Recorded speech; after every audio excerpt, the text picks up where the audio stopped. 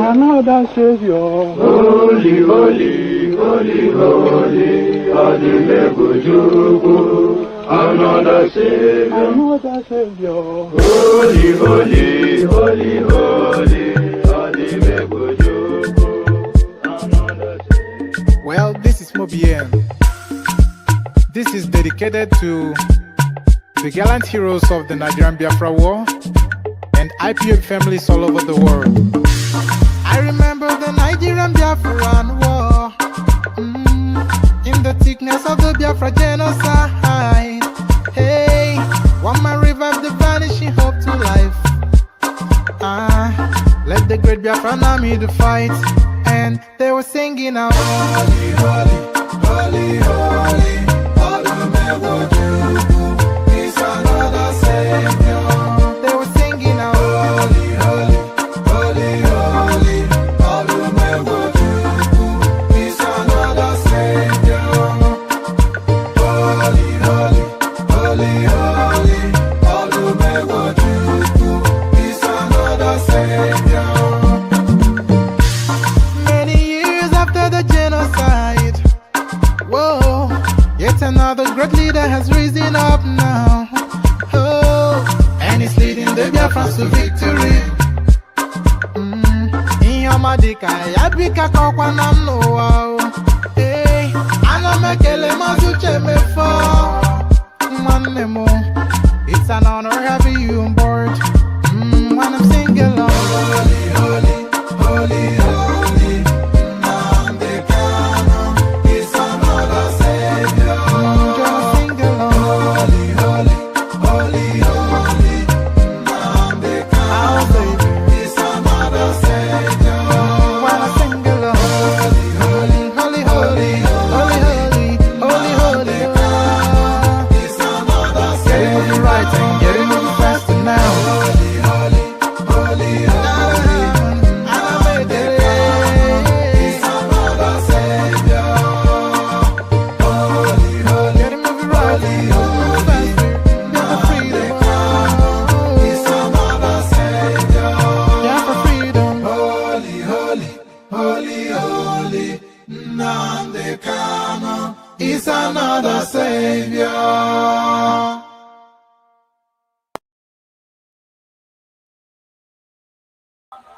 And there it is right there. So there it is right there.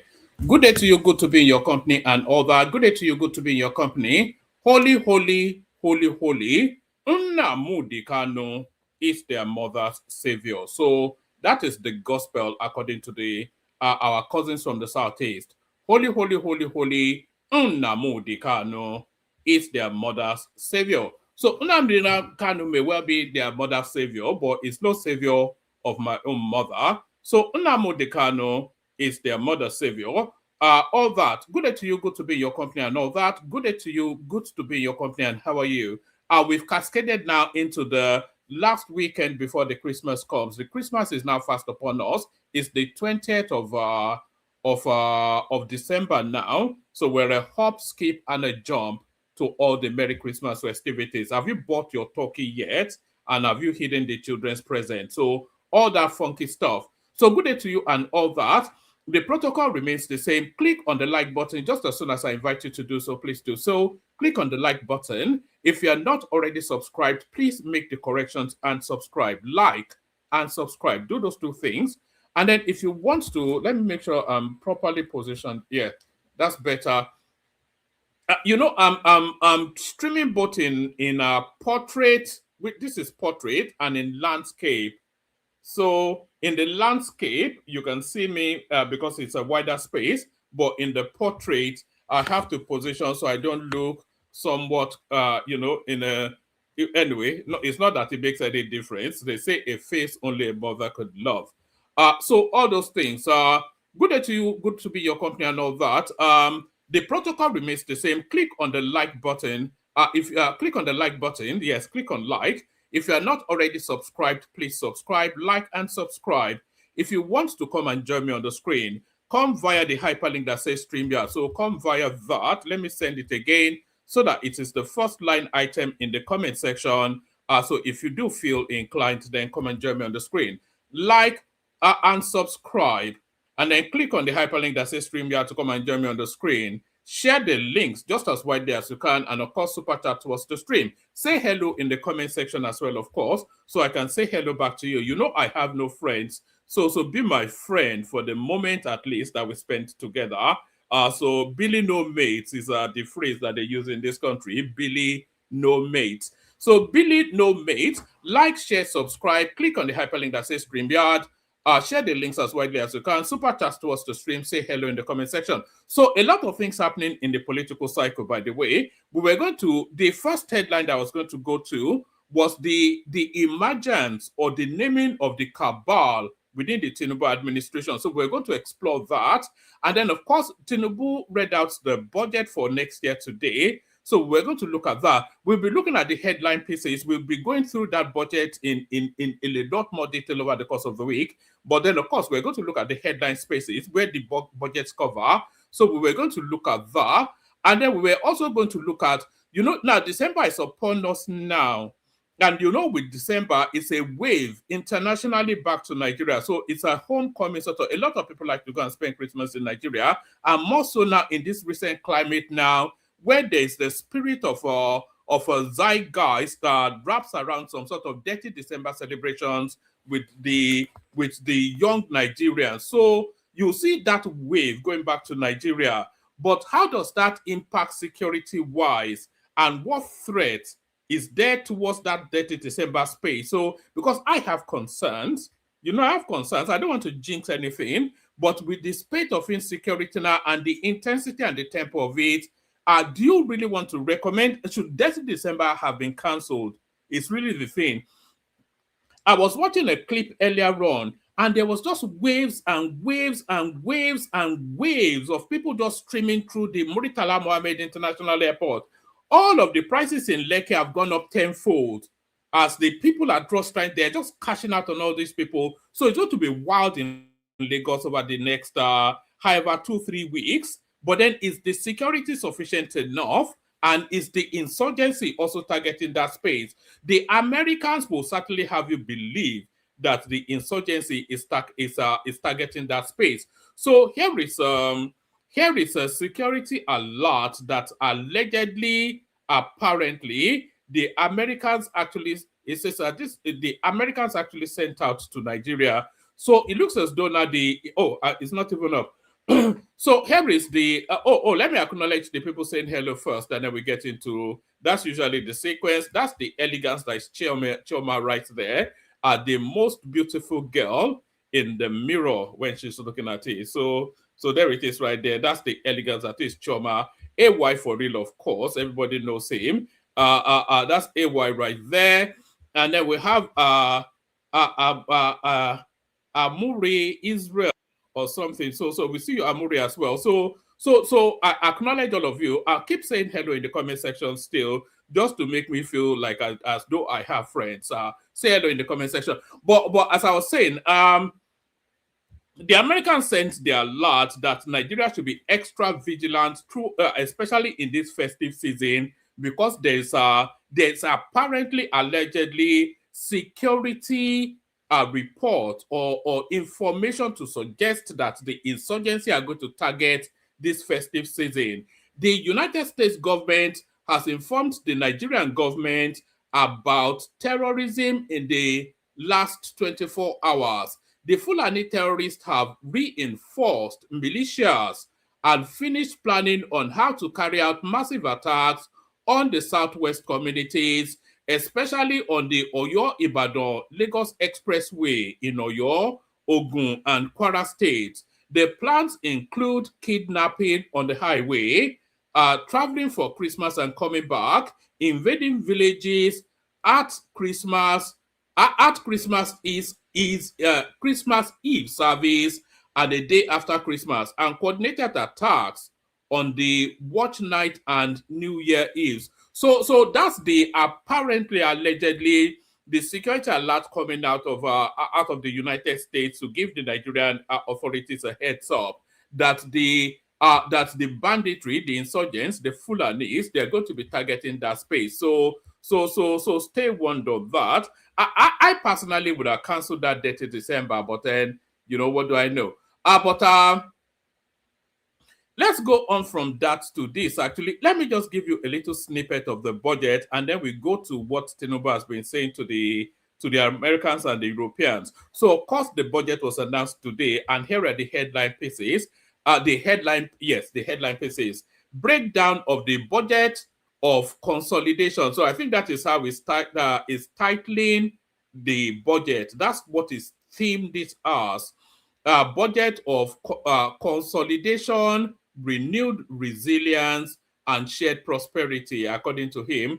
A breakdown of the budget of consolidation, renewed resilience, and shared prosperity presented by President Bola Tinubu at the National Assembly today. So here is these are just the broad strokes of it. Of course, we go into it in a lot more depth over the next coming days. So budget of consolidation, renewed resilience, and shared prosperity. The totality of the budget, 58.47 trillion naira. So that's the total budget. So of that 58.7 trillion naira, 26.08 trillion naira goes towards capital expenditure, and it's only really within the Tinubu administration that we have ever seen capital expenditure outstripping recurrent expenditures. So usually, historically, and all the way through the Nigerian history, I've never known any instance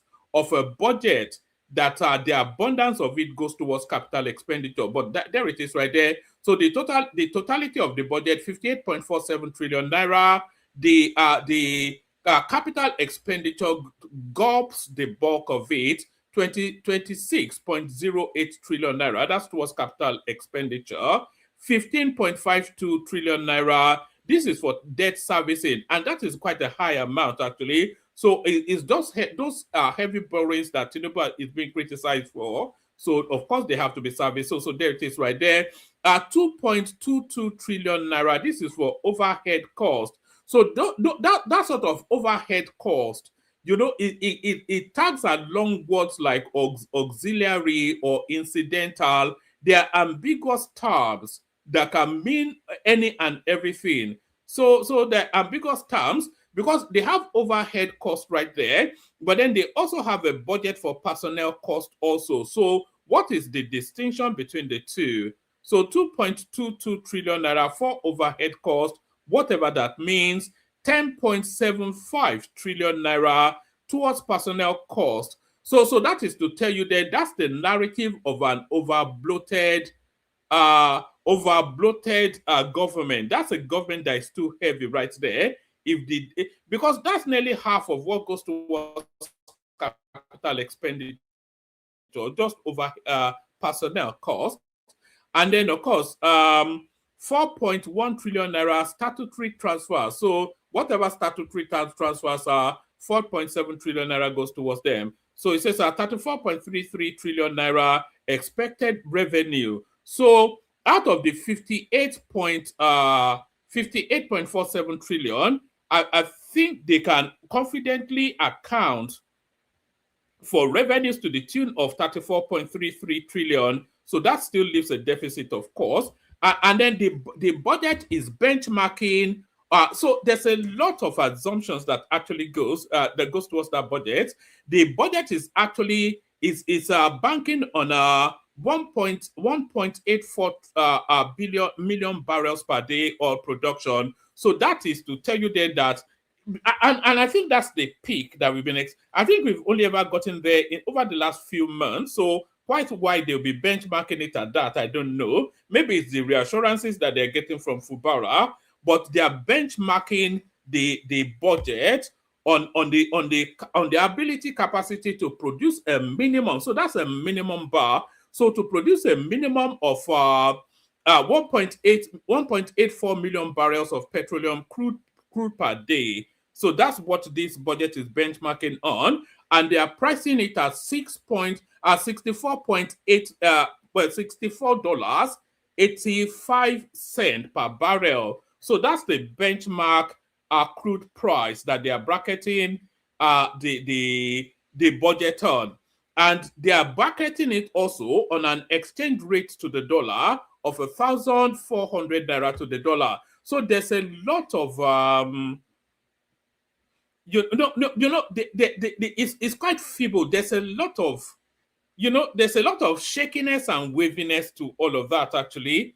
There's not sufficient enough because I think it's only as recent as the last 3-4 months that we've been able to produce at 1.8 million barrels per day. So quite why they will budget, they will bracket a budget on 1.884 million barrels per day when it's just a recent phenomenon. I don't know. And how they set the price, I'm not quite sure what price crude is trading for, but hopefully they are setting it conservatively. But then they are also now bracketing the whole budget on a 1,400 naira to the dollar. So naira has been resisting at round about that benchmark over the last 8 months. But is that sufficient enough to hinge a budget on? So those are the headlines of the budget coming out. So what you are making of it is what you are making of it. If you have any thoughts on the budget, come into the studio, come share them. So that's the budget right there. So we go on from there. But like I said, Tinubu did appear at the National Assembly, but then it's been out in the media quite a lot over the last few days in preparedness for the budget. So let's pick the conversation up from here. So now, tell me if you can hear this audio, by the way. If you can't hear it, let me know. Great leaders. I think what is left is to joyfully welcome all of us again and again and again. The development in the party. This is the highest body. And you have to navigate this country, whether we like it or not. You are in the leadership position. So Tinubu may have many skills. Being articulate is not one of them. It's always a struggle to, you have to pick, I listen to Tinubu in delay, I always listen to him in delay. So I always listen to him like a sentence behind, because I'm trying to catch up with an understanding. He just talks gibberish a lot of times now. It's just incoherent gibberish, In fact, it's almost retarded in the way he speaks, Tinubu, somewhat. In fact, he is retarded in the way he speaks. Great leaders. I think what is left is to joyfully welcome all of us again and again and again. The development in the party. This is the highest body. And you have to navigate this country, whether we like it or not. You are in the leadership position that must yield and continue to promote, tolerate, and be flexible. Okay, listen to that sentence. It makes no sense at all. You are in a leadership position that must yield and tolerate flexible. What does that mean? It's meaningless nonsense. Meaningless. And continue to promote, tolerate, and be flexible. Get involved in whatever is happening in your various states up to local government level. So this is where Tinubu speaks to them. This is where Tinubu is pushing for that local government autonomy. So it's giving the governors essentially one last window of opportunity. If they don't regulate that local government authority and creates the window for it to happen, Tinubu has told them that he's going to use executive powers just to do it. I had a very long discussion with the US and European. I was bragging to them that definitely we will pass a state police to improve security.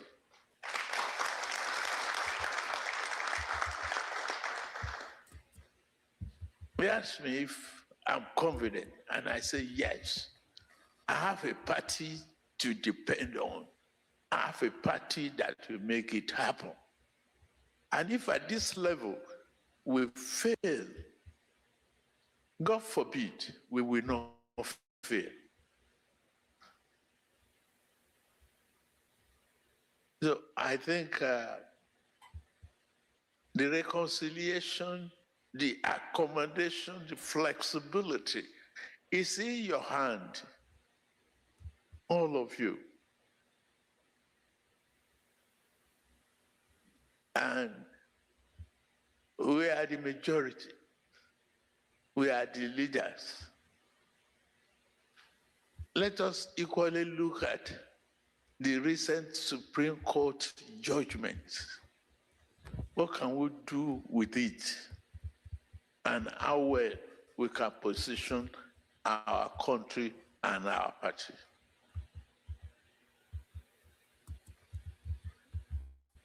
To me,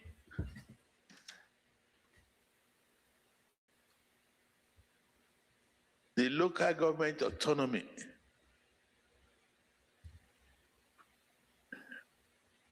it is and must be effective.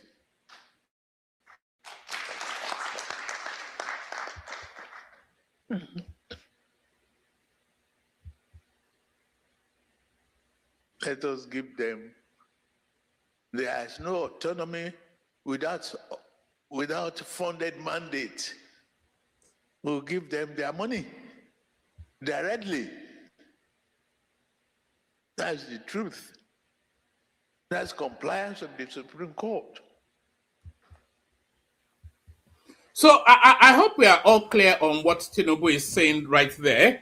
He's telling us right there that he had promised the Americans and the Europeans that he has the confidence that the country can deliver state policing as part of the panaceas to the insecurity ravaging the country. So he's not telling he said he told the Americans, he told essentially the international community. He said he told the international community that is confident that his party, being the majority party within parliament, can push through the state policing. So he's now pushing them hard. So I think we might well see state policing in the course of this parliament. So we will see it sometime within the first quarter, certainly no longer than the second quarter of next year. So we will see the state policing, but it's also now pushing them on that local government autonomy. So it's telling them to gear up and hurry up and make whatever necessary arrangements they need to make locally, because it told them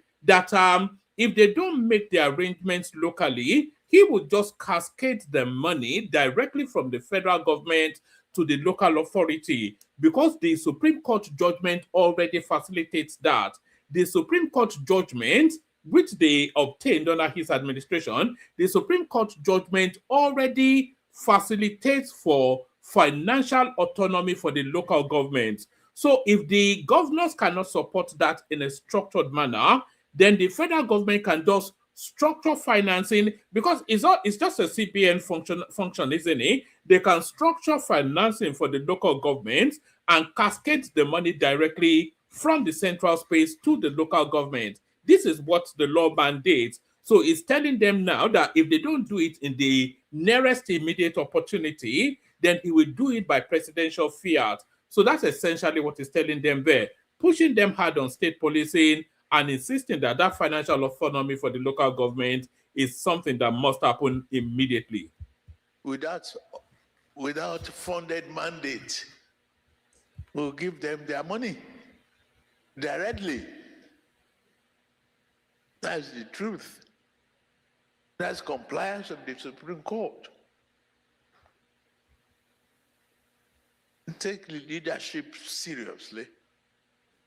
I would turn to Bayelsa to appeal to to accept our condolences for the deputy governorship. The may so rest in peace. And let's continue to pray for our country and work together. We need more women in this caucus. I think we should make provisions for that. Patricia Ete, so join the hand to bring additional. Okay, thank you very much. So have a nice evening, and I think I'm facing uncommon leadership of National Assembly. So that's Tinubu right there. So the two takeouts from that interaction, and by the way, he goes on to present a more detailed budget, which we'll be looking at. So we will go through that budget in fine detail, especially if I'm able to bully Larry or somebody like that to come onto that stream. We'll be good because I was actually watching the budget live on the National Assembly stream. So you know that the National Assembly has a YouTube channel. I was watching the budget live on the National Assembly YouTube channel, and guess who I saw fighting everybody in the comment section? It was Larry. So Larry certainly knows what's going on there. This is why he's able to speak with so much authority. That is his own preferred thing to watch, watching budgets and all that. So other yes, let's go on from that to other matters. Let's go on from that. Let's go to something a bit more light-hearted. This one here, what have I got for you? Let's go to the Forbes list. So let's go to the Forbes list of the richest black people. This is the latest Forbes list, by the way, the richest black people in the world. So these are the richest black people in the world. Not that I don't know what interest is it of you and I. I'm not quite sure. I wonder how many of us, I wonder how many people listening here can boast of $1 million in their bank account. So anybody, if you have $1 million in your bank account as we speak now, let us know in the comment section. So I'm not quite sure why we're paying attention to billionaires when none of us have been able to even achieve. Even if you have $100,000 in your bank account, let us know. But here are the world list of billionaires, the richest black people on the planet, the world's black billionaires 2025. So this is the latest installment. Aliko Dangote continues to hold the #1 spot. $23.9 billion is what they are estimating. This is the Forbes list, by the way, which is the gold standard in any of this listing. $23.9 billion is what they are estimating Aliko Dangote at. But I'm not quite sure if that is even correct, actually, because even the worth of his edifice in Lekki, the refinery, that must well be the better part of $25 billion. And he has assets in cement, in sugar, in food processing, and he even owns all blocks. So I suspect that Aliko Dangote might well be significantly richer than $23.9 billion. But holding the #1 spot, his estimated wealth, according to the Forbes list, is $23.9 billion. So that the next black person, not anywhere close to Aliko Dangote, but he's an American, David Stewart. You Americans may well know who he is. I don't know. So the second richest black person on the planet is a guy called David Stewart. Estimated wealth $11.4 billion. So if you doubled David David Stewart's wealth, if you multiply it by 2, is still less than Aliko Dangote. So because that would be still, that will give him what? 20 that's 22.8 billion, and Dangote is 23.9. So Dangote is over twice as rich as the next black person that is on the rich list. So Aliko Dangote, number one, $23.9 billion. David Stewart, an American, 11. I'm only really going through this list just to highlight the amount of Nigerians there. And also, I don't want to get too ethnic, but there's a lot of Yorubas there as well. Aliko Dangote, $23.9 billion. He, of course, a Nigerian. An American called David Stewart, $11.4 billion. Robert F. Smith, another American, $10.8 billion. Alexander Kerb, $8.4 billion. And then the next Nigerian to come up, holding the number 5 position, is Mike Adenuga, $6.8 billion. So of all of the billionaires that we have in Nigeria, I have to say that Mike Adenuga is the most dignified yet. He never makes any noise. You never see him in the news cycle. He's never, I don't even see him out at parties. It's not that I go to the parties, but you don't see him in the social reportings. You only ever see him mentioned either when he's closing a big deal or they're doing some rich list. But Mike Adenuga, very much he spends his money in the background. He's not loud and loutish like Dangote and Otedola and the rest of them. So that's Mike Adenuga right there. He's number 5.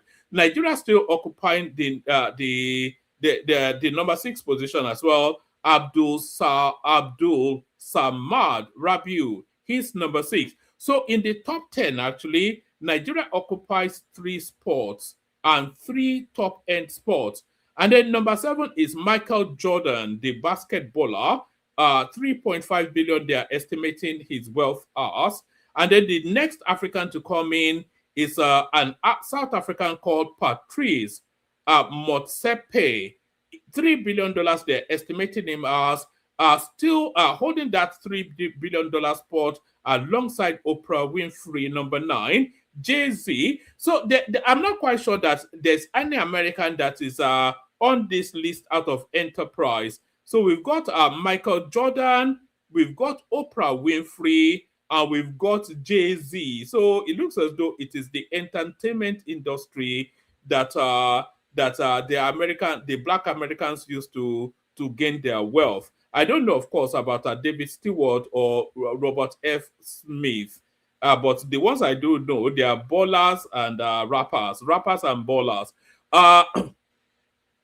So that's the top 10 list right there. At the top, Aliko Dangote, David Stewart, an American, number 2. Robert F. Smith, an American, number 3. Alexander Kerb, an American, number 4. Mike Adenuga, a Nigerian, very much number 5. Abdul Samad Rabiu, number 6. Michael Jordan, a name known to man and beast. There he is right there, number 7. Patrice Motsepe, a South African, number 8. Oprah Winfrey, a name, of course, known to man and dog as well. That's him right there. Number 10 is Jay-Z. So now at number 11, he's an American, but his name will tell you otherwise. So number 11 comes under an American flag, but his name might well tell you otherwise. Adebayo Ogunlesi. So he's number 5. He may well be under the American banner, but we all know the coloration of his Jeep.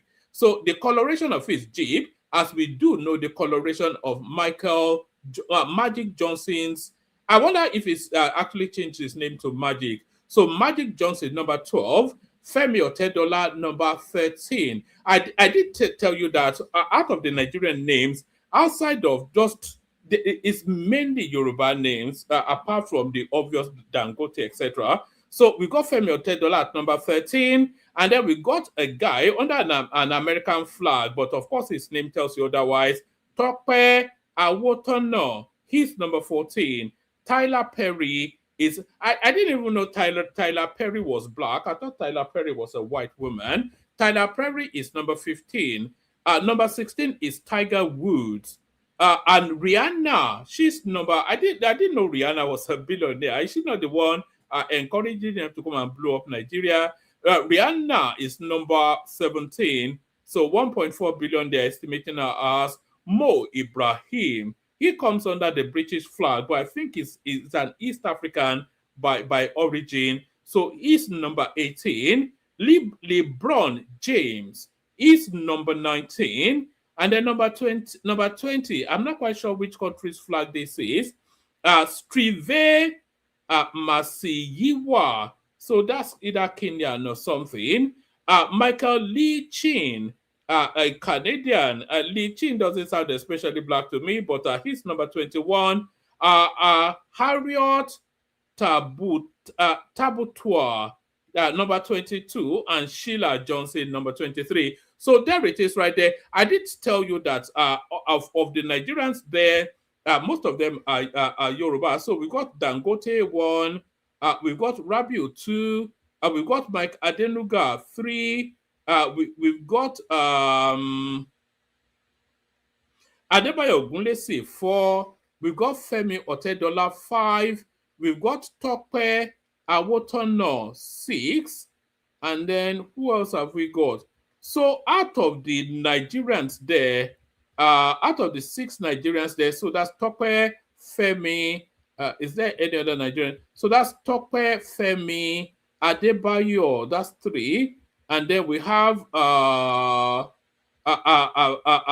Samad. That's 4. Mike Adenuga 5, and then Dangote 6. So 4 of the 6 richest black people of Yoruba stock. But like I said, I don't want to ethnicize it, though, but you know, I think that answers a lot of questions that goes in circulation around the social media space. But there is that right there. So there is that right there. Let me go on from that to this. Reps raise presidential campaign expenses to 10 billion naira, governorship to 5 billion naira. So of all of the monies that is spent on electioneering in Nigeria, there's actually a legal cap. You know, there's actually a legal cap, but people don't know this because nobody really adheres to it. But there's a legal cap as to how much people are allowed to spend on campaigning and electioneering. So that legal cap has now been raised somewhat by the House of Representatives. Reps raised presidential campaign expenses to $10 billion, governorship 5 billion, 10 billion naira, governorship 5 billion naira. The House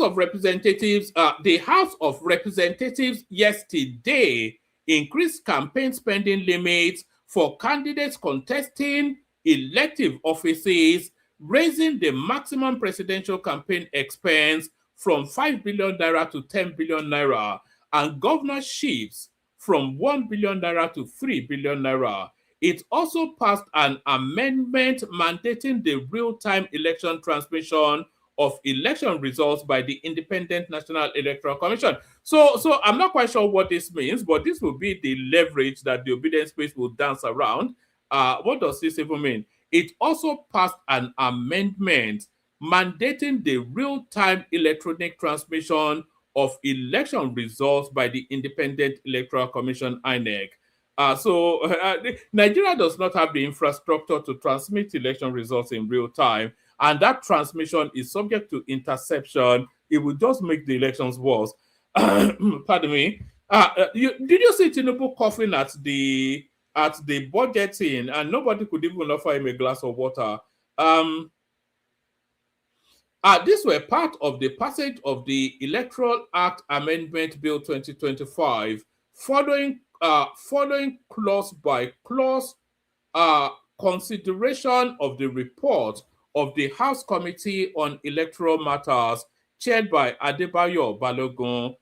Under the approved clause 93 sub 2, spending limits for National Assembly candidates were also increased, with senatorial candidates now allowed to spend up to 500 million naira, up from 100 billion naira. House of Representatives candidates, 250 million naira, up from 70 million naira. For state constituencies, the campaign expense ceiling was raised from 30 million naira to 100 million naira, chairmanship candidate from 30 million naira to 60 million naira, councillorship candidates from 10 million naira to, that should be from 5 million to 10 million, but they got it back to front. The House also approved a provision restricting individual or corporate donation to a maximum of 500 million naira per candidate. So you can just forget all that, you know. Democracy no longer for the masses. Speaking on the issue, a political scientist, Professor Bade Ojo, said the rising cost of politics has fundamentally altered the nature of Nigeria's democracy. By this development, the implication is that our democracy is no longer for the masses. It is no longer, democracy has never been, it's never been for the masses. There is no country on this planet that you don't need the funds. Democracy is not a poor man's game. Running for an elective office is not a poor man's game. Not in America, not anywhere in Europe, not anywhere in the world. You have to control some funds in order to be able to run for an election. How come we've not seen anything that looks like a super chart? Can we see the colors of a super chart? And do we want to see subscribers going up as well? And people clicking on that. For who is this Otoize? Forget Otoize, man. All this money that has no account. I was expecting that actually when I was reading out that list. I was expecting our brothers to start saying, oh, what about some XYZ that nobody knows? That is, who's that Kocharis or somebody? That's the one they usually go to. That he hides is a multi-billionaire in dollars, but he hides his money under a mattress or something. This is what they usually say. So those are the amendments then going on in the National Assembly, gearing up to make the election a lot firmer. I assured United States, European Union, we will establish state police system. This is Tinubu. Of course, we've just been through that. So we're coming towards the. What else do we have? What else do we have?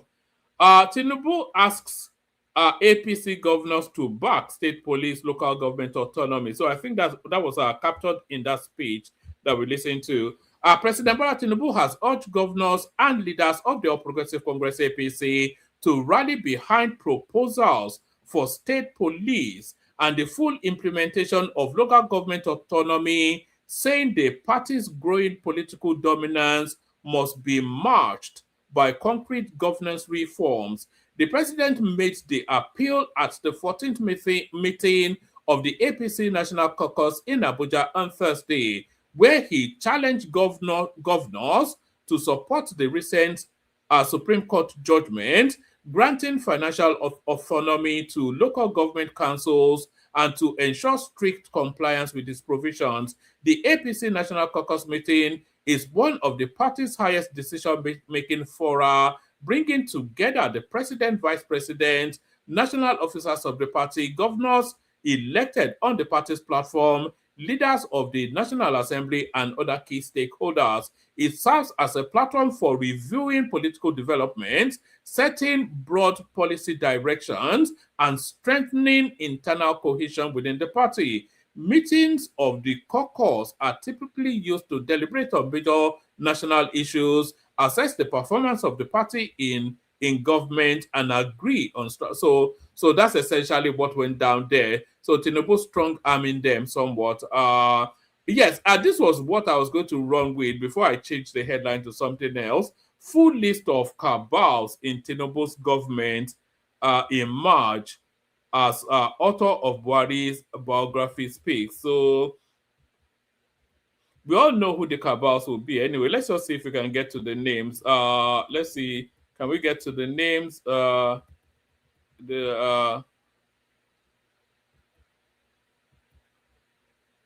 Yes. Do we have names? Did he? Oh, okay. Omole explained that one of the cabals, according to Omole, the cabals in Buhari's administration were just a group compared to that of Tinubu, which has 5 in number. He noted that the numbers were based on his own analysis of Tinubu's administration. Omole explained that one of the cabals was headed by Tinubu himself. This suggested that the president has his own circle of people, aside from others, who influenced the decision of government.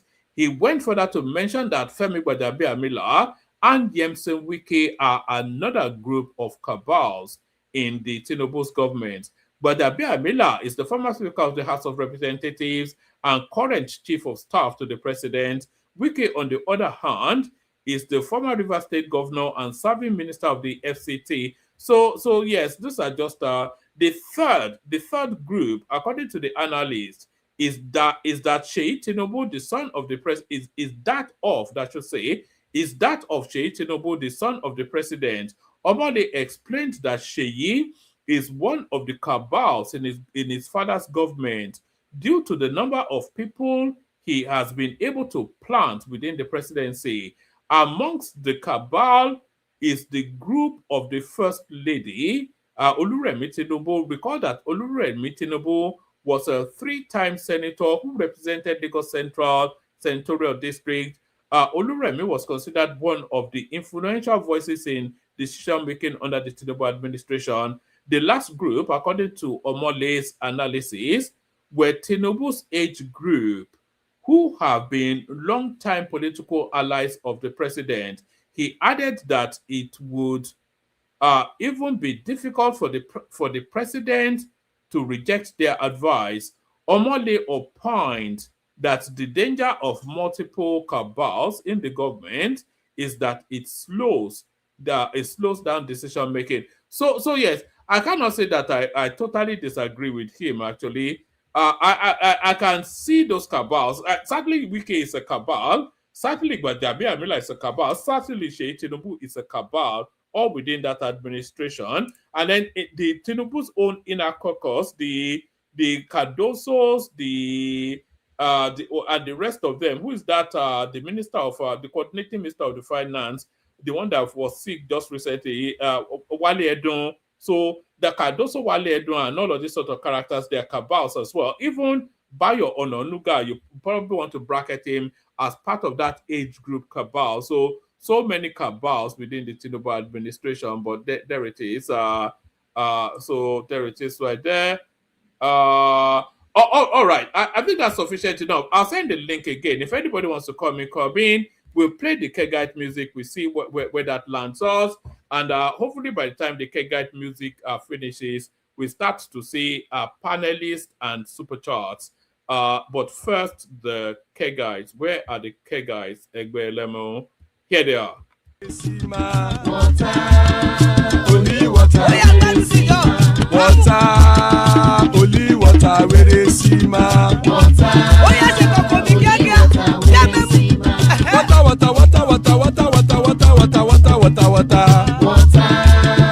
Only water. Where they see my Hapa o naido. Hapa o naido. Hapa you don't come o.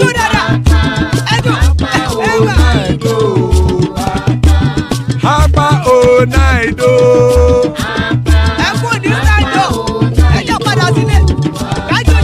Oro kẹ̀kẹ́ ẹlẹ́mù yé o. Oro kẹ̀kẹ́. Ilé ṣọ́dí àkẹ́kẹ́ ẹlẹ́mù ré o. Oro kẹ̀kẹ́. Bobby master kẹ̀kẹ́ ẹlẹ́mù ré o. Oro kẹ̀kẹ́. Chifu Wáìlà tí kẹ̀kẹ́ ẹlẹ́mù ré o. Oro kẹ̀kẹ́. Eruku lẹ̀lẹ̀ ẹlẹ́mù dé. Eruku lẹ̀lẹ̀ ẹlẹ́mù dòde. Eruku lẹ̀lẹ̀ ẹgbẹ́ ẹlẹ́mù dòde ó jàre o. Eruku eruku lẹ̀lẹ̀ Ghana ti dé ẹgbẹ́ bọ́dì o. Ọmọ ẹlẹ́yẹ ẹyẹ o ó dìlé o. Odúyẹ̀lá ẹyẹ o ó dìlé o. Petrosonama ẹyẹ o ó dìlé o. Petrosodúnkẹ́ ẹyẹ rẹ̀ ó dìlé o. Ẹlẹ́kọ̀ọ́ ọ̀run mú ìní o.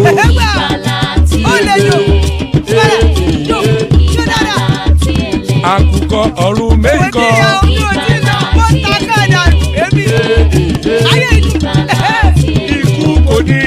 gbèsè o.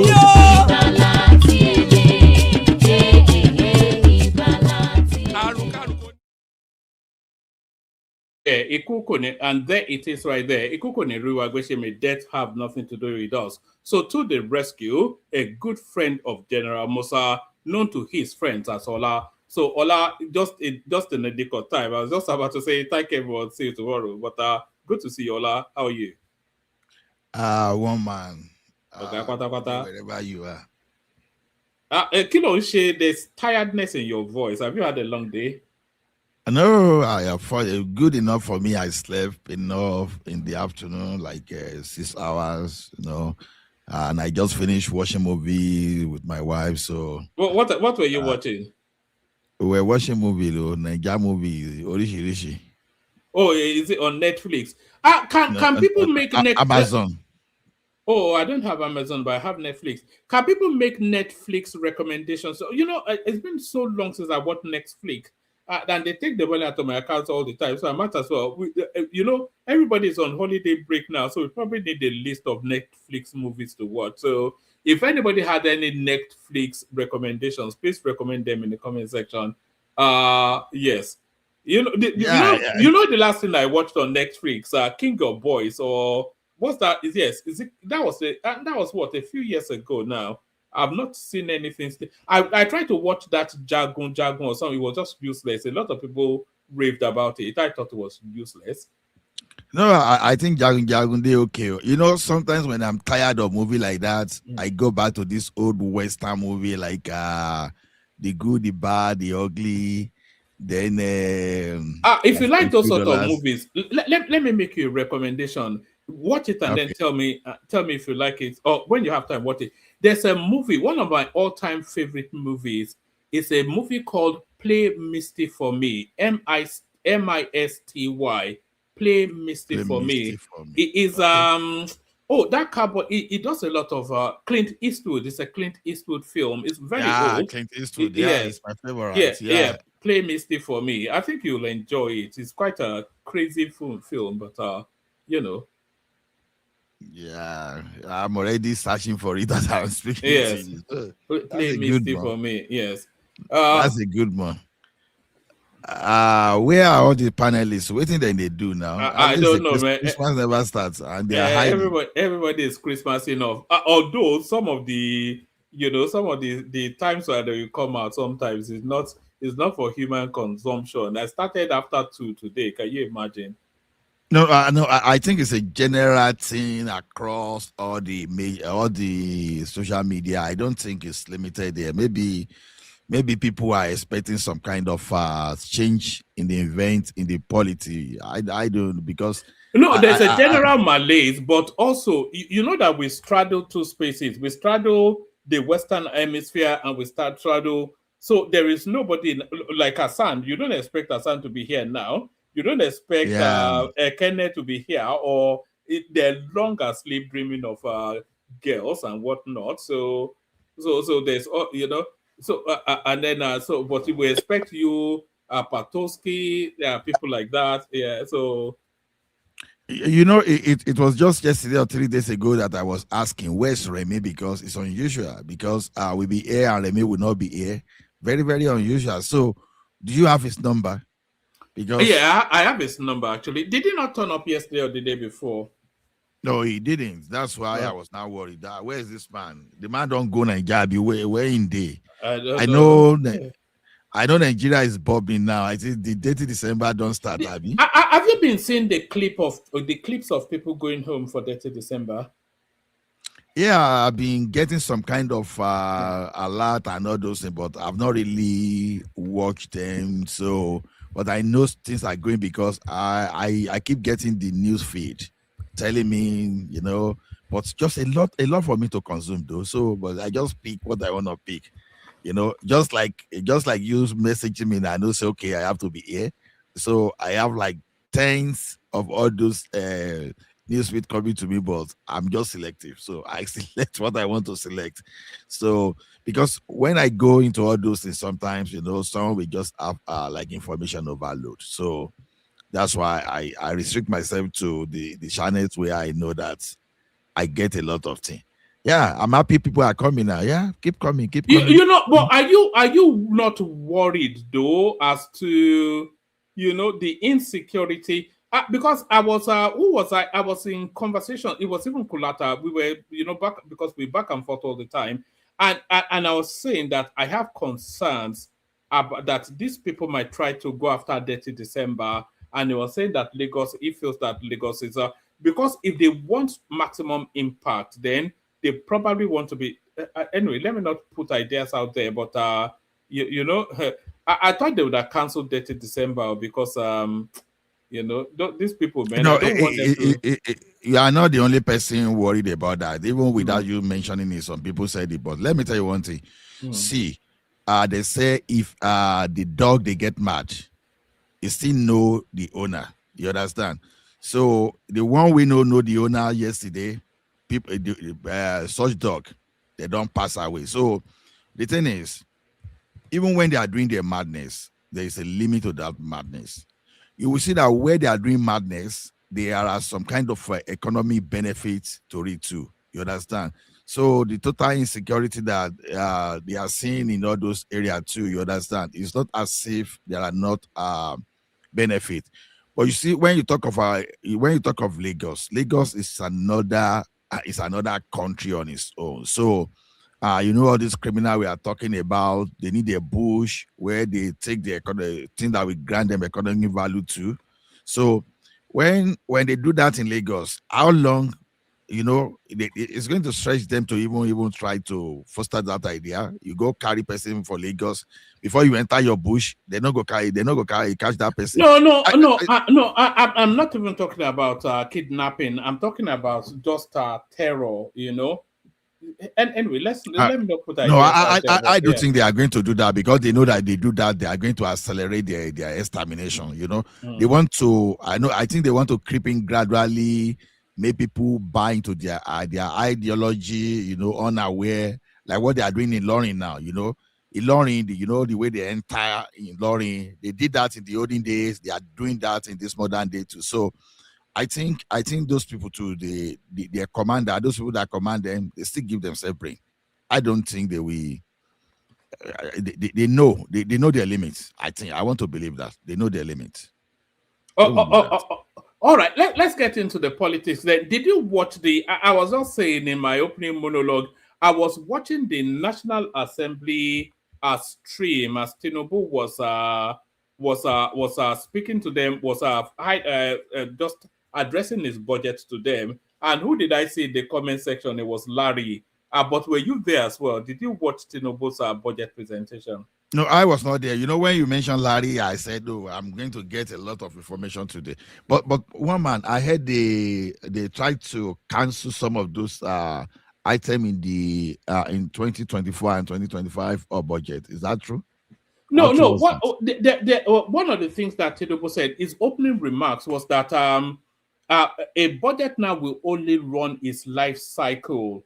So as soon as the next year starts, there were times that we were having three budgets running concurrently. So it says that the budget ends at its life cycle and it doesn't carry over into another budget. So if there are carryovers, then they have to rebudget it into a new budget rather than carry it over. So I think that was what he said. Yes, if I heard him say it. Yeah, I think the budget implementation is so slow, but what I don't know is that what I don't understand is this budget we are implementing. You understand? It's like the ransom that Nigeria pays today. They are moving faster than our capital expenditure. So that's what I even see that is worrisome when I look at what Nigeria has spent. Nigerians have spent paying ransom to bandits. The 2024. How was ransom coming to it? Let me give you. Let me give you. It That's shocked you, Abby. No, I It didn't shocked you how even I jumped to expect. that. I didn't expect that to even come in at all. But this is the headline of the budget. It says, the title of the budget is "Budget of Consolidation, Renewed Resilience, and Shared Prosperity." So the totality of the budget is 58.47 trillion naira. That's the total budget.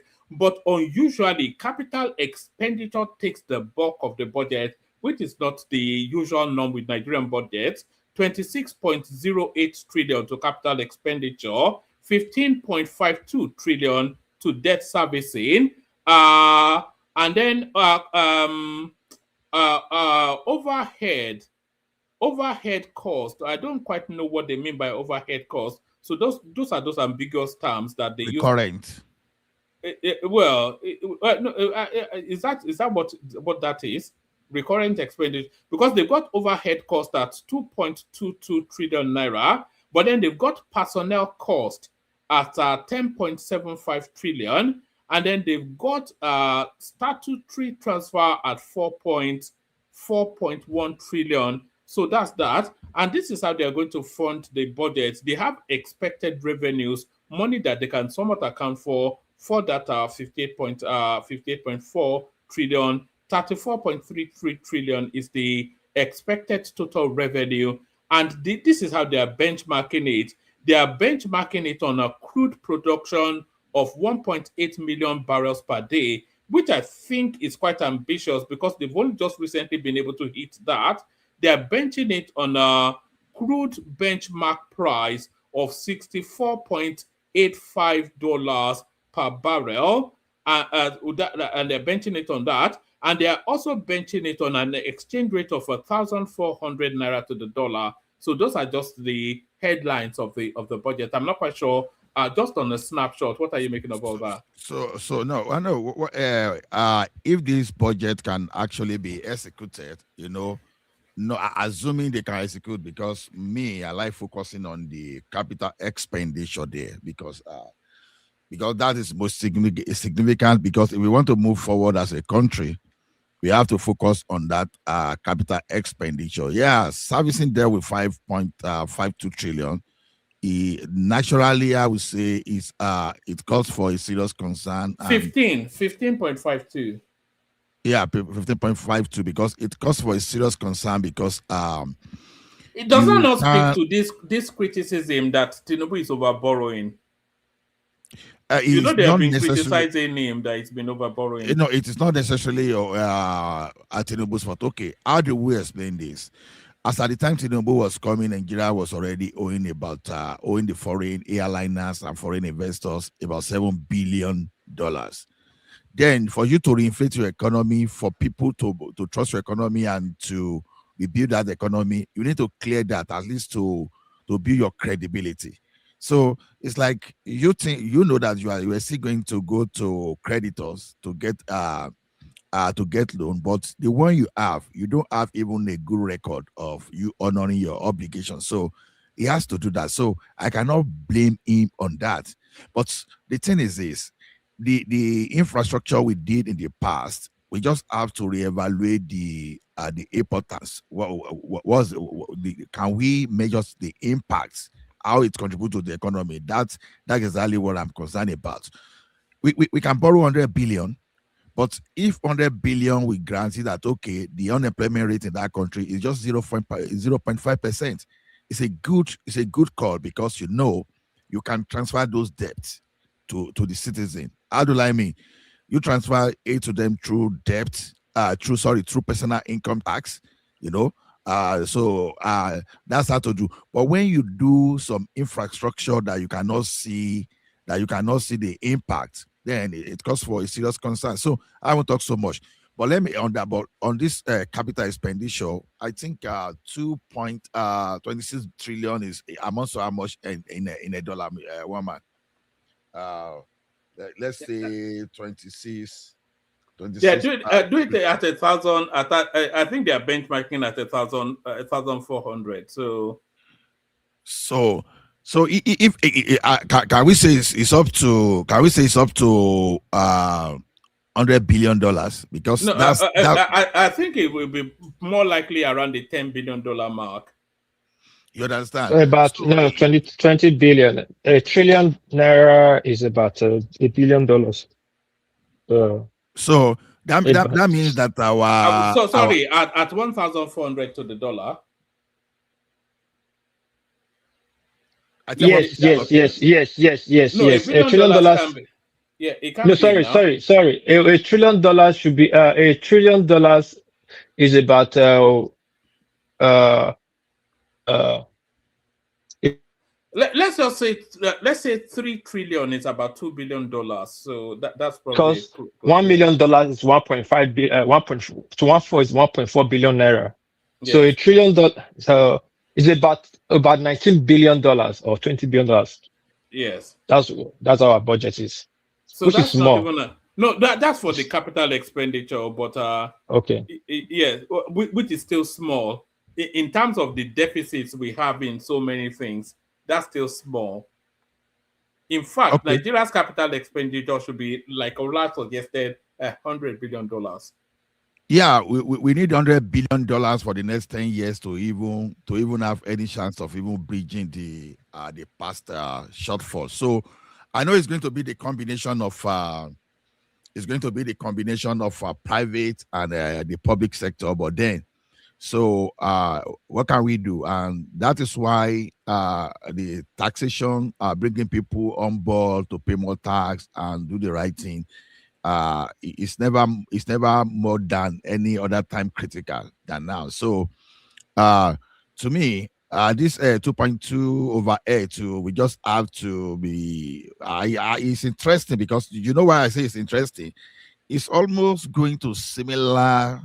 You know, you asked me the other time, how did we even jump there? It's almost going to similar to what Nigerians paid to bandits in in I 2024. But think I know where people are. They are saying, "Come on, Joshua." Did you know Anthony Joshua was fighting Jake Paul, the YouTuber, today? okay, Yes, I me, I think don't that's even. what. Yeah, I'm probably gonna watch that later. But I hope he knocks him out in the first round. Anything else will be, a deficit. But sorry, Anyway, back to yeah. yeah, my thing is not boxing anyway. Good luck to everybody that watches that. So the thing is, so to me, I think we have to find a way to jack up our capital expenditure because that is what I want to be I particularly. wonder. I wonder if they factored in the expected revenue from the tax regime that kicks in next month, because that should generate quite an astonishing amount of money. Even if they don't do it properly, you expect it to you expect that tax to actually be able to fund this budget if they handle it just reasonably well. Well, I don't expect that impact to kick in immediately, even though I expected the revenue to go up. And I know, and I gave the reason like 3 or 4 days ago because I know many people that say I'm a businessman. I'm a businessman. We are the one building Lagos. You understand? They don't pay tax. They don't pay proper tax. So when you bring when you can you can match the economic activities going on in Alaba, all those relay, you can match them with the level of tax paid. Then we can now properly say people are doing businesses. But where I'm even going is that where I'm even going is that if our capital expenditure is still at 26 trillion, then we are not serious. Because as a matter of fact, normally I'd be expecting our capital expenditure to be like up to 60% of the total budget, because that's where I feel I feel to go. Then other than that, then maybe they have of the balance sheet strategy they want to use, like like the one they are doing Lagos Calabar. I think that one most of those budget is of the balance sheet approach, whereby the government is just promising 30%, and the remaining 70% will be will be sourced by whosoever is constructing that place. I don't know if that's what they are doing. Then I'm okay. So I will assume that maybe the budget they are releasing is 26%, which will be like a 30%. Maybe the remaining 70% will be coming somewhere. If that is what they are doing, then good. I approve that. Although Otherwise, knowing the history of Nigerian budgets, we can anticipate that there will still be about 2 or 3 supplementary budgets in the course of that financial year. where that I don't know. You know why I say that I don't know is that because the last year budget is and 2024. They are yet to run their full cycle. Now, one thing about this, I think the recurrent actually run the full cycle. The capital projects they are what they are not running their full cycle. So to me, well, I don't know. We know, but I don't think. Did we have any supplementary this year? You I think understand? we had about 3, especially towards the insecurity expenses. What did we spend on insecurity? What did we spend on? I don't know. It'll be in one of the overheads. You know, we Okay. don't have a detailed breakdown yet. We just have the headline spaces, you know.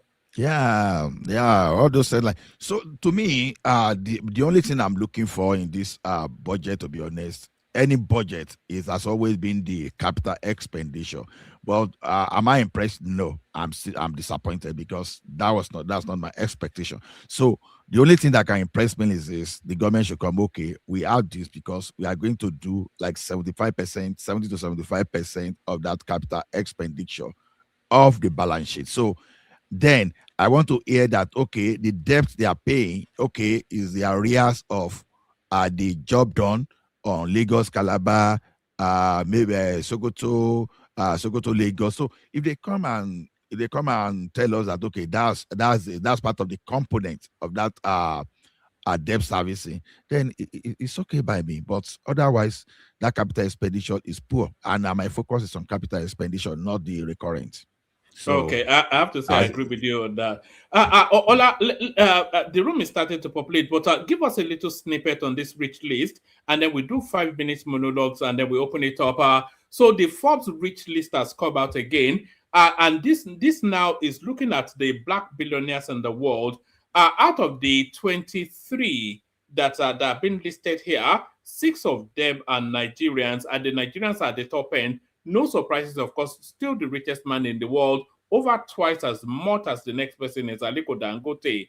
But then alongside Dangote, we have Mike Adenuga, Abdul Salam Rabiu, we have Adebayo Ogunlesi, who under the American flag, but of course a Yoruba man, Femi Otedola we have there as well, and then Tope Awotona. So what are you making of the rich list? I was saying I don't want to ethnicize it, but on that rich list, 6 Nigerians, 4 Yoruba people, Aliko Dangote, of course, ever the leader, still at the front. So what are you making of the Forbes rich list? Nigerians at the top end, and the Yorubas fully represented. You know, I understand. I understand where you are going. Like I said, it will have been okay if the people like Kenya are here because I already challenged our southern east block of this economy that I think they evade tax. They have the way. So anybody, if you are not paying proper tax, the tax that can match your income, that can match your investment, your asset, then I don't respect you. See, you will find out that if you look at the Nigerian situation, Dangote probably is not the richest when we talk of the net worth. I believe some people they have stolen more than the net worth of Dangote. You know, Dangote is easier to put together. You can put its well together by looking at its investment. You understand the returns, everything. I say, okay, this is what Dangote is gaining. But you'll be surprised that some people they are hiding our money inside their shalanga, you know, somewhere that they are not even doing anything that are richer. So the thing is, on this list now, as far as I'm concerned, I only recognize Dangote and Femi Otedola, and the reason is so simple: they are employer of labors. So, like Rabiu as well. Adenuga as well is apologies. Yes, how did I miss Adenuga? Yeah, Adenuga, because anybody, yeah, Rabiu. See, anybody and Ogulesi that as well. Is Ogulesi not is it BlackRock or something that he Ogunlesi, is that not impacting the economy of United States of America or England? That's no concern. Oh, are you talking You about understand? people that impact on our economy mainly? Anybody that impact on Nigeria. You see that musician, you say, if you get money like Abiola, you feel spend like Abiola. So if you can get your money, I don't care. Ride your limousine, ride your this, I don't care. But just get $1 million in account and tell me 30 people that are working, that are earning from your salary. That is an example of, if you get money like Abiola, can you spend like Abiola? So I don't care with Olowo Igbo. Olowo Igbo can go away with their money. I don't celebrate them. I only celebrate Aliko Dangote, Michael Enunga, and Rabi. I think the Rabi we were trying to refer to is that Bua guy, right? Yes, Who is that that's Rabi? Bua. Yes. Yeah, Abdul Salam. Yes, yeah. I celebrate all those people, but others, I don't care.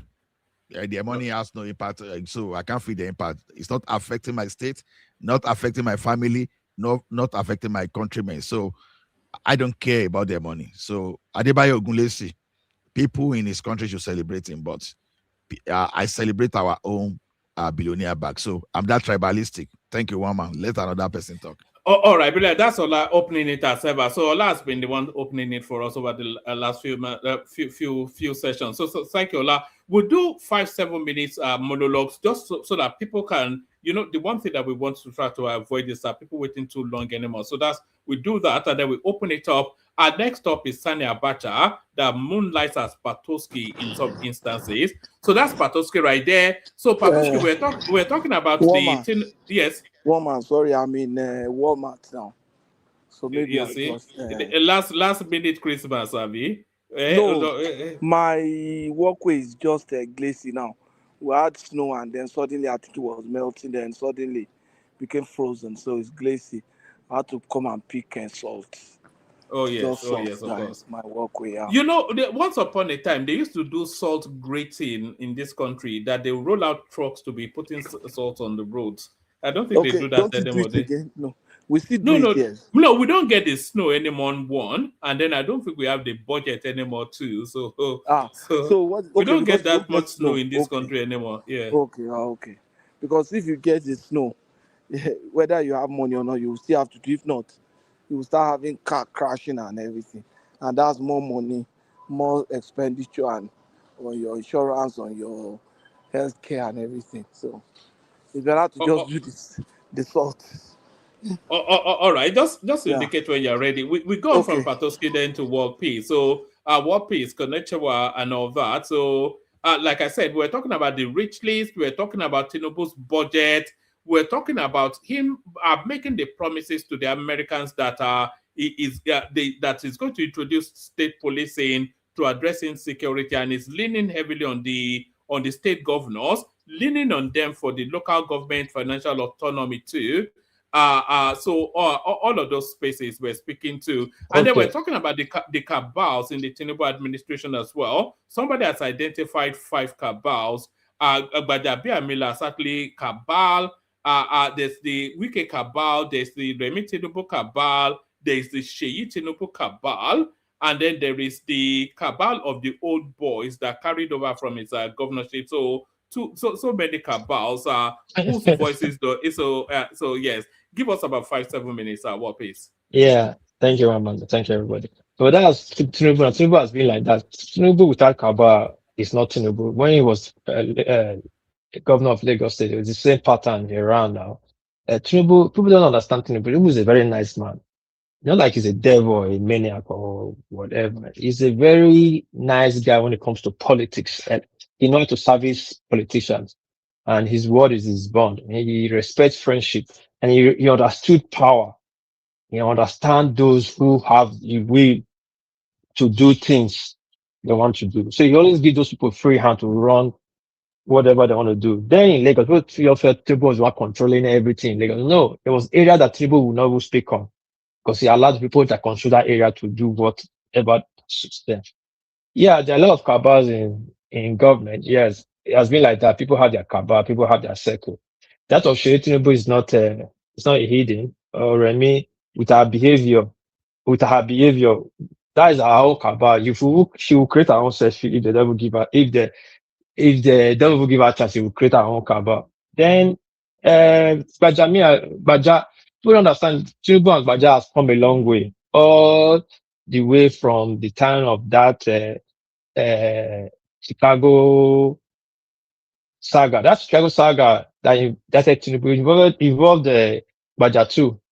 Baja and Tinubu has been good friends way back.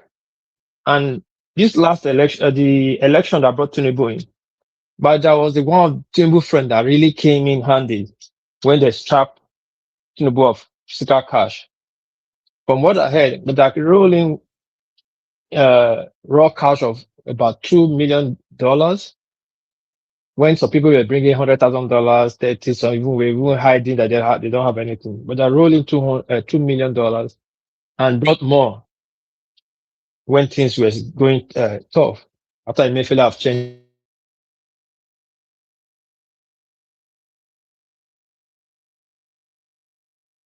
because Tinubu is using Wike. Wike will have his own cabal. The old Lagos guard, like I said before, and don't forget the Oba of Lagos cabal. So there's a lot of cabal in Tinubu government. But the good and the bad thing is that are they doing things wrong?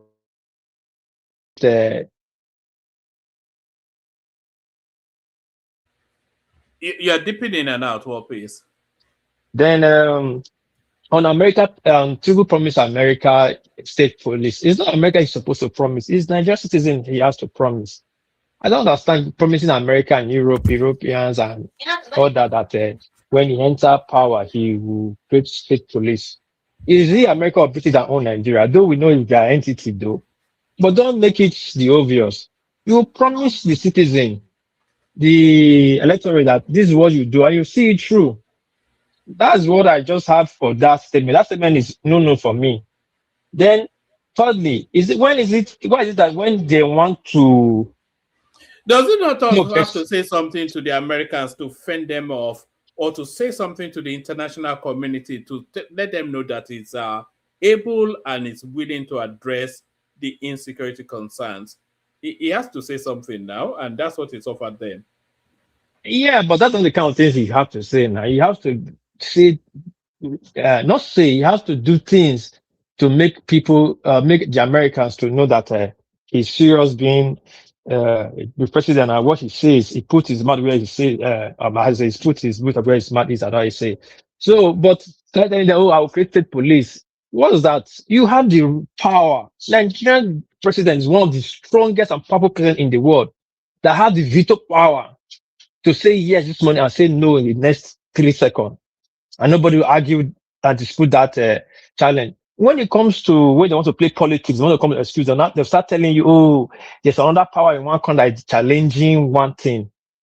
If Tinubu wants to create state police, it's the executive order. In the next 6 seconds, state police will be created in Nigeria. It did actually threaten that in his speech to his to the party and the government that look, he wants them to expedite the state policing and the financial autonomy for the local governments, and if they don't do it imminently, that he's going to use executive powers just to fiat it.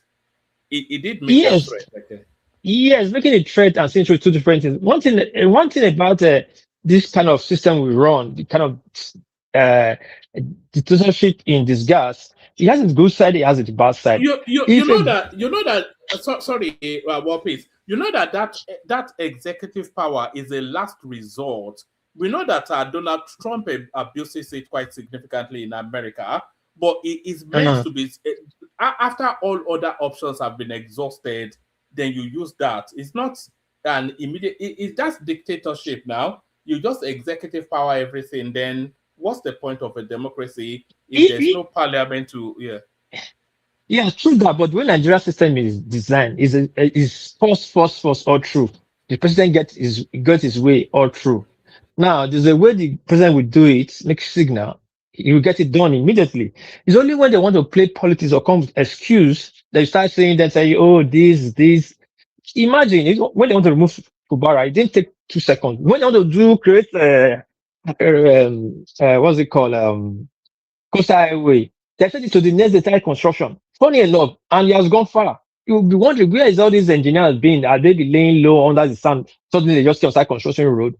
whatever they need for their own interest, they get it done immediately. There's nothing stopping them. But when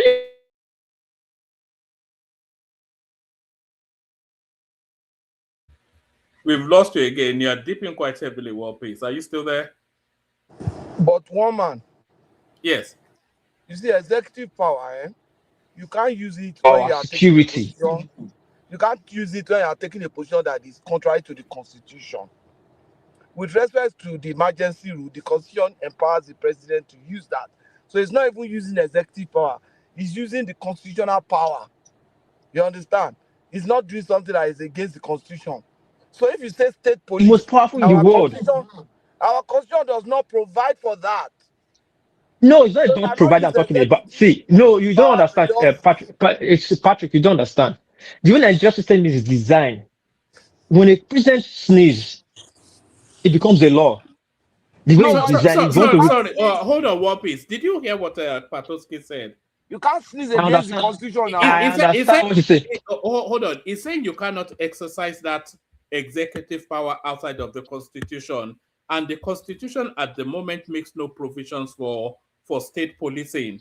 So there has to be a constitutional amendment first before he's able to exercise any powers in that. You can't go outside of the constitution to exercise power. Yes, I understand what he's saying. And I said, the way the constitution is designed, it gives the president some autonomous power that can make things come to law. If he sneezes, it becomes law. Why am I saying this? No. Oh, yeah, give an example. May I give you an example now? Relax now. If the president needs the constitution to be amended, in the next 24 hours, the House will be seated and the constitution will be amended. The kind of power the president, hold on now. Hold on. He doesn't have that power executively, but he has it in influence. So he that's has what I'm saying. But he cannot order it if it's outside of the constitution. That's why I said when he sneezes, it becomes law. If they want to get things, hold on, Patrick. If they want to, we are in this country, we are seeing things happening now, and we wonder how did this thing happen? If they want things to their own interest to happen, let's assume now let's assume now that this state police will favor France for not letting for toppling the government in Mali. Tomorrow, state police will start in Nigeria. Tomorrow. No. Look at, for example, the tax law. In Nigeria, we have the constitution allows for taxes. You understand? So we can have a tax act. It's not contrary to the constitution of Nigeria. If, for example, the constitution expressly states that Nigerian citizens will not pay taxes, maybe like in Saudi Arabia, and it's in the constitution. For the president to do that, they have to do a constitutional amendment. Even look at the Tax Act, they have to go through the states. So it's not like he can just sneeze. Then return the thing to them now. Even that tax, look at the way they, but all of them return the thing to them. You have to sit down and look at it again. He cannot do that. The president of Nigeria has power, yes, but he cannot exercise the power that is contrary to the constitution of Nigeria. No. He himself knows that. If not, the president can just become a dictator and be saying, go and buy people in this region or in this village. That's the thing now. He cannot do that. Yes, it cannot do that. And the constitution still give the president the emergency, what we call executive power, if the legislative, the judiciary, and the executive have not come to play.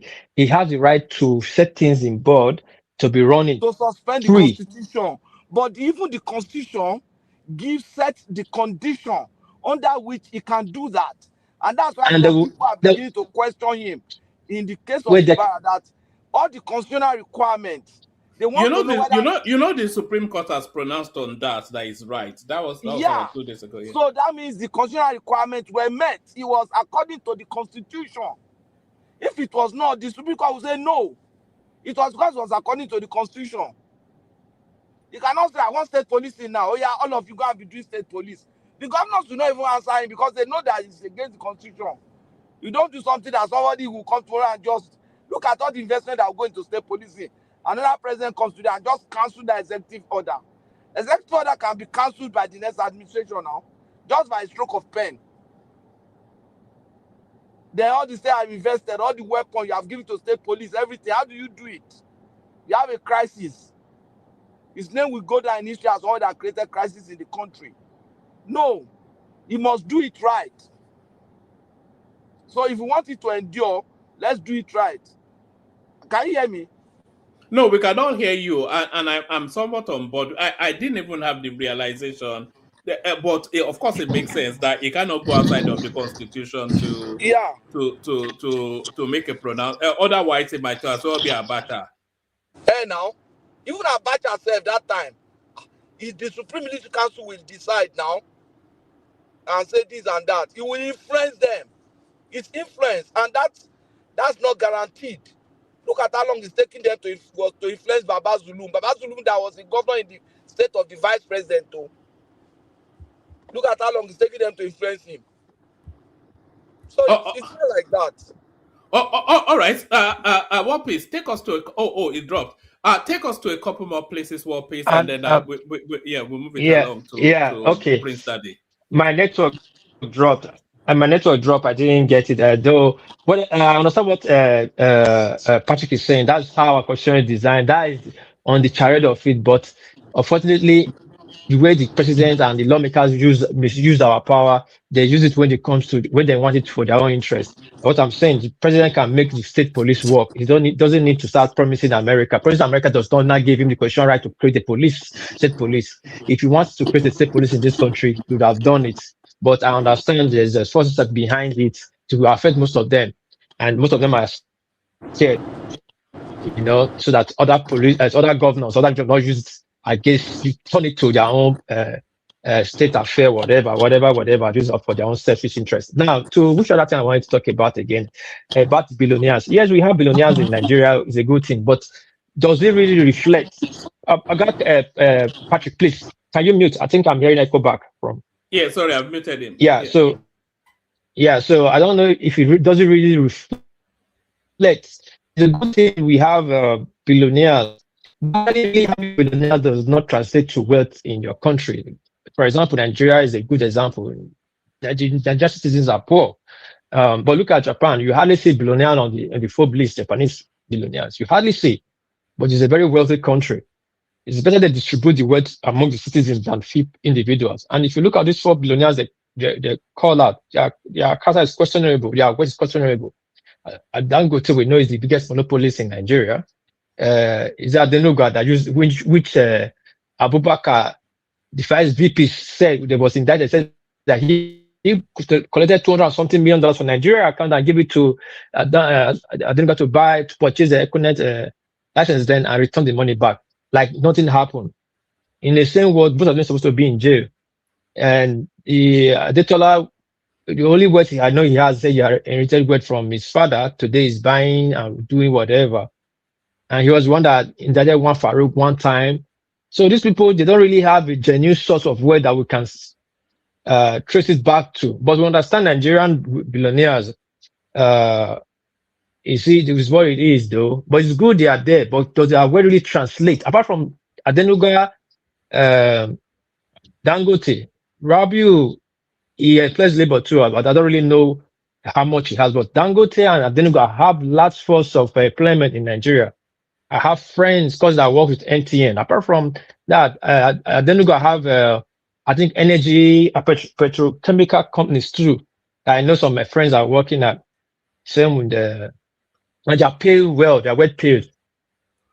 And Dangote. But the rest of them, the other guy that is coming, I'm going to see. Did he make his money in Nigeria?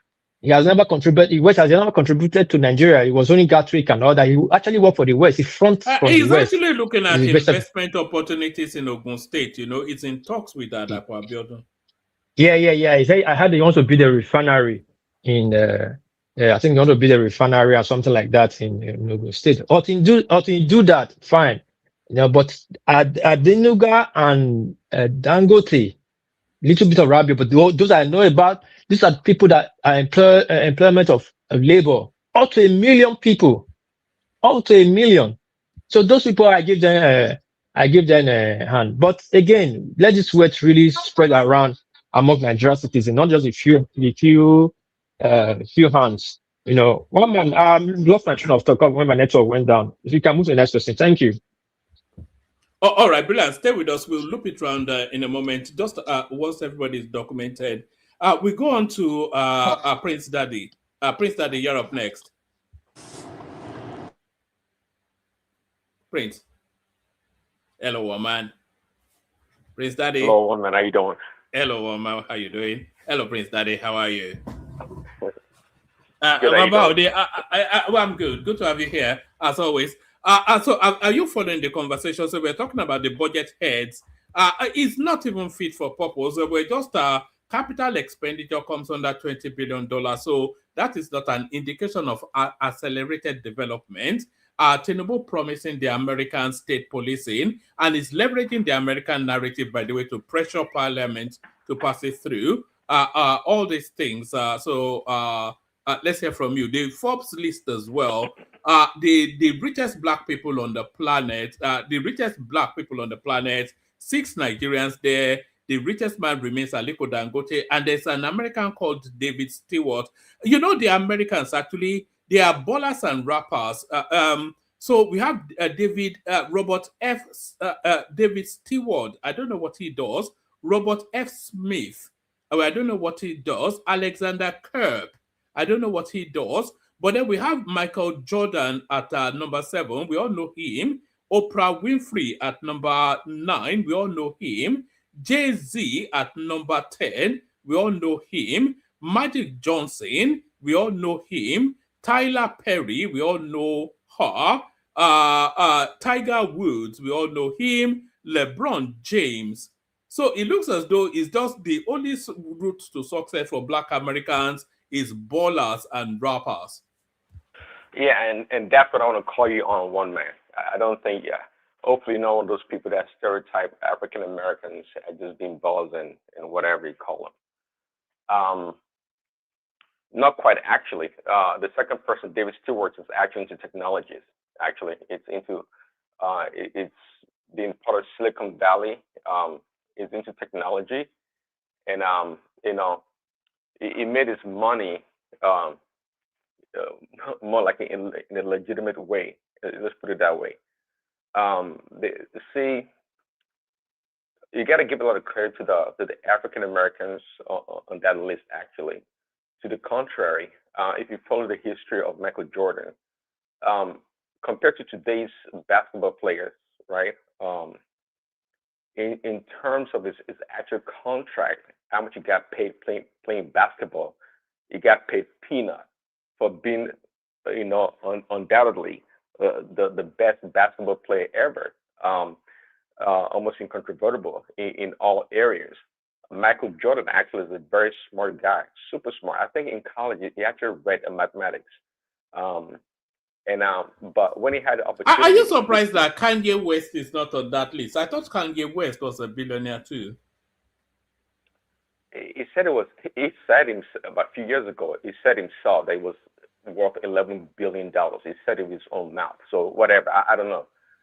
But Michael Jordan, instead of taking the money right out of college to sign the shoe contract with a sports company, and I think he had two solicitors. Basically, the two big, actually Adidas was the biggest one, was much bigger than Nike. But Nike gave me a share of a shoe company called the Air Jordan brand. Being that young and smart, it took the contract to be a part owner in that branding, and that's what's made him a billionaire. So it's not just and by the way, he finished college. So, and on that list, right? If you want to mention LeBron James, this is a guy that just only finished high school, Mormon high school, and he got paid a lot of money playing basketball. But got to keep in mind that these guys, they are entrepreneurs, super smart. They diversified their investment and invested in a lot of things. Actually, a lot of things you wouldn't think about, and that's how they've been able to keep their wealth and amass a lot of wealth. So unlike the Nigerians, on that list,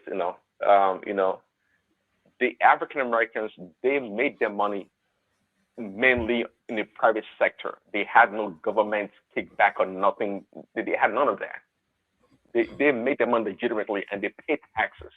Okay, they didn't freeload on anyone. And trust me, they paid taxes. But if they didn't, the IRS would come after them, and they know the consequences of not paying their taxes. So they're not just ballers and players or whatever. They are legitimate smart people. Jay-Z is another good one. Jay-Z, in an industry whereby it's dominated by a certain group of people, he was able to come in and pave his way, created, I guess, his own record company, labels, and now he was able to make inroad and become a big player in that industry. So these guys, they're super smart, actually. So which brings it back. I mean, you were the one that was kind of going somewhat ethnic, mentioning only the Yorubas on the list, which is fine. But it actually begs the question: how come we're just talking about it like a couple of days ago? Why was Dangote chosen by Obasanjo? I mean, I think people give the answers. He had capacity or whatever. That is fine. But it also shows, who Obasanjo is as a Yoruba person. Quite frankly, it may be a self-hating Yoruba person. Who knows? Obasanjo has a syndrome. I don't know how to term that syndrome. But anyways, there's nothing about Dangote that's unique. My point. I mean, again, I said it. And I give Dangote all the credit he deserves, employer of labor, and all those great things. Fine. But there's nothing unique about Dangote in terms of what he does. He didn't invent any new ways of making cement. He did not create any technology in refinery. He didn't do none of that. It was a normal business guy that had opportunity, and he took advantage of it. When Dangote was coming up, if Obasanjo had been Jewish, trust me, there's no way in hell he would have chosen Dangote to lead anything in that country. A Jewish person would have chosen another Jewish person to spearhead whatever needs to be done, because Dangote did not do anything, again, quite unique that nobody else could have done. Given the capital and the opportunity to thrive, I think any smart person would have done it. I'm not sure what school Dangote went to. And you can tell in today's world, the new, well, they're not billionaires here, but they're getting there. In Nigeria now, when it comes to fintech, if you look at the people or the tribe that are kind of dominating, you can tell also that because they have education, they have background, and they are kind of innovating, and that's why they are dominating. Okay, Dangote, I'm not even sure what school he went to. Not like it matters. There are a lot of people in America that didn't go to school. Trust me, they have what they call old money. They are super wealthy. They didn't go to Harvard or MIT, none of those things, but they're super wealthy. Sorry, Prince. Dangote is old money too. Dangote come from the Dantata lineage, and when Dangote, let's say, Dangote school. When Dangote came out of education, he was given $1 million straight up by his uncle to start off in business. So he started off. I heard that story. I heard that story. I know it came from old money. I said it the other day also, but that's not the point. Here is that look, when Dantata were around, were they richer than Abiola? I don't think so. I don't think they were richer than Abiola. So it came from old money, fine. But his old money only went that far. Trust me. Dangote, again, deserves all the credit that he gets in the Nigerian space, but his wealth was built. Unless somebody can disprove that, I think his wealth was mainly built on the back of Nigerians. Absolutely. What do you mean?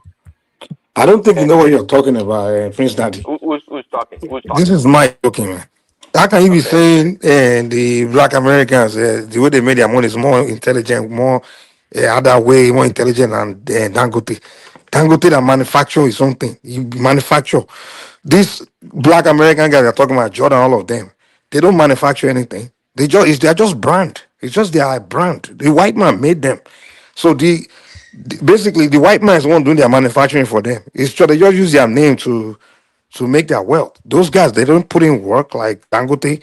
Dangote actually built cement. He built, that actually built something. But these other people, we are saying they are smarter and everything. What did they build? They just use their name. If they didn't, Well, no, if the white, that's oh no, if I said NBA it didn't give earlier. them that name or celebrity status, they didn't have it. Well, They that's the can't, they wouldn't stereotype have that made you their have. money. No, well, I disagree. Well, that's a stereotype. That's why I was one man, not to I'm not stereotype stereotyping. You Americans. got to tell me Yes, what you they are. Yes, manufacture. you are. Okay, Well, what did they? well, What are I they? just told Okay, you. Do you have to Dangote manufacture? manufacture his own stuff, right? But are you telling me Jordan is one manufacturing his own shoe, or is another company that's doing it for him? Well, that's irrelevant. But Sorry, Mike. The top two Americans on the rich list are David Stewart and Robert F. Smith. They are not ballers and rappers like you're exactly. suggesting. Okay, And Okay, what are they I made the manufacturing? analogy. Alexander, I don't know, but Alexander Kerp as well. KARP. I don't think it's a baller and a rapper or a rapper as well. Of course, they're Well, most not of them are rappers. ballers and rappers. So yeah. And don't just say bullets and rappers. There's one thing to get paid salary, and there's another thing to be smart and invest your money in the right places. In which Jordan obviously did. Magic Johnson owns When in $1 trillion American economy, you know, I mean, how can you compare this guy with Dangote? Dangote in Nigeria, where there's you want to compare wealth in Nigeria with wealth in America. In America, literally, if more Nigeria get the opportunity like this, guys, we'll produce more billionaires and trillionaires than them. I mean, this America is a it's trillion. said and America done. is a It's said country where and you done. can. It's a trillion. Once you get that access, you can easily become. You know, I mean, America is a trillion. The wealth is here. It's in the trillions compared to Nigeria, where come on to become billionaire in Nigeria. Come on now, are you telling me it's more difficult, man? Well, it's To more become difficult to billionaire in become. Nigeria economy, No, it's more difficult. No, well, listen, the kind of wealth that Dangote and those guys have is not, to me, it's not that impressive. I mean, given this it's not wealth and how they made impressive. that, not to me. I think the Americans are more So if it's innovative and creative. if it's so easy, why don't we have that many of them in other African countries or in any other black nations? Well, who said we don't? Who said Who we name don't have? them? Name another Well, Dangote anywhere. A black well, man. well, I don't know. Most of this guy, all these politicians, okay, Dangote never a politician, but trust me. But anyway, there are many other, like today, for example. Do you And why are know? you saying politicians made Dangote? What are you talking about? Well, if you don't know, you don't know. Okay, No, you that's all I tell can me. tell you. So a politician made the politician didn't make himself. Mike, if you look at the trajectory of Dangote's wealth, there was a lot of, and it's not a criticism, by the way. You use your No, leverage, but there was a time that Dangote had monopoly on the importation of rice and sugar. So even a monkey would have become a billionaire with that. You know, Nigeria is the largest rice consuming nation in the world. Oh no, not consuming, importing nation He in the wasn't world. importing. It was his money. He make his own sugar. He manufacture it. It was importing before it started to I was First saying of manufacture. all, that. you can't You say can't Dangote substitute was the one. He's the only Dangote with one another licensed to person. import or do anything. They are more. Are you telling? So all these who's more into importation? Is it not allowed these Southeasterners? I mean, come on now. Are you saying government just give it? Okay, only you do this. If an Igbo man or a Yoruba man had been given the opportunity that Dangote had, Which opportunity? Which become opportunity they give him? multi-billionaires. Okay, I'm not going to argue about that. If you don't know, The you don't man know. built his own Dangote, factory. He manufactured his own things, his own stuff. Are you kidding you know, me? Which opportunity? Who did they stop from doing the same thing in Nigeria? I mean, come on, man. Let's stop hating on this man, man. it's The not. thing is, It's I will what. see Nigerians on platforms, even But in the you Black don't American get platform, petty. You and don't they'll be get talking petty. like I this, say Haiti. trying to tell the people that, oh, the good guy.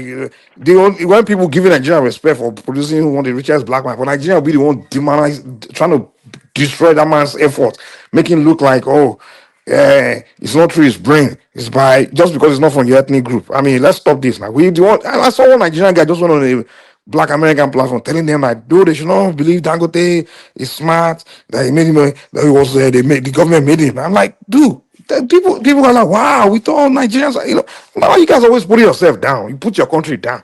People already give me Mike, you know, you respect. don't have to get sensitive about it. We can make an argument. Government didn't make But then Dangote, man. I don't know Prince. who's put anybody. Yeah, Yeah, Prince. Sorry, apologies. Let me give you this quickly. Dangote has faced accusations of monopoly in Nigeria's rice and other commodity markets stemming from government policies like import waivers and licenses for local production investment that favored large players, allowing Dangote to dominate by investing heavily in local production, etc., etc. So there's a lot of government. Anyway, it was still able to, So but are you saying government giving sole license and deny everybody else license to import? Mike, don't argue about things. Even Bill Gates. Let's talk about Bill Gates, for example. When Bill Gates came out with his freaking Microsoft, do you know how many contracts he had with the U.S. government? Initially, Bill Gates made a lot of money from the U.S. freaking government, just like right now. Yeah, he had contract. You negotiate contract. Hold on, So man. Even Elon Musk is making billions of dollars from the U.S. government. So when we talk about right, okay, he's doing business with government. So what? Oh, nice. So what? Okay. You do business with government. Is he collecting free money from government? Everybody go for contract. You do business with people. Do the government. Do business society. Doesn't mean anybody is doing you a favor. My argument is anybody else could have bid for the same. Do business with government. What's stopping you from doing business with government? But nothing. That's why I don't understand your argument. No, but let me to give you some information about what Mike is trying to say. You see, and when they say Dangote have a license for flour, as at that same time, Honeywell was also there. About there were other players, but the guy is able to leverage. You don't know. Say the other play, but let's no, about wait, Dangote. now, I don't want to hear wait. about Dangote. It's not about Dangote. Hold I'm on. trying to make a case for the African Americans on the list. Let me finish. Sorry, because of this argument, this guy was leveraging on his relationship. I was at one of the biggest banks in Nigeria, and the major people we lended our money to was Dangote and Honeywell. When there was a problem in the industry and they were classifying asset to AMCON, they published borrowers from all those banks. Dangote was the largest borrower. Was the government that is making him to be able to borrow money in those places? Dangote was leveraging building relationship with these big banks. West, there is the government money. That's in don't go to the house yet. Property of government. Wait now. Dangote never begged words before. All those money. It's your money. Let me finish now. When I'm done, you come in. What I'm telling you. Dangote can never start business from scratch to. Dangote can never do that. Now government. Now you have to start now from scratch. I mean. Well, let me tell you, all those money Dangote have today is the government money. That's your money. That's your money. Excuse now. I took excuse before contributing. All right, Patrick. Hold on for Patrick. So Patrick, hold on for Patrick. What I'm saying is that when we say Dangote borrowed money from those banks to make money, no be waiting then tell me. Now waiting I personally know, and I dey involved. Dangote was geared to almost every bank, pulling resources together to build those flour mills, build those sugar, build those cements, He was borrowing heavily locally. It was recently when he started doing petrol that he started borrowing foreign. All his money was local that time. That time we had Honeywell, we had WAPCO. Honeywell was doing flour. WAPCO was also doing cement. Other people were doing, but because Dangote was able to use relationship to leverage and make money, build money, fine. I was at a meeting. I'll even mention this one because that one don't go. I was at a meeting where Ms. Zibu was telling us, was a senior manager, Ms. Zibu was telling us, Alhaji brought his mother to us yesterday. He was thanking us. So the woman was now thanking all of us that, you guys were the one that made it possible. To tell you how much we were geared to him that time. We had almost a whole department. Almost every bank then was creating distribution financing products for Dangote. Ola is here. Patoski, we know that practically beg Dangote to come and borrow get money. I think as at that time, it was we were holding about 15 billion of his asset. We're lending him close to around very close to 15 billion or thereabouts. So government money. Prince Daddy, sometimes don't listen to some people. You know, in your cases, you and myself, we agree on many things to at least 70%.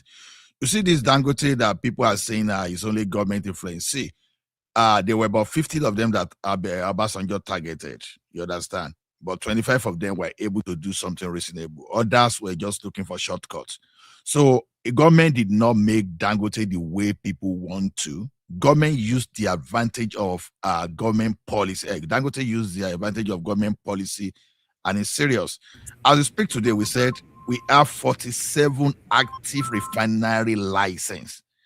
And now people will say, oh, okay, we had a lot of people. Oh, it's about money. How is it your money? For goodness sake, let's stop this thing. It's your money, and you are still earning, and you are still waiting for your stipend every month.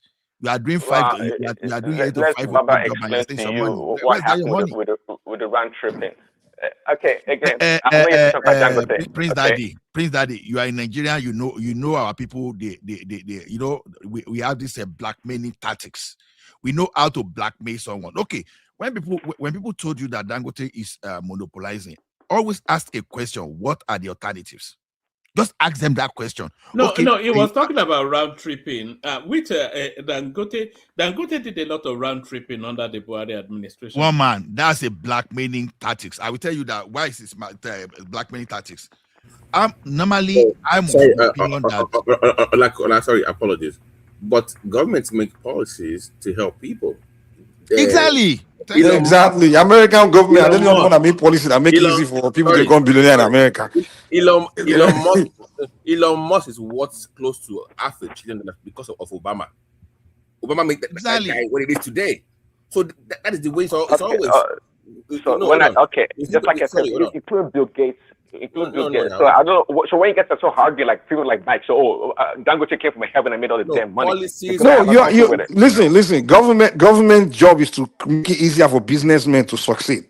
Put policy in place. So they do it for everybody. They put policy publicly for everyone. So somebody now take advantage, like use the policy to, make themselves wealthy, and you are here saying they help him, they give it to him. What stop everybody else? Like as if you didn't put any effort. You're talking as if to become wealthy is so easy. To run a business is so easy. When most people fail in business, someone succeed in business, you're saying because he took a policy. Of course, the policy is there to assist you. Okay, my friend, my cousin on the platform. Do you know the better to make money in Africa right now, in Nigeria, if you have money, is to invest your money in a free trade zone in Nigeria, because you are importing virtually for free. It's import duty free. So the more governments create those hubs in Nigeria, if you have money to invest and you become a billionaire, you can't say, "Oh, government was." No, of course, but you must still put your resources and your time into those opportunities. Government is to provide the environment for you to invest your money and make money back in touch easier, so you can pay more taxes for them. Of course, I'm not. That's just the way it is. Yeah. But it's not Prince Daddy, do you think if American government don't create policy where they protect business people in a lot of sense, you think all these blacks that do business with those white men are way more intelligent, and they think those white men want to ripping them off and just so they government they put that thing in place, that policy in place to make it easier for those that are even on to catch up with those ones. In America, they assist a lot. Let me give Prince one that it won't got. Look at what happened to Huawei. Huawei was going so far with 5G. Nobody in America could even cope with them because they were so advanced. Trump had to block them. Like, guys, hold on, you're going too fast here. Why? Because Apple could not keep up with them. They were going so fast. Yeah.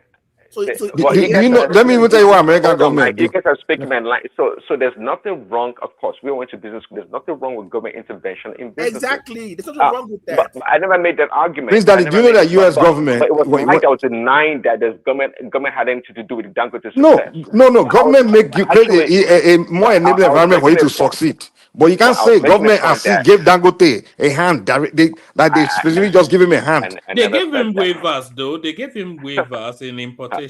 No, see, woman. Let me tell you one thing. Because of by the way, Larry, I see you there. We'll come to you momentarily. Yeah, I think Larry wants to speak we on are expecting from Larry. So Dangote made his way from importation. Now, one man. Yes, see, that's where he. So the man that built the biggest refinery in the world by himself, where even Nigerian government couldn't build. That was where it started from. God.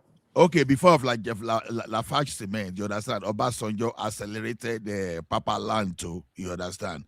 Now, when you look at, there's no way you can say that Adenunga, even though at a point in time Obasanjo was after him, but how did he get his global license as a second national carrier? You understand? See, what Obasanjo, what of Tony Elumedu, Transcorp, and all those stuff? How did he get all those stuff? So the thing is this: Dangote happened to be in that industry where people really see him more, because people are not talking of Tony Elumelu, people are not talking of Jimovia. Are you kidding me? Can all those people, you can't see the impact of Obasanjo in the life of those people, even though they were rich before, but Obasanjo impacted. What of this Alakija for a woman? You understand? Who was she before a baby? And that's one of those people that Obasanjo will tell you that he made. That the one giving the oil block. Hold on. Guys, as of today, Nigerian military and Nigerian military, they are ordering automobile from this Innocent Auto. You understand? So the thing is this: government is supporting the local industry. You understand? We should understand that. But this idea of trying to all this run Dangote down, I don't just understand. Nobody is running Dangote down. If an Igbo man had been given that opportunity, I think an Igbo man would be twice as rich than. What are you talking about? Who didn't give? I just mentioned Innocent Auto now. I just mentioned Innocent Auto. Wow! Why? Look at myself. Look at the way they are giving the guy all the. Ola, let me ask another question. Ola, how far back did government give Nigerian millionaires the opportunity to build refineries? That license? Since 2000, since 2007. You understand? How many of them beat it? Zero, because they were importing. Because it's not easy now. One man they had the strength, the power, the brain to do it. They will say this government are giving. Somebody has to take time to do it. Even the cement they were talking about now, let me tell you one thing. I work in a company that we used to service Ashaka Cement. You know, anytime we're going to Ashaka Cement, you book for like 4 days, because that time we hardly find fly to Jos or Benue. You understand? That then you will have to travel a long distance. Now, as at that time, Nigeria was producing less than 5 million metric tons. So what does that tell you? We were basically importing cement. And relative to our economy that time, cement was not cheap. And these people, the landing cost of that of the box cement that time, if my Ogada was telling me, was saying the truth, he said it was less than 200. And we were buying this cement in the market for around 2,500. So they were importing box cement from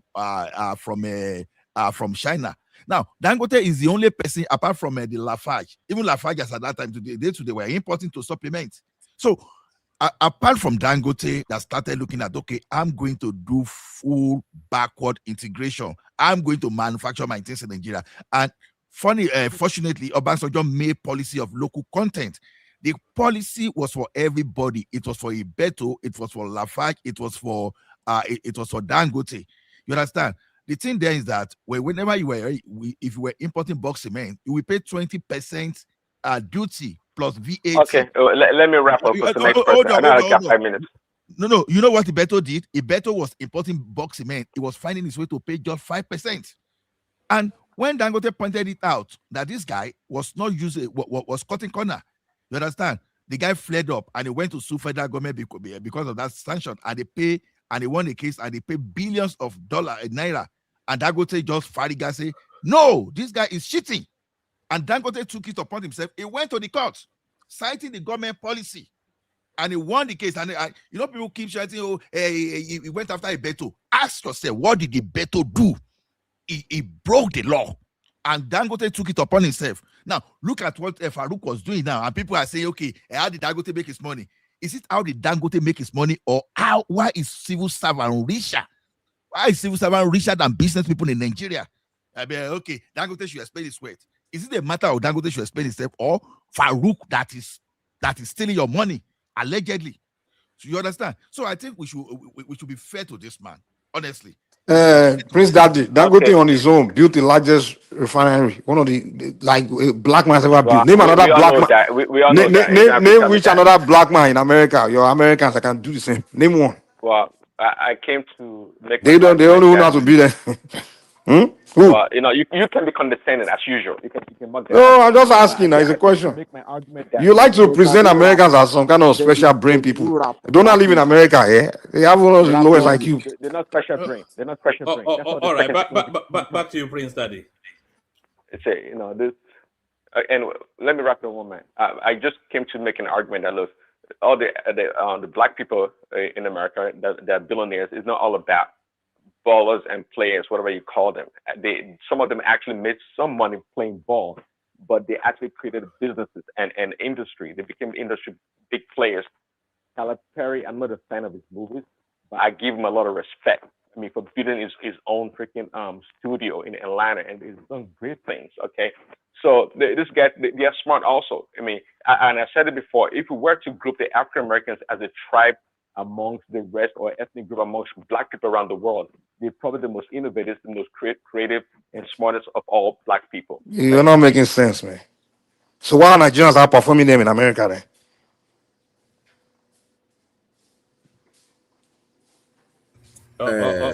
Prince, Dangote, by next year, we start building the biggest seaport in the whole of Africa next year. Did you know that? In a free trade zone. So when Dangote in the next 5 years becomes close to $100 billion, say, it is government. No, because the policy is there for you. You can also go. Which group of black people in America are the most successful, most high achievers, achieving the highest? Sport and no, not in sport. I'm talking academics or just economically. Maybe it's Nigerians now. Oh, like the average, yeah, like Nigerians. Even the government says it. And the Caribbeans. They have more. There are more Nigerian doctors in the United States than Black Americans. Black Americans have more population than us. And Prince Daddy is telling us that the Black Americans are the most this and all the rest of the blacks. I don't know how they brainwash him to join them in saying those things. Prince, do you know sometimes there are more Nigerian engineers, there are more Nigerian doctors than them, and we have lesser population than them. Prince, in America, if you finish high school as a black person in some counties, you can go to university for free. They want them that bad. You can literally go to school without paying as a black American in this country because they want them to come in and do these things. We all have it. I'm not sure the kind of black people that Mike hung around with, but let me tell you, hold on, the black people. No, the data is there. The data is there. There are more Nigerians in Harvard. There are more Nigerians in Ivy League than Black Americans. So we have less population than them in America. I'm not disputing that. Okay, so what's the point of saying they are the most talented, the most this and that, the most innovative and all this crap? Does that freaking protect because you go to Harvard and Yale makes you? I don't get it. I say as a group, compared to other black. And I'm proving it. That's what I'm proving to you. It's not. Go to Harvard and Yale doesn't make you freaking. All the African Americans are the richest black people in the world. Do you know that? No, they are not. Okay, forget about it. If you're saying that, hold on. Listen, if we really talk about real wealth, like saying your assets, they're probably the poorest black people in the world. They live, listen, every American live on credit for one. And most black Americans have bad credit, they're in debt. So in America, you're just living on debt. But actually, other blacks, they don't have debt, but they don't have nothing to spend. So they really don't have real assets. And in America, average black American running to don't have a bad credits. He's in debt. So what do you mean they're rich? They can be fed. They can be fed. There's a social program, but they're not rich. They're not the richest. I think Prince is confused. Yeah. No, it shows the stereotype and condescending tone. They can be. It's not condescending. I'm speaking facts, man. Prince. Prince. Give me a second. Here's the thing. They create something, but they don't benefit from it economically. So sport and entertainment is huge globally. They have that influence. But if you follow the money trail of those industries, they are mostly controlled by non-black people. So they put black people as the face of the sport. Peter, you live here. But You think they don't people really just benefit give from way it. to them to own and come on. You know the group I of the know, group no, that dominates the I'm ownership saying industry. that no. Okay, look at Jordan for example. They pay him about $100 million a year for his sneakers, but he's making them close to $5 billion. Yeah, exactly. But so you say he has money. He's so No, smart. but the real money is not even him. It's not him. That's For every it's not dollar those like, black men make, the white No, man makes no. about But you have to look at the $200. origin. You have to look at the Still Prince beginning Daddy. of. Mike was Hold on. correct. Though Mike was correct. Because I go pull your data now. You see, on average, Nigerian Americans, they are far ahead of black Americans. I don't think Prince Daddy live in black No, communities. The thing is, he lives in white I didn't. Hold communities. on. I didn't make Prince that Daddy, I argument. live in a I'm mix not of. Hold on. I didn't make that argument that there are more Nigerians in Harvard and Yale. What does that mean? I said No. Even on average, see the upper limit for average American. You understand? The upper limit is even about $30,000, even less than the lower limit of Nigerian Americans. So I now see the beef now. I now see why black American now beef Nigerians now. People that don't be see why because their neighbor like this now where they I don't perform. make that argument. beginning You to bring hold on. You bring your best of the freaking best and put it amongst the African Americans and You can't say the best of the best Nigerians are the one. extrapolate that. That's not true. Prince Daddy, the best of the best Nigerians are not the one fleeing Nigeria coming to America. The best of the best are the Dango. They don't leave Nigeria because they already outperformed everybody in Nigeria. Okay. You understand? Yeah. He's not. He's those of us that they are poor. They are running out of Nigeria. The They end people up in that this go country. to Harvard and Yale, they are the dredge of Nigeria. Is that what you're saying? These are the dredge. No, I it's didn't people. make the Yes. argument. My argument is that the African Americans as a group. All right, guys, we have to tribe, bring Larry in at some point. So Larry has been waiting quietly. I was done actually. I'll just respond one moment. I've been done, so you can bring in Larry. Look at that. Somebody is saying 54 people watching, only 4 thumbs up. How is that even possible? Just the disobedient people, they're quite a wonder. But sorry, what man? Your new time? Is this your new time now? 9. It's not my new time. It's circumstances that is pushing me to the know. tail end. But hopefully we will navigate back. But yeah. So Larry, you're up next. I think really your interest is in the Tinubu budget.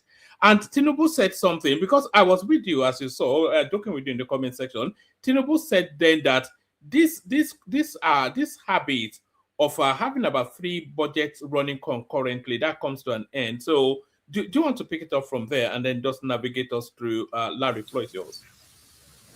Yeah, one man. Dangote, this and that. Yeah, good evening. How are you, woman? I'm good. Good to have you here. Yeah. Do you now have a broadcast station? See how deep your voice is. He's trying to impress the babes now. Look at this guy. Mr. La. Very good. Yeah, so the budget, I think we are overambitious. I think we're overambitious with the budget. And what I see with that budget, I think we need to be more realistic regarding to... sorry to interrupt you, Larry. Let me drop Ola, bring it home. Give Larry the space to understand, to explain that budget in full, because he was there watching it in real time. Super Chatter, Tope. Oh, thank you, Tope. Thank you, everyone. See you tomorrow. Back to you. Yeah. So I basically think we're really overambitious with that budget. And it's good to be ambitious. But the basic thing is just that, when we go to, in terms of implementing that budget, it's going to be a little bit difficult to implement.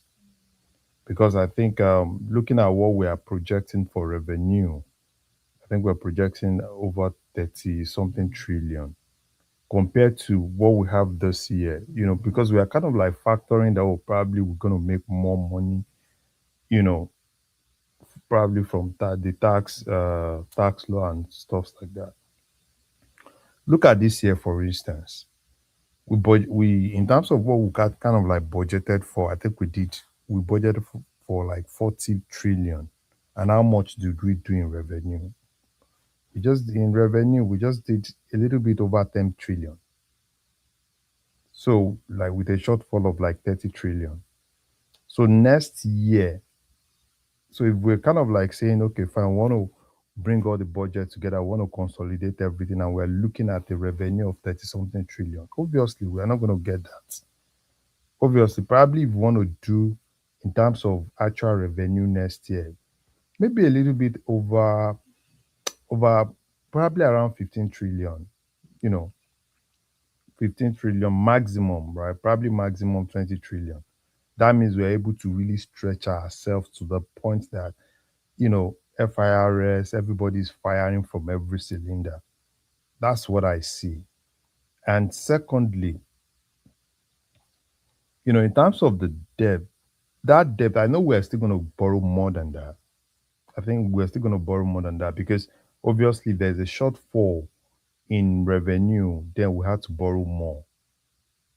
Yeah, it's good on paper, but in actual sense, it's going to be a little bit difficult to implement. Probably at the end of the day, probably we can, in terms of implementation, probably we can do like 60%. That's what I say. Yeah, it's good that we're putting a lot of money in security, but obviously, it's just a budget. But in terms of implementation, that's where the key thing is. We're currently, because we've not really been able to make a lot of money this year, even though, at the point, government was like, oh, we've met our bench, what we're looking for. No, we didn't. We had a lot of contractors that the government is still owing, So there has to be a lot of discipline if we really want to achieve, probably do a 60%, 70% of that budget, a lot of discipline. There had to be a lot of, thing that needs to come in. So probably, I don't know, with what Nigerian Revenue Service wants to do, probably they kind of like digitize things, bring more people into the tax brackets, be aggressive with the implementation of that tax law, see what they can actually do. That for me, I'm more interested in the revenue and what we can do. If we can do more, yeah, then probably we can put more money into some of those capital expenditure. I heard Mr. Ola saying, "Oh, the yeah, it's good. The capital expenditure probably we could put more. Even when we put more, I think the major thing is just that how much are we going to implement in those things? There are a lot of projects going all around everywhere, but there still needs to be more of how to really source money to finance a lot of those capital projects that are currently going on. So the whole thing is actually within the president, it's lieutenants, right? From the monetary side to the fiscal side, and let's see what they can do, how they can really pull things up, because presently I think, all these running different budgets concurrently now they want to consolidate. So for me, that's where I'm really looking at, because look at Homo this year, at least in terms of open market operation, we did around 15 trillion, in terms of borrowing internally. So probably next year we are going to, if we want to, I don't know their strategy. Do they want to borrow more internally? Which is good for everybody, right? You know, it's good for everybody that invest in treasury bills and Omo. But let's see how it's going to go.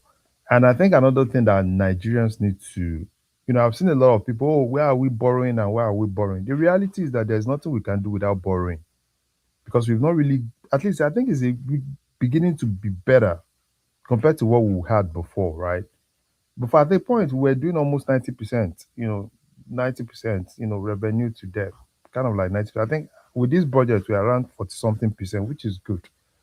So, but basic thing is just there's going to be more discipline, and I think the government should also do more in terms of, they need to do more in terms of, recurrent expenditure, right?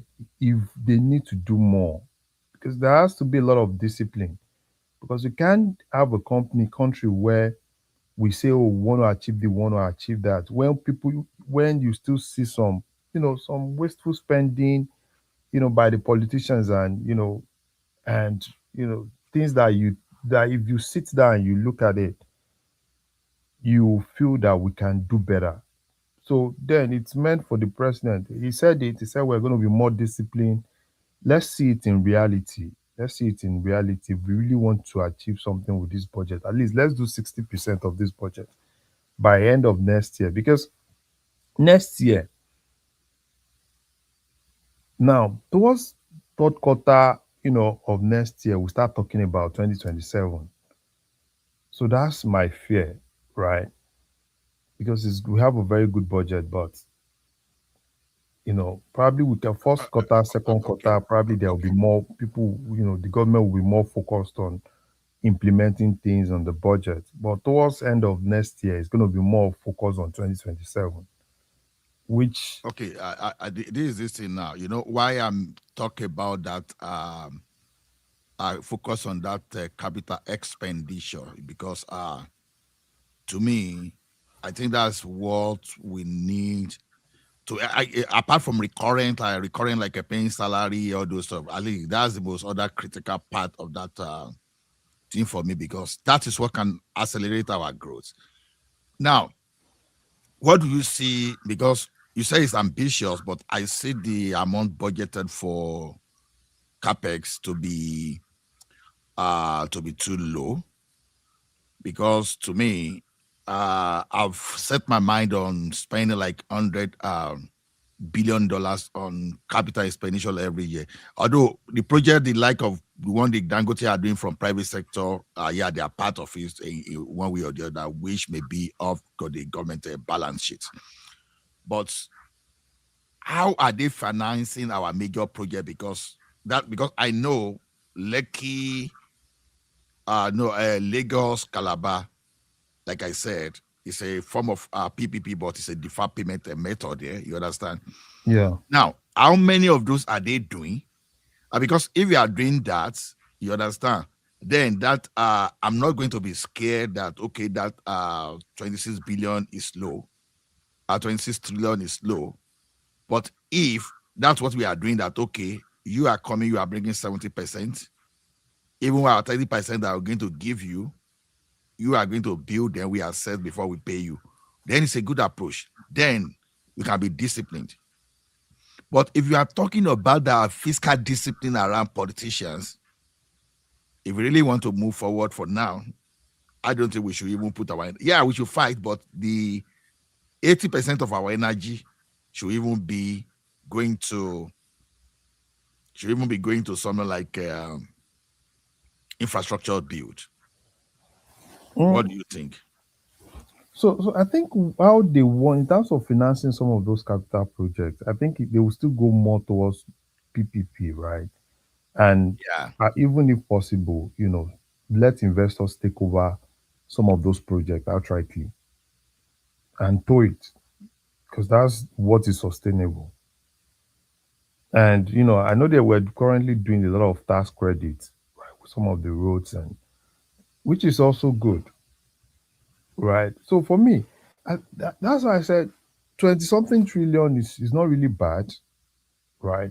It's not really bad, but how do we really get money to finance it? That's my main concern. I don't, even if we write in our budget, we want to do 100 trillion, right? It's just an estimate. We're just looking at, it's just a proposal, right? But how do that's why I just gave an example now. You know, iTech. I think iTech is working with international investors. Yeah. They are building, but it's a deferred maybe. Government will not pay later. Government is promising 30%, right? If I remember. So, but it's like now they are going to set that road now. They are going to set the road. That's what is sustainable. Yeah, which is good. So if government can be building, at least for people that want to buy and see, then it's okay.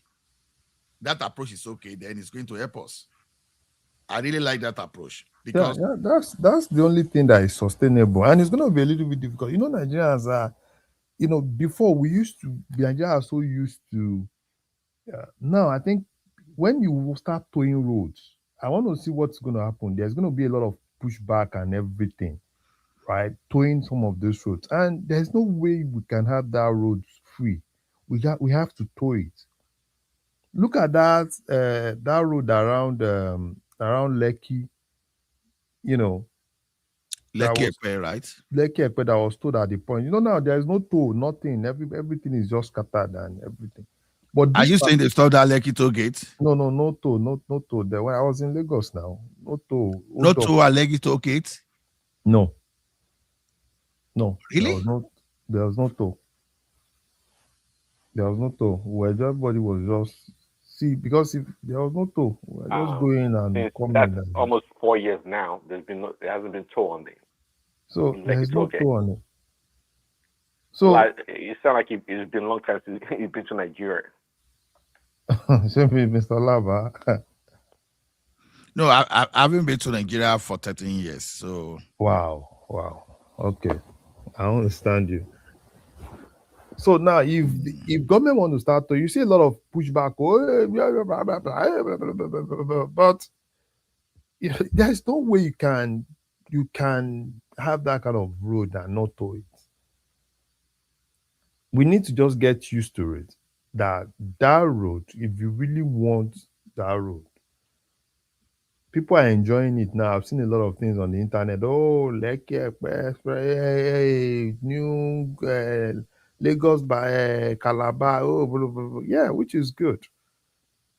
But all those budget, I sat down and I looked at it, and I'm like, okay, fine. 2025, we're projecting that. Oh, we're gonna do. Sorry, Great Larry, question, sir. Yeah. Great Larry, question. Are you also factoring the new tax law coming into place then for next year? That's why I said. That's why I said trying to sabotage that law. No, that's why I said, if we are being optimistic, right? Let's see that probably we'll do 20 trillion. You know, double what we currently make. Because today, the actual is like 10 trillion. So, you know, if the actual is like... Do you think it's possible that we get enough money and don't have to borrow with... No. That is not... No. But by 10 years to... margin of like... No, 10 years to now, 10 years to this time, Nigeria will not really get to that point of not borrowing to finance budgets. That's the reality. The only thing we can do is just to limit our revenue to debt ratio. But if we're saying, no, we're going to take debt out of it, no. Babati, there's no way we are not going to borrow. Even Canada still borrow. America no, we can't, because with the reality on the ground, I said we want to keep deceiving ourselves. But Larry, this new propaganda in the house now that they added to it. But you see, this Larry, this is my point with Nigerian media. Sorry to cut you, just for 10 seconds. This is what I have. Somebody made an allegation that they changed the budget, the law, and nobody in the media can tell us where they. Okay, I'm on TV, right, making an allegation against the government for manipulating a document. Nobody asked him where they changed, what they changed. We don't know what was changed. We found it out. We found what they changed out. What was it? Now, you see, if you go to, let me see if you can even pull the thing up from my list. You understand? In that law, there are, when you investigate, when Nigerian Revenue Service investigates, you understand? You cannot go and say okay, let me see if I can even put it out here. I'm saying, what was the old law? What was changed? So we know what we can compare and contrast. What was really changed in that law?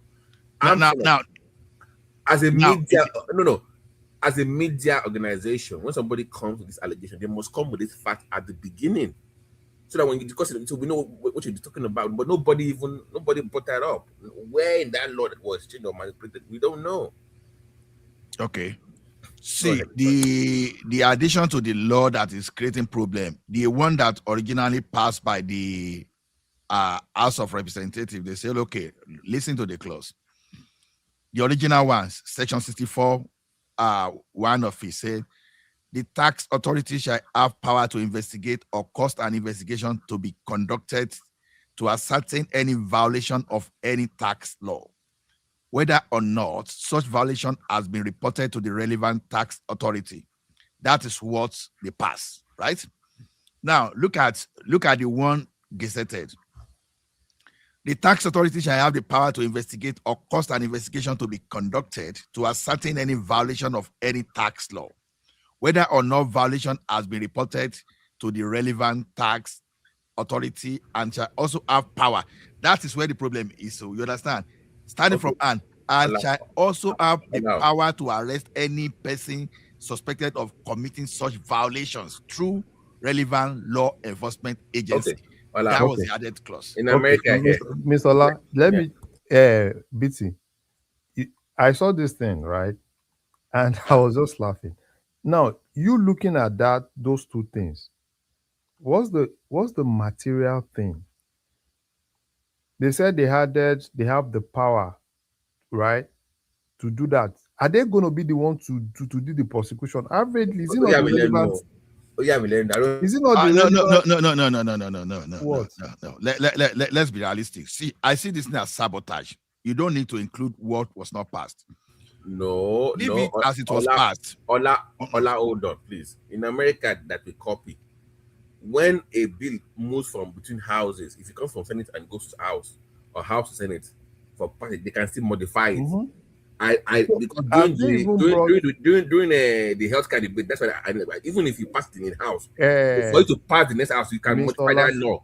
Mr. Ola, come on now. No. This law has been assented already. Not by both houses now. Wait. You know the argument. House of Reps said what they passed. Has anybody done the job of bringing Senate zone, bring House zone? Because it's not going to be the same wording.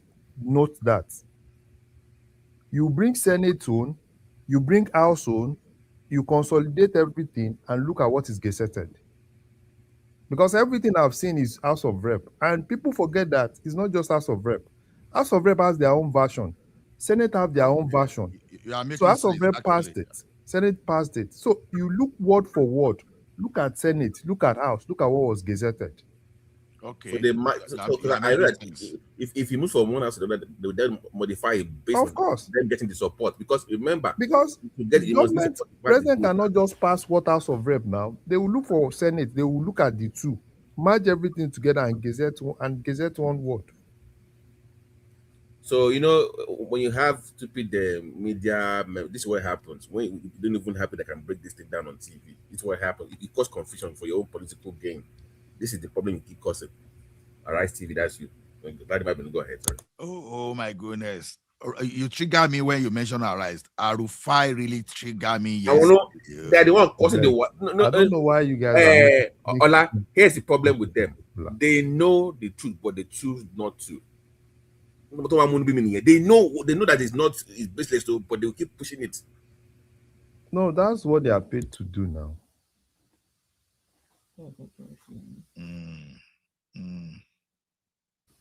That's what they are paid to do now. So when people are paid to do what Rufai said, after they don't talk or say someone they steal money, you just get, how did Dangote do this? How did I say, shut up?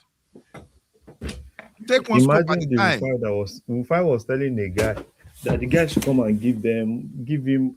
Does the guy has evidence and everything? Evidence, like, as if the guy is an investigator. Are you the court of law that they will come and give you evidence? There are a lot of lazy. Though I don't rate all the news, all those people in Nigeria. I don't really rate them because what I see is just that the only thing they do is to just go and pick some things on the internet, probably gossips and analyze it. That's the only thing they do, which anybody can just do. Will just be gisting. That's what they do in Nigeria. It's all about gisting. Oh, what did these people do? Somebody said something. Oh, let's come and gist. Because the whole thing about Arise TV is not like they've done. The only people that did something was Prime Time. Is it Premium Time? Premium Time. What's that newspaper that did okay. I just cross-check now. The Senate passed exactly what the House of Rep passed. The Senate didn't include that power to arrest. Okay, so for me, all those ones are not even material. But it's just no. See. This is the way I look at it. See, it is immaterial. Look, just imagine. No,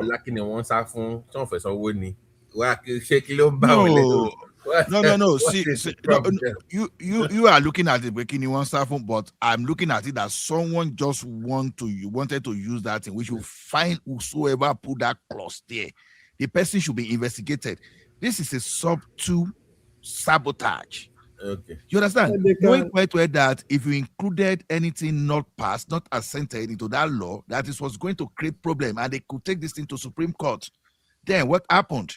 You stop the implementation because PDP already they've shouting, we have to stop this implementation. Yeah, now but the question is not going to be possible. You know them now. No, hold on, Arugidi. No, sorry, Larry. Hold on.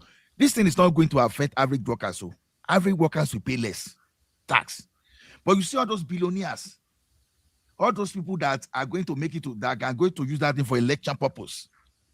They are the one sponsoring whosoever that included that criminal clause in that you understand. It's a sabotage because this thing will trigger illegal, and you may be at the Supreme Court for the next 6 months or more than that, and that tax law might as well not kick off. That's intention. So whosoever did that, we've listened to all this Kaba A, Kaba 2, Kaba C, Kaba D. Why must we have different Kaba? That means some people they are working at cross purpose. As someone trying to Mr. La, look at what Ibadu is doing in law in the Kwara State now. Look at what Ibadu is doing. We have a lot of this rubbish now under this guy. They are frustrating the tax bill. Sorry, that Larry, that Ibadu thing. Is it that? So Larry, I read that you said that they are giving the weapons to them because they are JTF to what? But see, OPC will qualify or Amatiku does not qualify for that to be issued weapons. I wonder. I don't really understand what Ibadu is doing. It's setless. I've not investigated it properly. It makes sense. No, Sherry, what happened is this, right? Sherry, you don't blame Ibadu. Seriously, don't blame Ibadu. I blame the governor. And if you ask me why exactly am I blaming the governor? What happened in Kwara cannot happen in Southwest, right? Because there is Amotekun, right? And Amotekun is more of an institution. But in a situation like Kwara, they don't have anything like that. They just have some guys, and basically what the NSS office is doing, perhaps they have a lot of things and they are giving those guys weapons. Which the same thing, I'm very sure, even in Southwest, they are giving all those Amotekun too, because they need to give them weapons. They are not. No, remember they give them just pump packs on a limit. No. See now, now they are giving them. Have you not seen that in some cases, some of all those people, because the reality now is they know that those pump and shove will not do anything. They are giving them gun. I've seen some things on that will not be AK-47 be this one. They are giving them because that's the reality. They are giving even Larry, let me tell you something about Rangers. Let me tell you something about the pump action that you just mentioned. But Forest Ranger is a state recognized institution now. Amotekun is not registered by the federal government. No. Hold on. Forest Ranger, Is a federal unit? No, yes, no. It's Forest Ranger is like NSCDC now. They are recognized by the federal government. Even under our constitution, the federal government should not be the one in charge of forest. I don't know what Tinubu is doing there. I'm saying that let's even agree with that Amotekun is under state government or federal. So if you're going to equate Metela in the Southwest, it will be like OPC, right? Or Agokoya. That would be the equivalent when it comes to militia, right? So why they issued weapons to help with security in the Southwest? The way But do you know my grudges? And I think these governors, I think they are failing us more than the president, and I will tell you why. I tried to review the 1979 law, and I tried to review this one, Constitution. I'm not a lawyer. Let me just give that disclaimer, but one thing there is this: states still have that power of that forest ranger, not the federal government. Now, I think where the problem is that when you arrest, you hand over to police. So I think indirectly we have some security structure that is not necessarily called the state police, that, but we can view that as the state level security, which is supposed to be our forest ranger to guard our forest.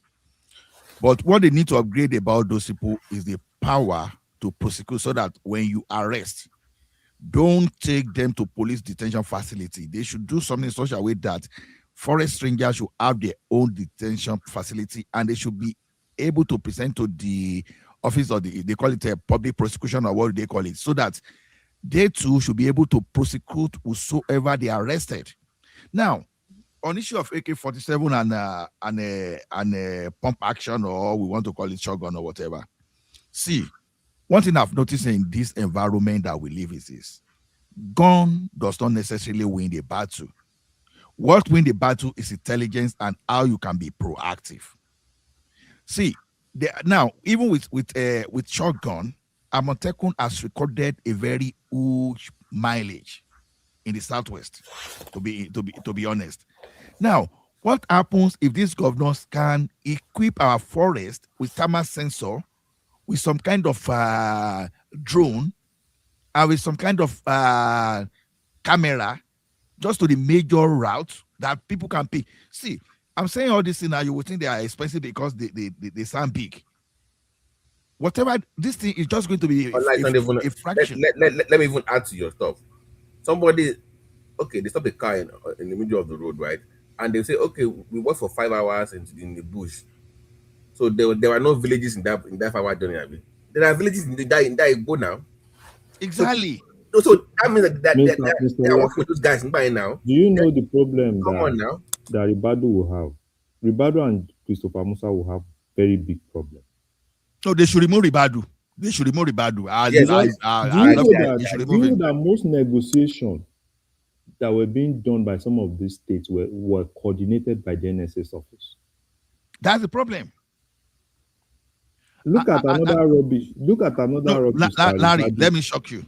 Legality, your question. Can legality issuing weapons to under Gini is not? Okay. Well, unless you can guarantee that the president did it, only the president has the right to waive the Firearms Act. Only the president has the right to waive the Firearms Act. So does the House of Rep or Senate know about it? That's the next question. They have to start. President knows about it. President knows. The president can approve such weapon. Because you remember now, was it not last week that the president was telling Ribadu to go and, give weapon to these people, give weapon to rangers, forest rangers, give weapons to this. So the president knows about. But my problem is this: I think the president is being ill-advised. Look at what happened with the president's ADC. Terrible, very, very terrible. Not until top army hierarchy, retired chief of army staff. I have to warn him now. Sorry, what? That thing would have destroyed the army now. The guy was going to promote that guy from colonel. That guy was only being colonel. Larry, please, what happened? So that ADC was promoted last year. To brigadier, yeah. And not last year. This year, the start of this year, to colonel.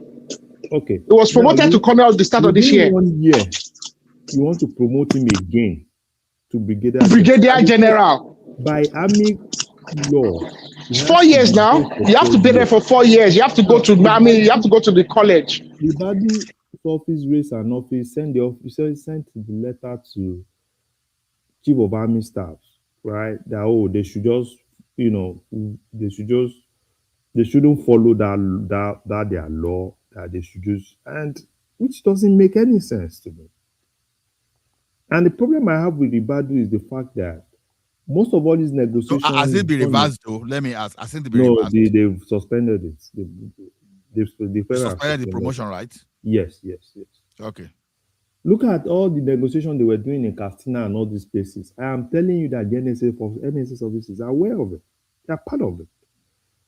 Now, I can no longer trust Ribadu, please. The Hausa, all these Fulani people are, the way they are fighting Musa, because Since last 2 weeks, as in they are shelling all those idiots. Shelling them.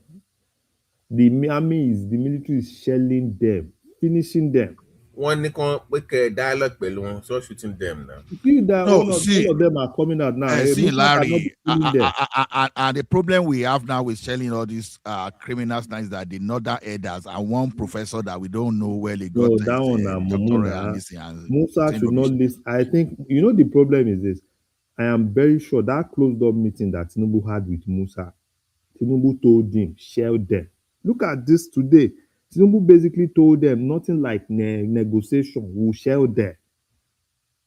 And Larry, and what I want is this: even why they can be shedding those people in the northeast and northwest, I don't have problem.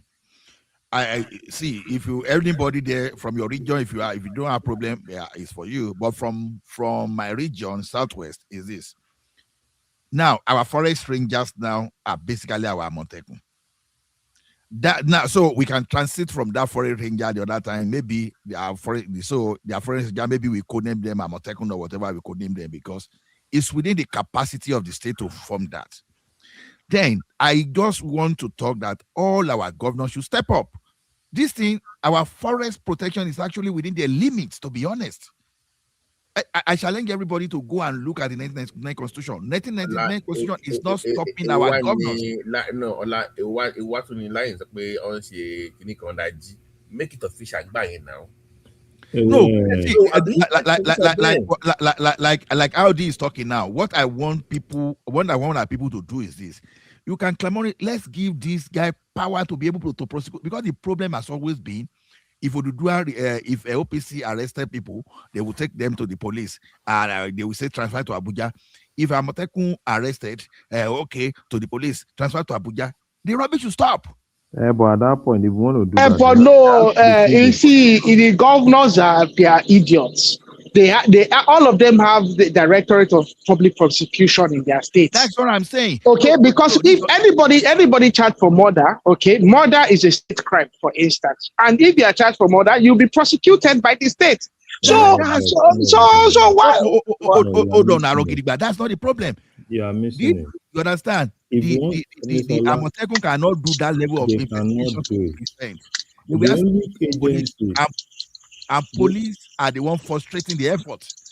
So you have to give that Amotekun power of investigation and presentation to that public prosecution department too.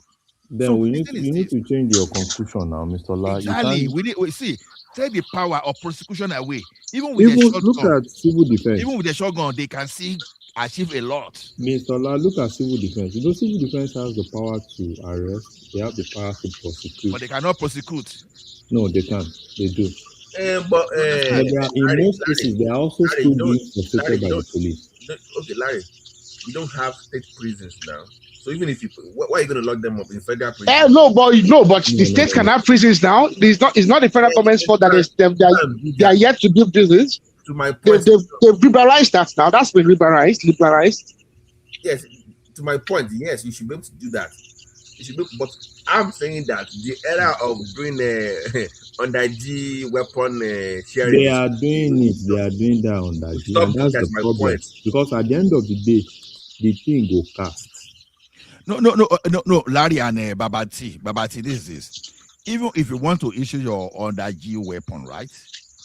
If you don't have any business in my forest, then go and issue your under G. And as long as I can have my own Amotekun, I give them a drone, I give them a camera, I give them thermal sensor, just to know where you are having congregation of criminals. You understand? As long as, because as it is today, if you release OPC into our forest, they will capture people. If you release Amotekun into our forest, they will capture people. But you arrested Wakili, you arrested so many people, all those that you understand, for them to disappear in the police detention facility.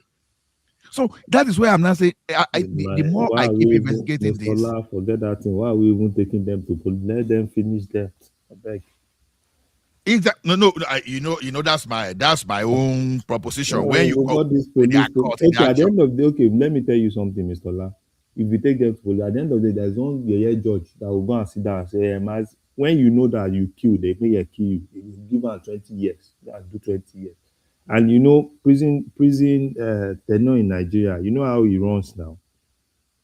9 months, Abi. Is it 9 months, a year, or 6 months? It's night and day now. They count night and day. So they count night and day. So that maybe in that 20 years now, maximum, maybe the guy will do 10 years. So after 10 years, maybe small, the guy will do like 5 years. They say he's doing well in prison. So because of that, they forgive him. That's the crazy thing. So basic thing is just that I like what Musa is doing now, what the chief of army staff is doing. Keep buying all of them. Babati, let me shock you something, Babati. I did this thing yesterday, and you know, when I have time, I just try to analyze. Like Nigeria, I said it, Nigeria order like 24. This one, their NATO level jet fighter. You understand? These are the 24. This thing they bought from Italy, I mean. You see all this. What planes are they? What planes did they buy from Italy? Yeah, they just said it's fighter jet. There is what's name now? It's a trainer jet now. Is that Italian trainer jet? That's not the first one we've had. It's we've been trying to. We bought it a long time ago. I think they just delivered it. It's kind of it's a modern type of that. What's that jet they like using? That jet that old one they like using, Alpha Jet. It's a modern version. It's a more modern version of it. Now it's a light attack. It's a light attack jet, but it's a light attack trainer. Amarachi or something. It's a funny name. I'll get the name of the jet there. I'll send you another set of this thing from the US. I think we are talking of another thing entirely, because when you look at the configuration and the capability of this, they call it Linado M346 FA. I tried to, although there's another one. So yeah, now it's called the Amechi M346. But it is a light attack. It is very capable. It is a light attack jet. It's very capable. But the thing is, the altitude can evade manpower. No, absolutely no. It's not. It's not very advanced. Night vision, everything. So and it's at NATO level, and as a NATO level. Oh yeah, it's a NATO plane, yeah. So it's actually, do you know? It's actually for external aggression, not for internal. So in case. It's ideal. It's ideal for what we want, because it's a light attack. A lot of those guys would have been trained on the Alpha jets. Okay. This plane as well would operate very similar to the Alpha jet in terms of Leonardo. I say what I found out is this: the amount that Nigerian citizens paid bandit last year alone was about 2.6 trillion naira. That's why they're moving up and down. That's why Billions. I want government to clear all of them. Clear them. Now. No. At some point, Larry, this is where it becomes very difficult for Tinubu. At some point, all those elders that are defending them publicly, they need to be picked up. No, but you know why? All those elders cannot come out, except this guy that just came out openly. Because now Tinubu has something to hold on to. America is on his neck. He has something to hold on to. So even all those elders that will come out openly and talk. No, now, Larry, it's like that. They are going on benefit from it. No, okay. Do you know what they call war economy? They said there's something called war economy. Is my point now. No, you don't even need to carry them now. All you need to do is to keep shelling their boys now. Shell them. The more you keep shelling them, the more they keep crying. They won't be able to cry outside. You shell them. Maybe they send that one to come and say, hey, Musa. They should shell all of them. That guy should work for the VP, right? That professor. He worked for the VP for 2 years before he resigned now. That professor that came out. If you remember. That professor you used to work for, is it that the professor that is telling you not to buy bandit now? No, he worked for VP for 2 years. He was working for NSA. What's this thing? NHIS. Okay, maybe it's not He him. was in no that it was national insurance guy. Now that he has a case now. He has a serious case with national health insurance now.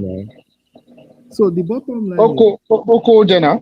No, for me, what I just like, I like the way Musa is doing. You should not listen. Even if Matawale do anything, you should crush Matawale. All of them, even Ribadu. Why is the guy, Larry? Why is that guy still there? Matawale is still there. Why? No. They need Matawale. Larry, tell me because why? Why? See, Matawale. Most of the things Matawale knows them. And most of the things you are saying, Matawale this, Matawale did that, basically that is just politics. It's Zamfara politics, which is obvious. Because they need the governor at the point, the governor wanted to go to APC, and part of the condition he gave them is that if you want to go to APC, then Matawale has to drop. So forget about those ones. It's a normal thing now. No. Are you saying Tamale is not complicit in the issue of security? No, it's not. You understand? No, it's not. How did you arrive at that? Because already I'm suspecting Ribadu now. So when I'm suspecting Ribadu, then you know that Matawale winner is. You can see the level of suspicion from my side. See, if you want to see the problem of Zamfara, Matawale is not even the problem of Zamfara. The problem of Zamfara is who are the people that own majority of the gold in Zamfara. If you are talking about Zamfara, talk about that guy. That guy that Allah wants to give chieftaincy title. That former governor of Zamfara, what's his name? BT, what is Kilon Shalafi? He's not going to give to Yerima. It's not Yerima, the other one. It's the other one, the one that was accused of having gold, of being involved in the gold. That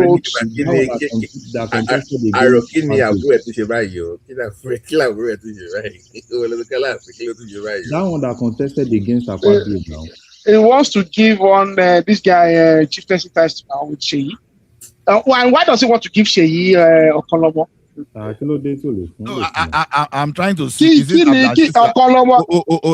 Hold on, Aru. Are you talking of Abdulaziz Yari? Is it Yari you are talking about? That guy. Yeah, Yari, yeah. That guy, I don't know if anybody is as rich as that guy. That guy is one of the most. He was fingered in the oil in some gold crocodile. No, he's not just fingered. Majority of the gold in Zamfara, that guy controls it. And majority of the problem in Zamfara is as a result of that gold. So Matawale is not really the guy. That guy. If you are telling me about that guy, then I know you are talking. The only thing about all this propaganda, probably this person and this person, if you look at it deeply, you know that it's Zamfara politics. And Tinubu himself knows. You think Tinubu does not know what's happening in Zamfara? The governor is one place. Marafa is one place. So basic thing that is happening in Zamfara, they know. You understand what I'm saying? So if anybody is telling you, Matawale is this, no, all those ones. No. But even if they know, they need to move fast because the more illicit money you have in the hands of criminals, the more the country is unsafe. Because see, if you want to reduce the insecurity in Nigeria now to at least 50% immediately, if you can pack all those old leaders, you find a way, whether you want to work with the foreign government or the two countries, those things are difficult to do in Nigeria. The bottom line, if you say you heard me, I said if you partner with countries, okay. I gave an example here yesterday that if I was going to deal with those issues, they won't leave now. You think they will leave Nigeria? No, that's not what I'm saying. Look this way, you understand? You can get international investigators. You can contact government that okay, now Nigeria is paying 2.5 trillion, right? To see 2.6 trillion to bandits, right? Nigerian government themselves can say, okay, next year my budget will be like say 5 trillion. I want to spend talking to government of countries. I want to see where these people, to find their footprint or the digital footprint or where they're keeping money. I'm targeting their money. So when I target that money, and I will use that money to pledge it on major infrastructure. And I will get that country that is helping me that, okay, when I get this money, company from your countries will help me execute this project back home in Nigeria. What I'm saying is this: it's just a subtle way of bribing foreign country to help you. Nigeria is a very complicated place, so very complicated place. And I think Tinubu, at the point, Tinubu was being serious with the North. Like, he doesn't want to offend this, he doesn't want to offend. But I think at this point, he doesn't care. Larry, let's just thank God that Peter Obi is not our president right now. No, Peter, no. It should have been over. No, those ones will just be walk over now. No, we said that in air the other time that when you are saying if Peter Obi is there, Obasanjo is indirectly going to be indirectly ruling now. And some people are still not getting it now. You understand? Some people are still not getting it. They are still shouting Obi. Now, because I expected people that after seeing this revelation, you understand, to have seen that, no, Obi will have not even survived this. The like of Showore, they would not have even survived. For the like of Atiku, like of El-Rufai to keep quiet. They are not really keeping quiet. Sometimes they are still trying to talk to Tinubu, but since Tinubu will not respond, someone that will not respond sometimes is a dangerous person. So, and they are seeing the moves, but yet it's not talking too much. Nobody is doing what they did to Jonathan to Tinubu. Have you noticed that? No. What they are doing to Jonathan, they are not trying with Tinubu. No, it's not like they are not trying. They try. They try though. What are you saying? What happened? Look at last month now. At the point you were like, what is happening? You understand? The basic thing is immediately Tinubu change the minister, bring this guy. The defense minister and the other one, yeah. Yes. So you see that. So that's why what you see now, there is a lot of propaganda against this guy. Hey, this guy, Musa, this and that.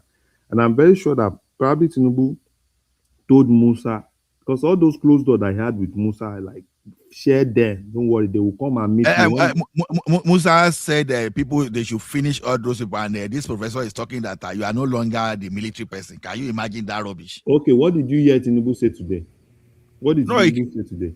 I did he said something, but I can't remember. He basically re-echoed what Musa said. No point, nothing. Even their financier, they are going after them. That's Tinubu. Whatever Musa is doing is what Tinubu wants now. And Tinubu should watch out for the cabal inside, because if there's any cabal that Tinubu should trust mostly now, he should trust that cabal of his wife. No. To me. See, okay. Wait. The problem. No, let me hear you now. I stand this to be cabal of his wife. That woman. Yeah. Nothing will happen to that Tinubu. That's why I'm saying that he should listen more to the cabal of his wife, not cabal of what he does now. What do you think? Okay. That's what he does. And everybody knows that woman now. That woman is not like all these Buhari's wife. That woman. And he know to the talk. He know to the talk too. No. Remy not to the talk. Remy Mubi. No, not that. No. When you say you not to the talk, they reveal your action, what you want to do, but you can do sort of that thing. That woman, yeah, buru. No, I know. That's what I'm saying. When I was in Nigeria, I had one or two. When I was in Nigeria, before I moved to the US, I had one or two close contacts with her. That woman, if you go close, if you go close. Because what that woman will do, it will play with you, we joke, we talk like normally, but when it comes to the real action, the real thing that you have to be strategic about, go talk. It will let you talk whatever you want to talk, but you will not. Remy say, Remy, I've been looking for you since. So where have you been? Are you okay, Uncle Remy? Where have you been since? Are you okay? So, BT. Yeah. Wetin our Alaafin do you now? No, na leave Alaafin. If you go, Alaafin, ó ti mo gogoro yo ni. Èmi mo sọ ó ti mo gogoro yo. Ó ti mo gogoro yo. Ó ti mo gogoro yo. ṣé Aláàfin ò lè fèèyàn jọ Do you yìí know the issue here, Larry? You know, in life. Can you hear me? Yeah, we can hear Hola? you. Hold on. Yeah, we can hear you. Welcome. Where have I'm you been? on vacation now. Vacation move on. Oh, tiẹ̀ mọ́lé pẹ̀lú ọ̀rẹ́ ẹ̀ ní Finland jàre. You know, Larry. Here's the problem. You know, in life. Good morning, guys. Kenny, kí ló bí mi náà? Ní sùúrù náà. Mo kí yín ni. Má kì mí. Ó tiẹ̀ kí Kenny wà ní pàtí kí ni Kenny wà ṣe gan báyìí. You know, Larry, here's the point. Mo ṣe wéjì tán ni àti Joshua. Kenny, No, aṣọ tún ti nà. Mo máa kọ́ ẹ́ bẹ́ẹ̀tì gbẹ̀yìn lálẹ́ ìní ọlọ́ọ̀. Irọ́ ó nà kẹ̀dá ó bókijọ́ ẹ̀. Okay, sorry. But Larry, here's my point. In life, you need to crawl before you walk. Aláàfin, so the offer buy power using the son of the president. Offer buy influence. Beating. That's what he's doing. Beating. You know what I don't like about Yoruba people? And ṣé èèyàn gidi ọlọ́tẹ̀ ló pọ̀ jù láàrin wa. Torí pé tẹ bá ti like èèyàn kan àbí kẹ́ ẹ bá. Especially bàbá tí àti rẹ̀ mí. Yes. Like Obasanjo. Tẹ bá ti like èèyàn kan àbí kẹ́ ẹ bá èèyàn kan jẹ́. Because basically mi ì rí nǹkan tí Aláàfin ṣe tí ò dáa. Mi ní pé kò sí no ṣe. Wait. No, you will talk. Are you saying giving shiftancy to someone that is fingered in insecurity in his state? Are you saying making that person a chief in Yoruba land, whether it's honorary? Are you saying there's nothing wrong with it? No. To Larry's point, so the pankpe ni oni set fún o de jabo si. This is about optics. Sorry, this is about optics. Or he knows where he wants his post. Or you know that this guy wants his position in the society. He wants what he has. More bet. So all set the up when he get it. Why are you saying? See, the thing is this: what Aláàfin is asking for is his right. What right? To what? What right? Who has the right to what? Who has the right to install people for Yoruba land? Is it not Aláàfin? Come on, stop for Yoruba land. How can that be Aláàfin? No, it's not. No. It's not Aláàfin. How can that be Aláàfin? That's been decided in the Supreme Court. No. Well, somebody Aláàfin ti yo. That case has been addressed in Supreme Court. Which case, Larry? Hold on, sir. Which case are you talking about? Issue of Yoruba land, Aláàfin versus Oni. It's been addressed in Supreme Court years before now. During the time of No. Aláàfin is. How can you say his son supersedes his own father? Forget all those his son or all those ones. No. Yes.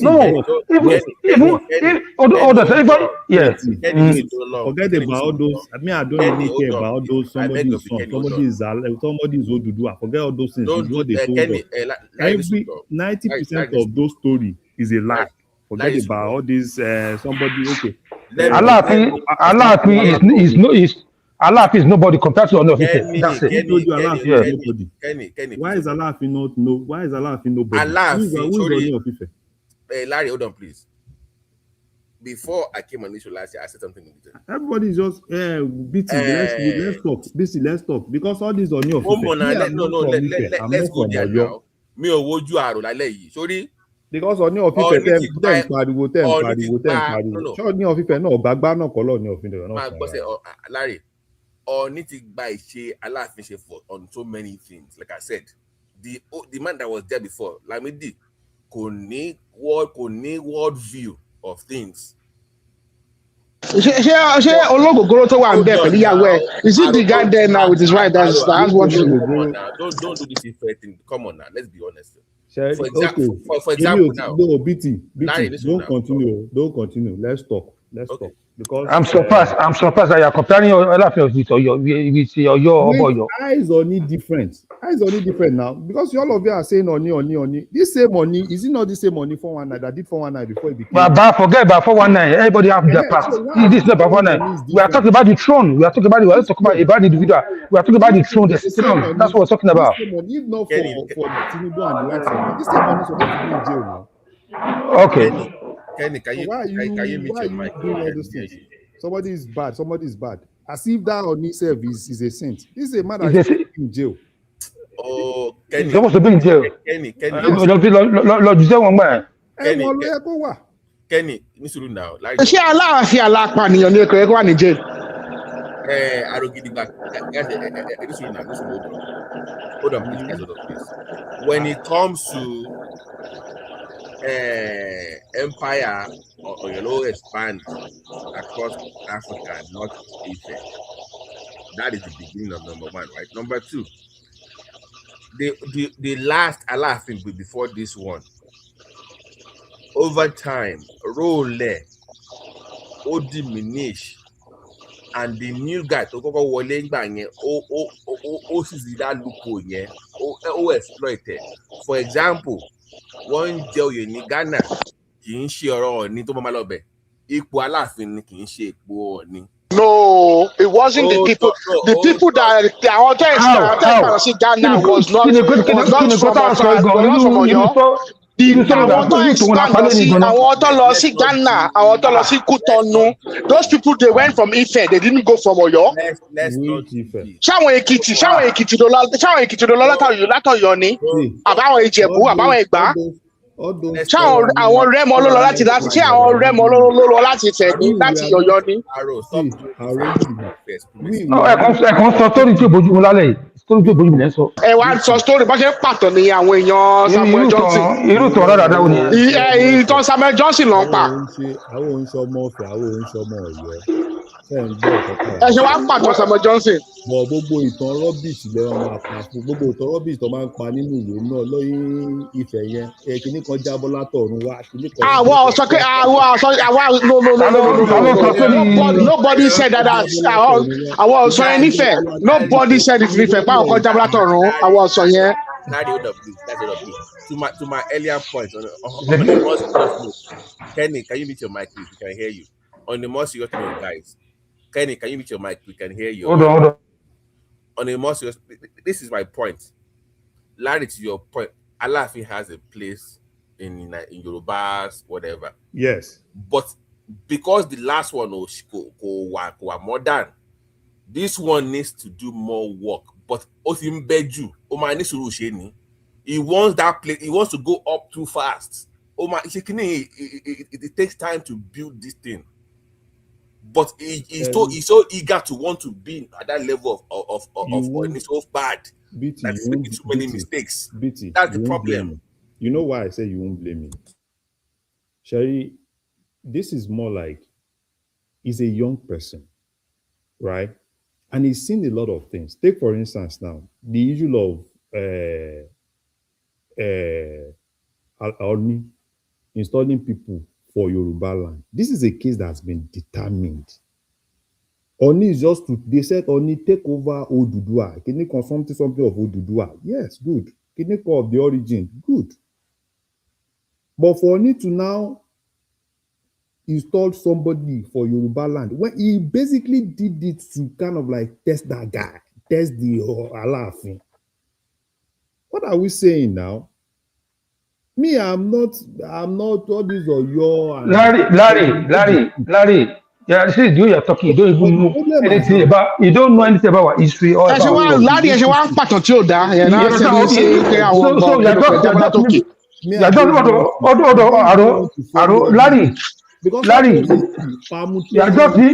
being biased because you like that. That your guy. You are narrating the story that Larry and his man are friends. Now, say the canal won't be their friends. Okay. Story that don't make any sense. Fellow Nigerians, everybody hold on. Can you send a link? No. Kenny Nisuru now. Kenny, wait, let me talk. Now, Ola, please send a link to them. He wants to come up. Let me talk. Dami wants to come on this. You know why? You've been talking since now. We talking since. You know, Emma defend. No, I want us to shift this topic because you see this story. I know when Larry is going, and I know when Arogodigba is going. When you say Yoruba land, I am not going. Ola, I am not going anywhere with them. I'm saying that me or supremacy debate like all I'm saying is that like Alafin has a role, but unfortunately, for the past 40 years, the old one here so it's taking time for this one to catch up. That's the difference. But there's no supremacy debate for me. That's their level. Benin Kingdom or your kingdom. Kiwa need level Ife. Is Larry, no.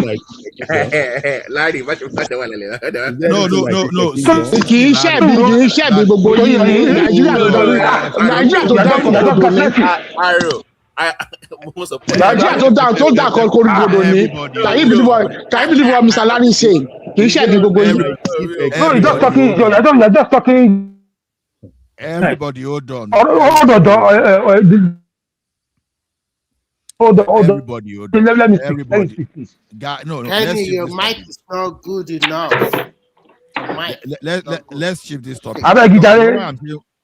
No, do you know why I'm saying we should shift this topic? Is this? You understand? Even we can see the conflict already. Some of us we know what Yoruba means. We know what Ife Kingdom means, and you understand. Even someone comparing Benin Kingdom and Oyo Empire, they are not the same at all. Oyo Empire was far bigger than Benin Kingdom. You know, so no comparison. And when we talk of Yoruba, I know where Alafin can just be fighting when you mention Yoruba, because Yoruba itself is the one all of us adopted. But when you were talking of proper Yoruba, before we all adopted Yoruba, we know you'll be talking of Ibadan or Oyo up to the empire, up to Benin, Dahomey, and all those areas. But when you want to talk of Ife Kingdom, then you'll be talking from Ife down to Ekiti, down to Ijesha, and all those areas. But when we come together and we answer Yoruba, it's another thing entirely. So if Alafin is saying Oni cannot make chieftaincy on behalf of Yoruba, he probably referring to that Yoruba that used to be his own cultural boundary, not the total Yoruba. Exactly. So Ola, are you saying if a kingdom expand all the way to Ekiti and the rest that time? I never read something like that too. It's DD. I'm from Ekiti. Now we know that we align more. We align more to align with nothing like that. Hold on. There was a history book now. Let's move on. Okay. Imagine. Mr. Larry is the reason that John is saying that Awolowo promoted someone from Babalawo to guys. Believe statement here. Hold on. Everybody, hold on. This does not air the fact that we see. Okay, Ilorin now. I keep saying something to people here now. Let us even talk about insecurity. If you want to find Yoruba land today, you understand? I will have to deport people from Ilorin to Sokoto before I can take Ilorin as part of Yoruba.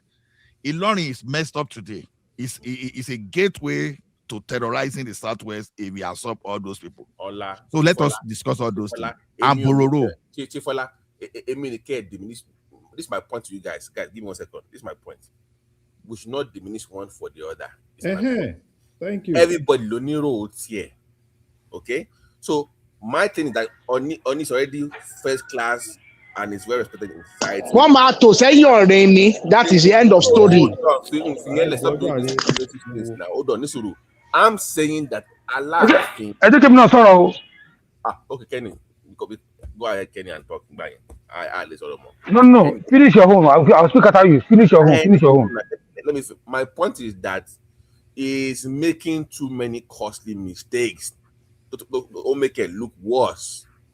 Number one, the Oyo people now, they are having issue with Ibadan. They are follow space in here right now. So forget if right now it's having issue. Ibadan wanted to deal with them now. Those ones are going to use their legislative power. They're going to use legislative power to deal with them. Number one in here, listen.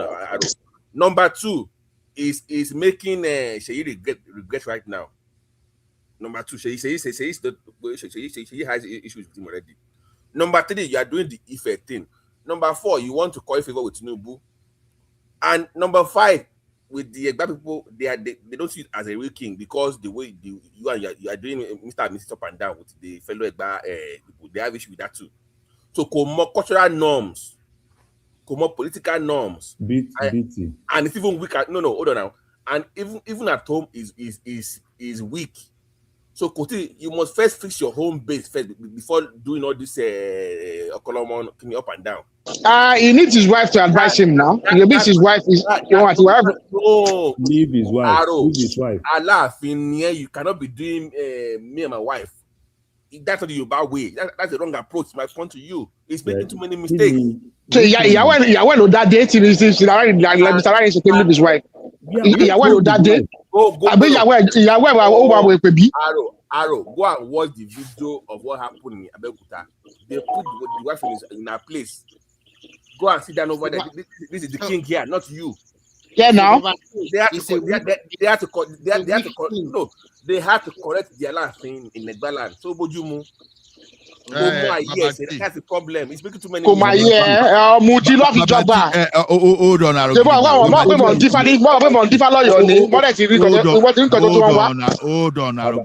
See, I want to align with Babati. I don't want us to do this. Guys, stop. You people should stop this rubbish that you are talking about. Now I want us to stop this mentality of the conquest idea of this one is greater than this. Let us stop. Let us stop.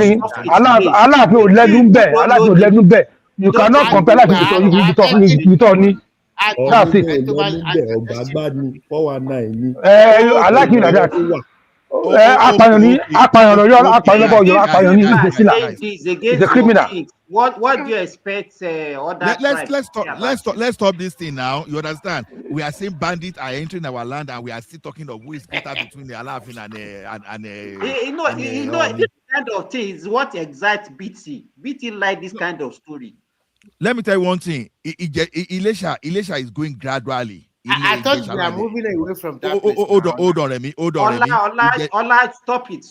Let's discuss another thing, please. Stop. It's not going anywhere.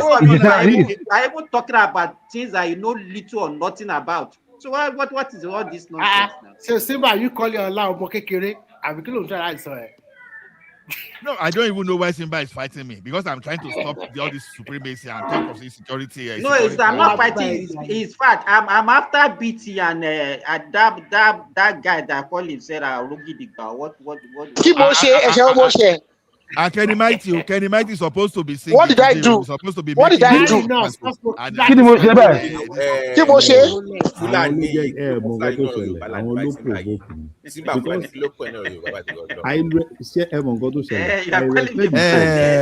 Dami, click mute and unmute so that your device can connect so that we can be.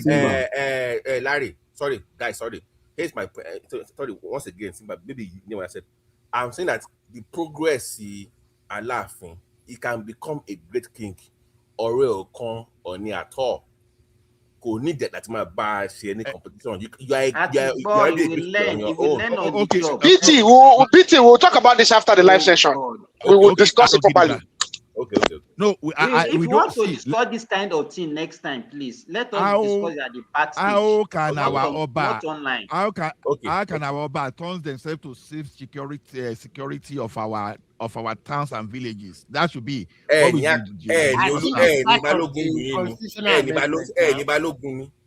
Okay, when you talk of Balogun, hold on.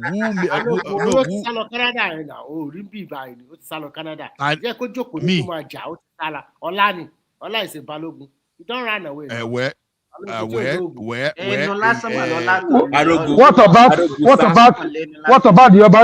about the Baitowela or the No, Simba Babati. Let me tell you something. And I will be sincere with you. If there's a legal framework for me to go to my village for the security of my village, it doesn't stop my business, it doesn't stop anything. I tell you, I start on the ground today. We need you now. We need you. Hold on.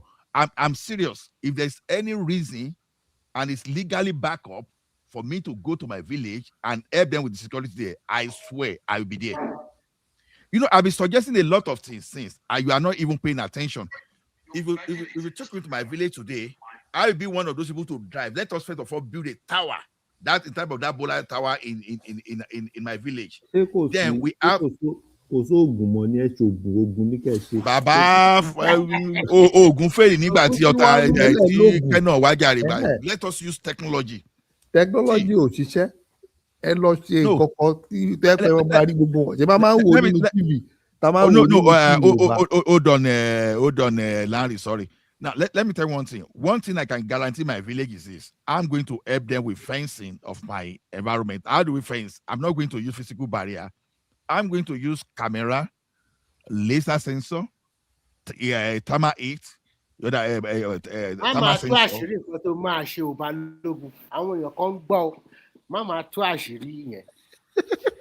But I'm just saying it for our people to know that when they are close to them.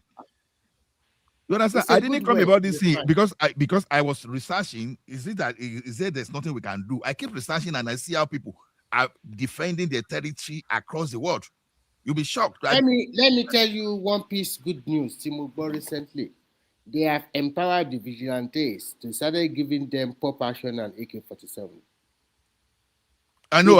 If that's one of Iloni, I beg no come to that because Iloni is the office of the National Security Advisor. Now they now have pump action, Amotekun and the Red are now carrying pump action and AK-47. So Amotekun has been carrying pump action, but this AK-47. No, just recently they gave them new, powerful, more better one than the one they are carrying. No, that's new gun phone. According to Larry or somebody. From the office of the National Security Advisor. So while they trace Larry was on point. Yeah. Larry was on point. For how long? Nothing for how long? Recently, no. Beyond some few weeks. Musa in the boy. No. Kì í ṣe lẹ́yìn Musa ó bá before Musa. Wọ́n ti fún Ọlọ́run dájí tẹ́lẹ̀. Wọ́n á fún ọmọ ọ̀sìn. Wèrè la fi ń wo wèrè. But Uncle Remi. But Uncle Remi. Èmi náà gbórí ẹni èmi náà dẹ̀. Rẹ̀mí ojú wa kọ́ṣẹ́ lọ́wọ́ wa lábẹ́ kọrin. Kẹ́ni má ti dé o. Kẹ́ni má ti onífàájì burúkú. The thing is this. Anybody you know in the government, you understand? You see, I saw those. A disclaimer: I don't subscribe to violence. You understand? Because we won't be beating our senator like they were beating the senator in the north or all those stuff. You understand? No, Larry, how do you explain this thing now? You see Yayi now. You see what Yayi is doing. I was not. Yayi is doing multi-billion naira projects. If not trillion. You can't compare any senator with that guy in the southwest. Wait now, look at Natasha. Look at what Natasha Apoti is doing. Even just his old school that Iduani. Look at the kind of thing this woman is giving them. Look at what. So the question is this: we have Dino Melaye. You understand? The best. Hold on now. Hold on. See as a. You understand? Do you think I asked a question yesterday on a one program yesterday? Do you think if Natasha is in Kogi State, that people of his constituency will beat him up like they beat that guy up? They won't. You understand? Even I got to say that, okay, if they ask people from Kogi constituency now to choose between Natasha and Apoti, that okay, let us beat someone up. Honestly, Melaye will be beating Natasha and Apoti. The same person is Natasha and Apoti. You mean Natasha and Dino Melaye? Yeah, if we put the same together in Kogi constituency and say the people should pick out of the two to beat up, I can bet you that they will beat blue and black on Dino Melaye. Even though Dino Melaye, don't be surprised. So Kogi people that like Egunje, they might beat Apoti. They are not even from the same consistency. No, I'm giving an example because why am I saying? Yes, I can relate with you. Yeah, you understand? They will probably beat Dino. Because the problem with that woman is that forget about our problem. But what those people do? No, look at Bamidele. She lobbies a lot for our people. She lobbies a lot. The problem is this: some senators are exposing the colleagues. That's what I'm saying. Where did Natasha get money? So where did Natasha get money that he's using for constituency? But Ola, if you watch the interview with Seun Okinbaloye, not on channel, on his mic on, he asked her specifically that where are you getting this money from? And it's not only from the National Assembly he's getting the money from.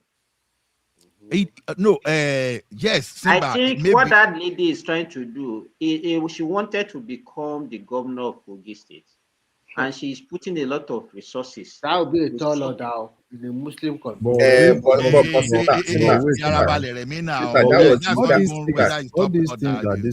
was the initial plan. It was supposed to come to APC now before the fall. All those their project, BT. Not the same budget padding that we are talking about. That's not even the issue for me. Now, Obasanjo said something about Ayofayoshe. He said, among my political father, he said that only but you did something that nobody can ignore. See that statement? Obasanjo was telling Fayoshe that I don't like you. You are not a good person, but you cannot be ignored. On somebody's birthday. Hold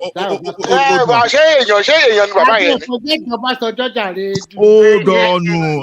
You know that Ola likes defending Obasanjo. Ola likes vindicating Obasanjo. Guy, let us educate ourselves now. I'm just making an analogy. No. I'm not talking about Obasanjo.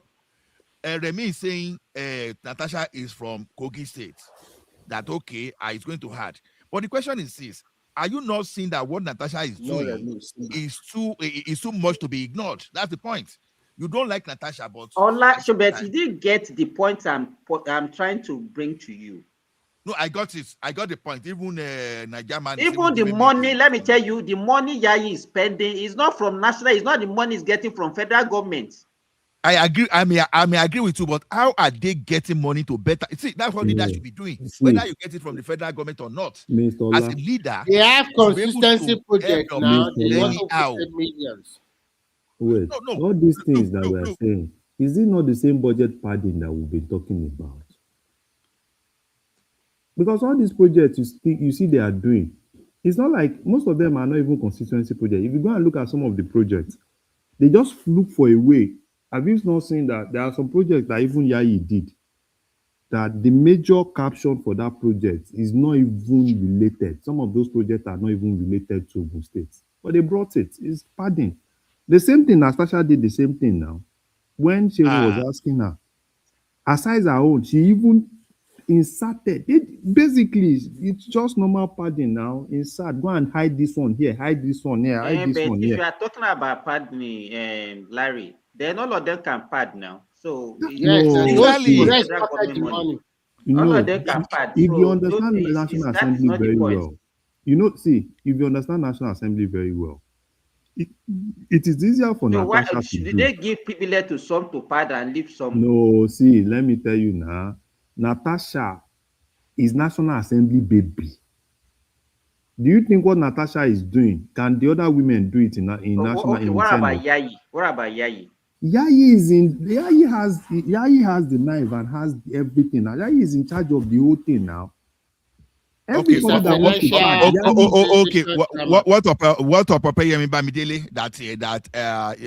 influence so many institutions being started? Is it not the majority leader? What they call him in the house? That's what we're saying.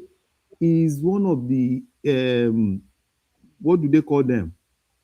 Is the leader, majority leader. Even the Senate president, even the key officers of the house, what are they doing? What has he done for his state? Yes, so it should not be. I think it depends on the individual.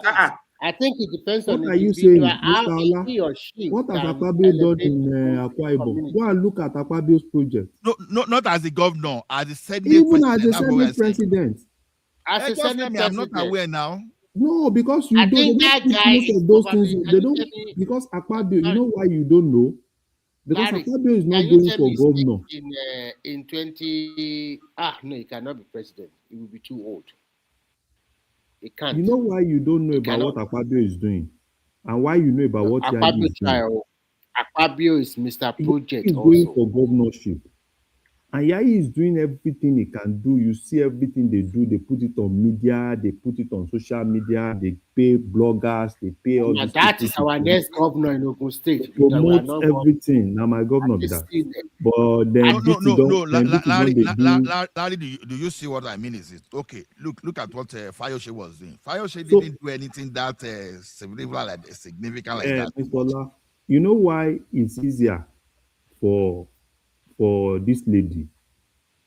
That lady knows how to lobby. You are talking. Lobby. Whatever she uses, I don't. Lobby to lobby no lojo Akpabio.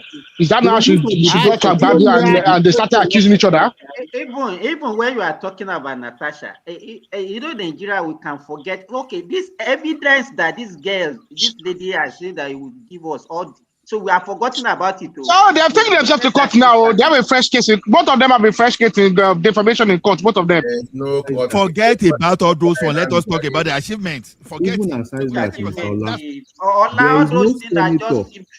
Mr. Ola, you are forgetting that the reason that they have the issue is because she got removed from a very juicy committee. She was removed from a juicy committee. So you're telling me where did she find the money? You know that senators get kickbacks from MDAs. That is why they all want to go into juicy committees because they get kickbacks from MDAs. Even the husband in this whole thing. You see all these rough argument I did for this evening. The question is this: you are having Dino Melaye parading trillions of cars that worth trillions of naira on YouTube. On this, I'll be showing Muslim, be showing everything. But you are not finding anything. But you are seeing someone. Look at Yayi now. He presented buses. He presented a tractor. He presented a lot of things to his constituency people. At least under Yayi alone, he has lifted more than 10,000 people. At least he has given them what they can use. Hold on. Erata, cassava grader, keke maruwa, okada, tractor, and all those stuff. See, you can guarantee that at least we can say, it is safe to say he has lifted 10,000 people out of poverty. But you now see someone now, he went to that same National Assembly, but all you can see is a pack of Rolls Royce, is a pack of... Enroko Dino now, don't compare him to human being now. So Enroko Dino now. Is it not the same Dino that Nigerians are still listening to? Enroko Dino now, don't compare him to a human people now. Don't blame Dino. Another thing you need to understand. Thank you. When Dino was a senator, you can't compare that time to this time. Yes. I don't know. What are you saying? You mean there are more fund or less fund? There are more funds now. That time there was no fund. Yes. Because that time that Dino was, it was Saraki versus Buhari, guys.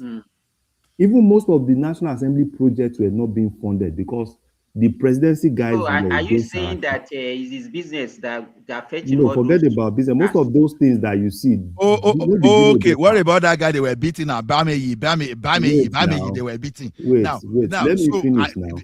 People get money to do something now. And why that guy no get money? Wait, Mr. Ola. In this current National Assembly, there is no senator that has nothing less than 5 billion naira in constituency projects. What are they doing with it? And there is no House of Rep member that has nothing less than 3 billion. What has the person done with that 3 billion? No. Let me ask you, Larry. Now, because you can't just be doing out figures for us. Yes. They said it themselves now. Budget? What do you say? What is their budget? Budget? Which budget? National Assembly. That money, all those money there is not even their budget. Presidency brought a budget. National Assembly added their own into the budget. How much National Assembly had? How much? Go and check now. Most of the projects because you know why you see how many senators and rep do we have that you are saying each one of them have more than 5 billion. It was one of them that said it. It's not coming from me. It was one of them that said it. But you cannot be. Let me tell you, we can't just be taking anything that anybody just put out there you look at the veracity and the authenticity of whoever. Okay, Wait let us now. even assume that we have only 109 senators. 5 billion times 109, you know how much that one is. That is, see, let me tell you something. So talk less of almost 400 or 300 and something as of rep member.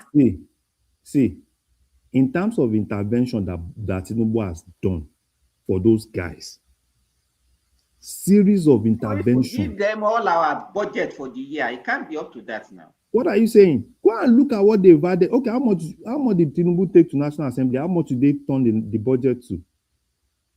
Basic thing. That's why if you look the padding they do in National Assembly these days, the padding they do. Most of the projects that you see under ministry, they go and put this one here, they put this one here, they put this one here, and they share the project among themselves. So even most of the project, that's why it's going to be difficult to even have 60 or 70% implementation of federal government projects, because most of the projects are more projects than National Assembly padded. Okay, somebody said 3 trillion was what National Assembly added.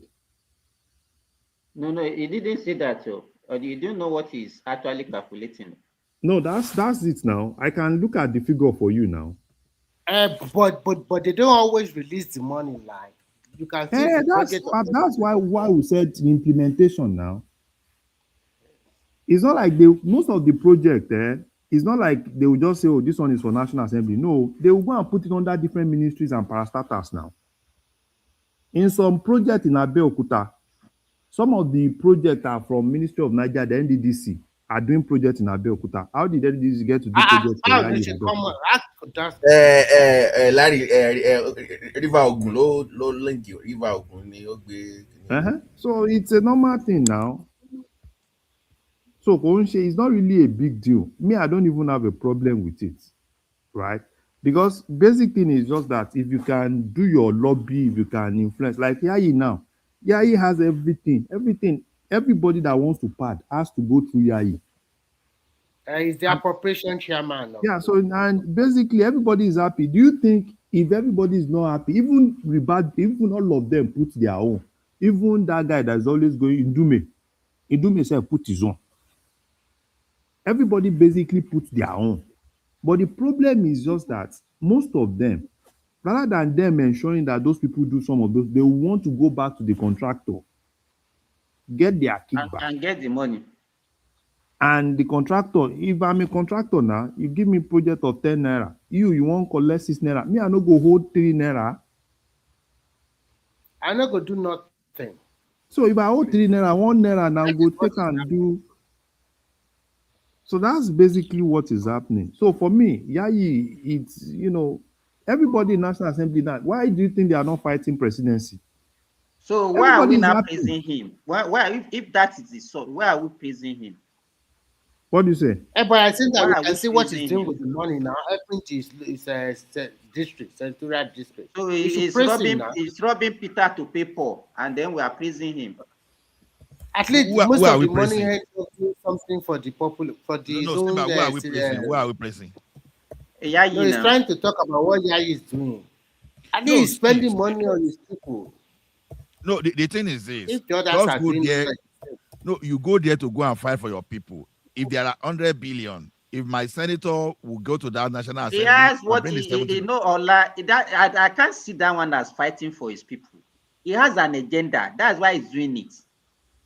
Why are others not doing that? Exactly. Simba. Okay. I have a figure for you. How much National Assembly added to this 2025 budget? You want to hear the figure?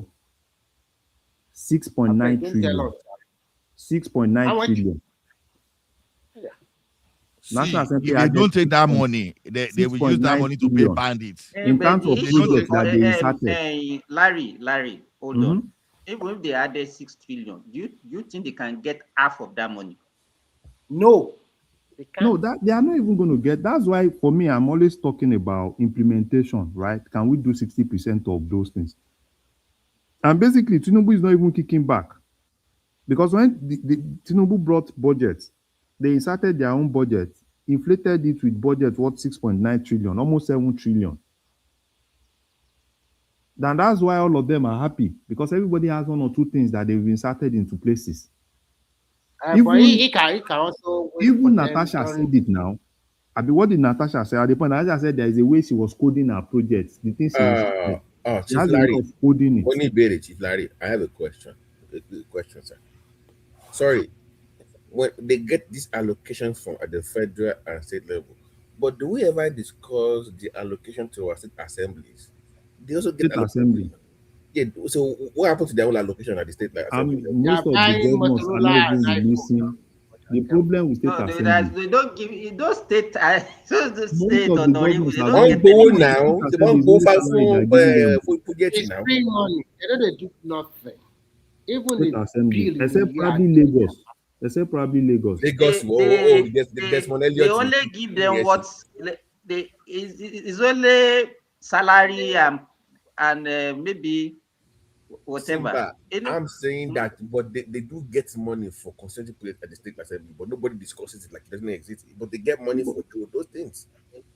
For what? They do get money at the state assembly for consenting projects too, right? No.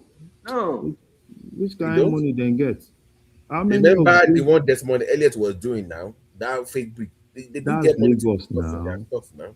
See, is BT, let me even tell you what happened during Aregbesol's regime in Osun.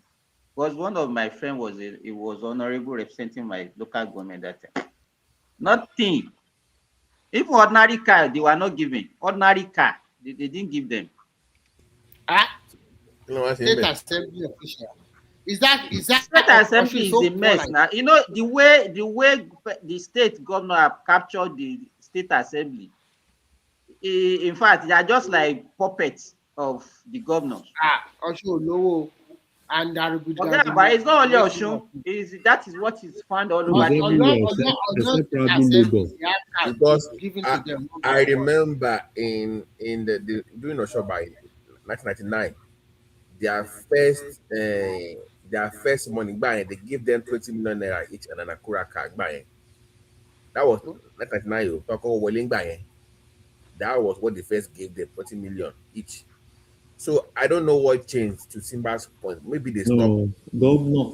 Don't you know that governors now, particularly if you are not a governor, you are not in the government sector, has empowered the governors to the extent that they've just rendered the state useless. So Obasanjo destroyed Nigeria. Let's just leave it at that. Messed up the state and Obasanjo destroyed Nigeria. He destroyed the fabric of that country. Absolutely. No. To me, I want us to discuss something about resolving insecurity and move economy. Let's forget about Obasanjo. Why are we trying to move? I mean, even the insecurity is a consequence of Obasanjo's policies. His legacy. Everything wrong with us is because of him. So what is Tinubu doing now? Making it worse. I don't want to go into that battle of Obasanjo because I know at least 80% of people, if not 100% of people here, will not agree. So why do I need to waste my energy? How do we resolve insecurity on ground? How do we stop this paying trillions of naira to bandits? Because that one, the one individual pay, the government, they never reveal them 2-point-something trillion. So it does say government releases, so maybe we are paying close to 4 trillion to bandits, and those 4 trillion, they are enough to buy. They are enough to buy like 50 jet fighters. So, so if we spend those money in 2 years, they are enough to even face our country. So why do I want to waste? Boy, may we go red color. We say if we make money, all this one there. So how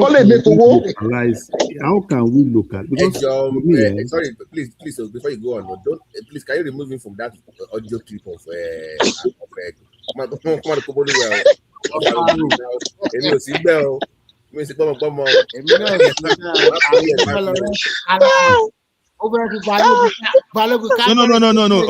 No. Let's give disclaimer. Let's give this disclaimer. I don't think Aro is suggesting that. What Aro is talking of, how can we provide solution around this kidnapping to solve the problem of kidnapping? What I'm trying to make you understand is it has become a commercial enterprise, and that is the danger that we had from the. They should never be paying I've said it before over here. Never pay anybody. Now, let me tell you something. If any of us now devise a means of apprehending, capturing kidnappers without the government paying ransom or anyone, I tell you, we become billionaire easily within months. Now, how do I use technology? I'm not even talking about technology. Assuming no, as individual now, because we need to protect ourselves now, right? As individual, assuming see Babati ran away. Don't be afraid, Babati. This is what this guy is. See, the thing is this: if you think critically and you say, okay, government is helpless, individuals are helpless.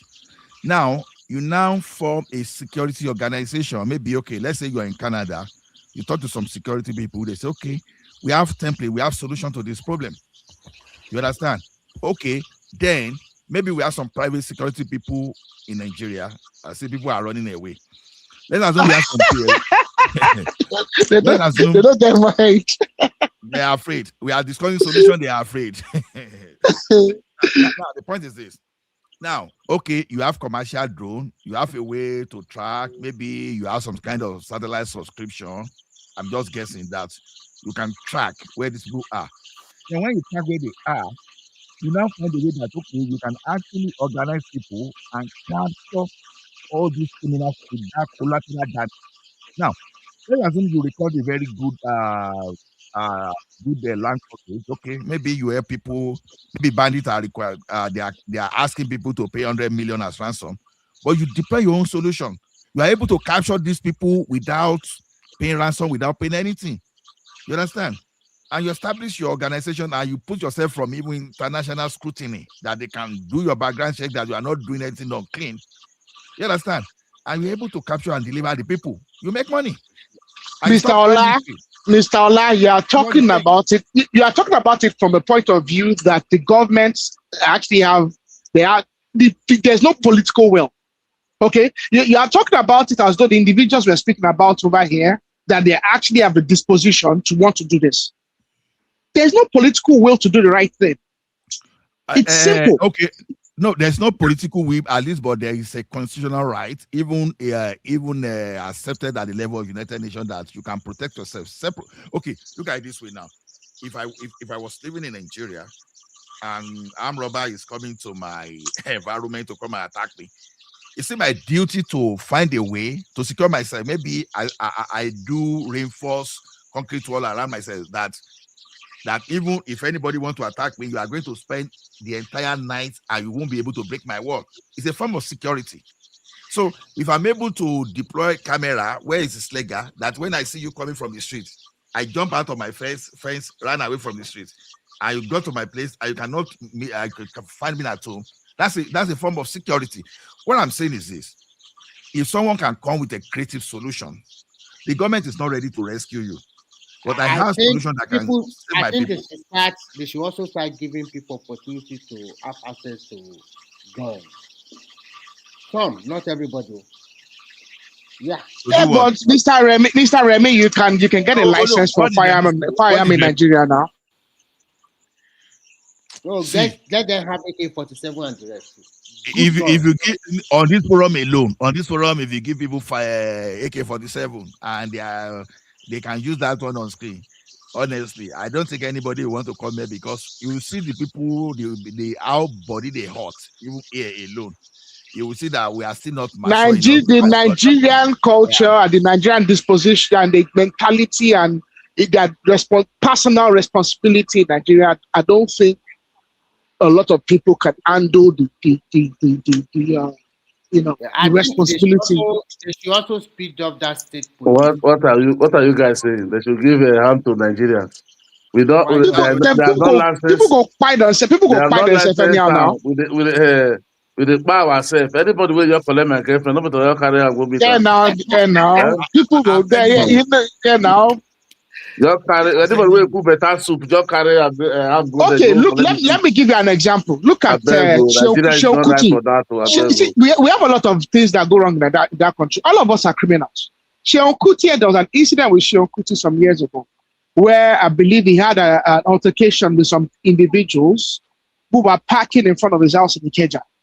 It is said that he discharged his weapon on two incidents that particular year.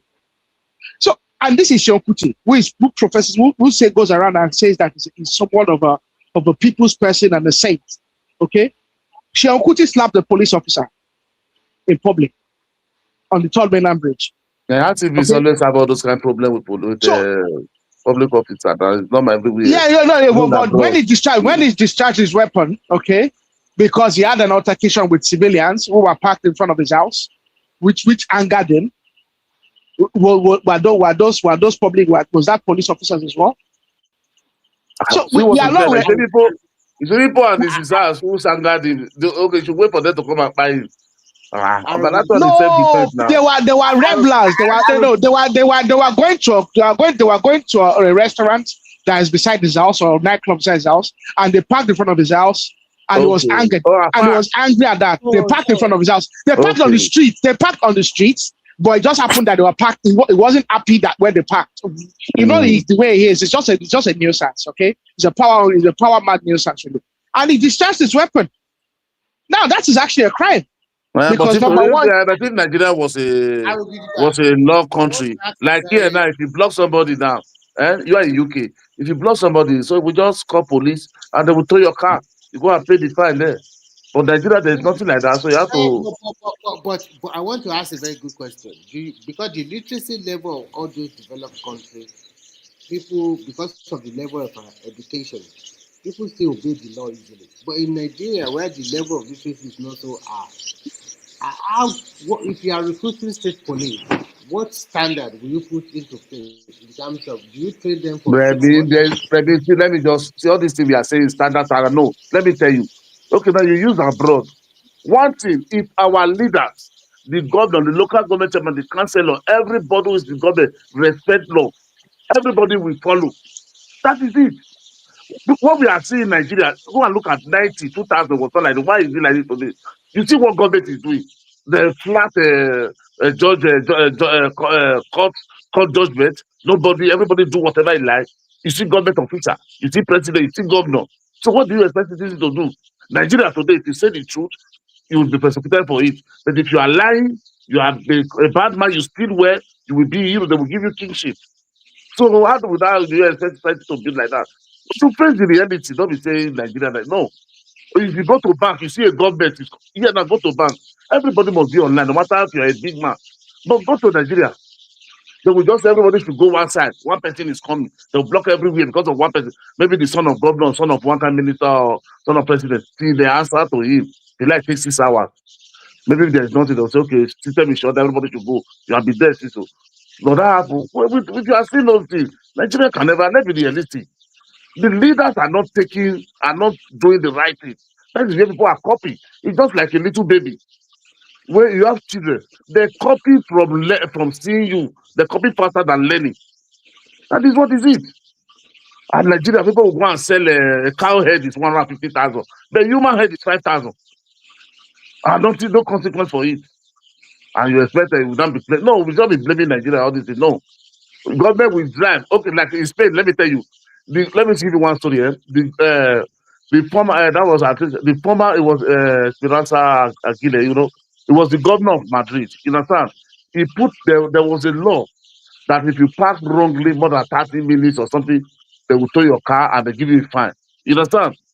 The old governor, by himself, he went to he parked wrong.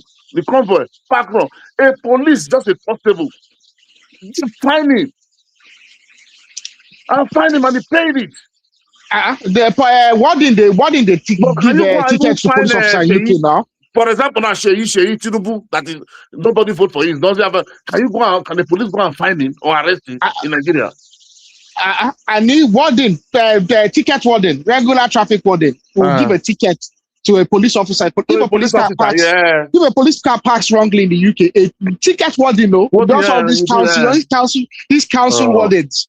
They go give the police officer a ticket and there's nothing we want. Yellow fever, go and give a police officer in Nigeria. They will beat him. Even you say go beat him. So you decrease. Even I'm able to beat police. Should I be able to beat police? Mobile they beat police. All the same uniform. So we should not be saying Nigeria. Nigeria doesn't have anything. He's the leader. If you go back to 1890, we are not living like this because the leader we are very prudent. They were very with integrity. That's what we are learned. That's what we learn from our family. Your father will tell you that time, don't spoil my name. I wish a name I've built. You are doing wrong that time. But today, no. The leaders are very bad. They will show it to us. Do it. Going with 100 convoy. People are suffering. They cannot even have 1 square meter. And people don't understand in Nigeria that bad behavior pay more. Steal money now. But still, if you steal a little money, you go to jail. But if you steal the state very well, nothing. They will give you kingship. They will give you another more appointment. All the senators are really okay. Look at the senators. Tinubu went to give the budget, place the budget before them today. And what was Akpabio talking about before he finished? He was talking about, they are all complaining about the state, about the withdrawing police from them. From there. But they are not concerned about the citizen that is vulnerable to everywhere. That's all that matters to them. That they, and when they withdraw the police from them, they're not going to withdraw every police officer. No. They probably will leave them. They'll probably still have 2. 2, maybe we'll have 4. They will give it 2. Have 3. It's 2 not enough. I beg. No. It's 2 not more than adequate. What they are looting. They're supposed to go hire private security, not even Nigerian police. Most of these people have bulletproof jeeps anyway. Abroad, okay, we are in abroad now. Do you ever see police guiding a president here? They only have like DSS security, private security. They have special forces and they have police, but it's not like no, you cannot see a uniform man. It's not like a convoy. It's not a convoy that long. No, they have it depends. So in the UK, they have UK.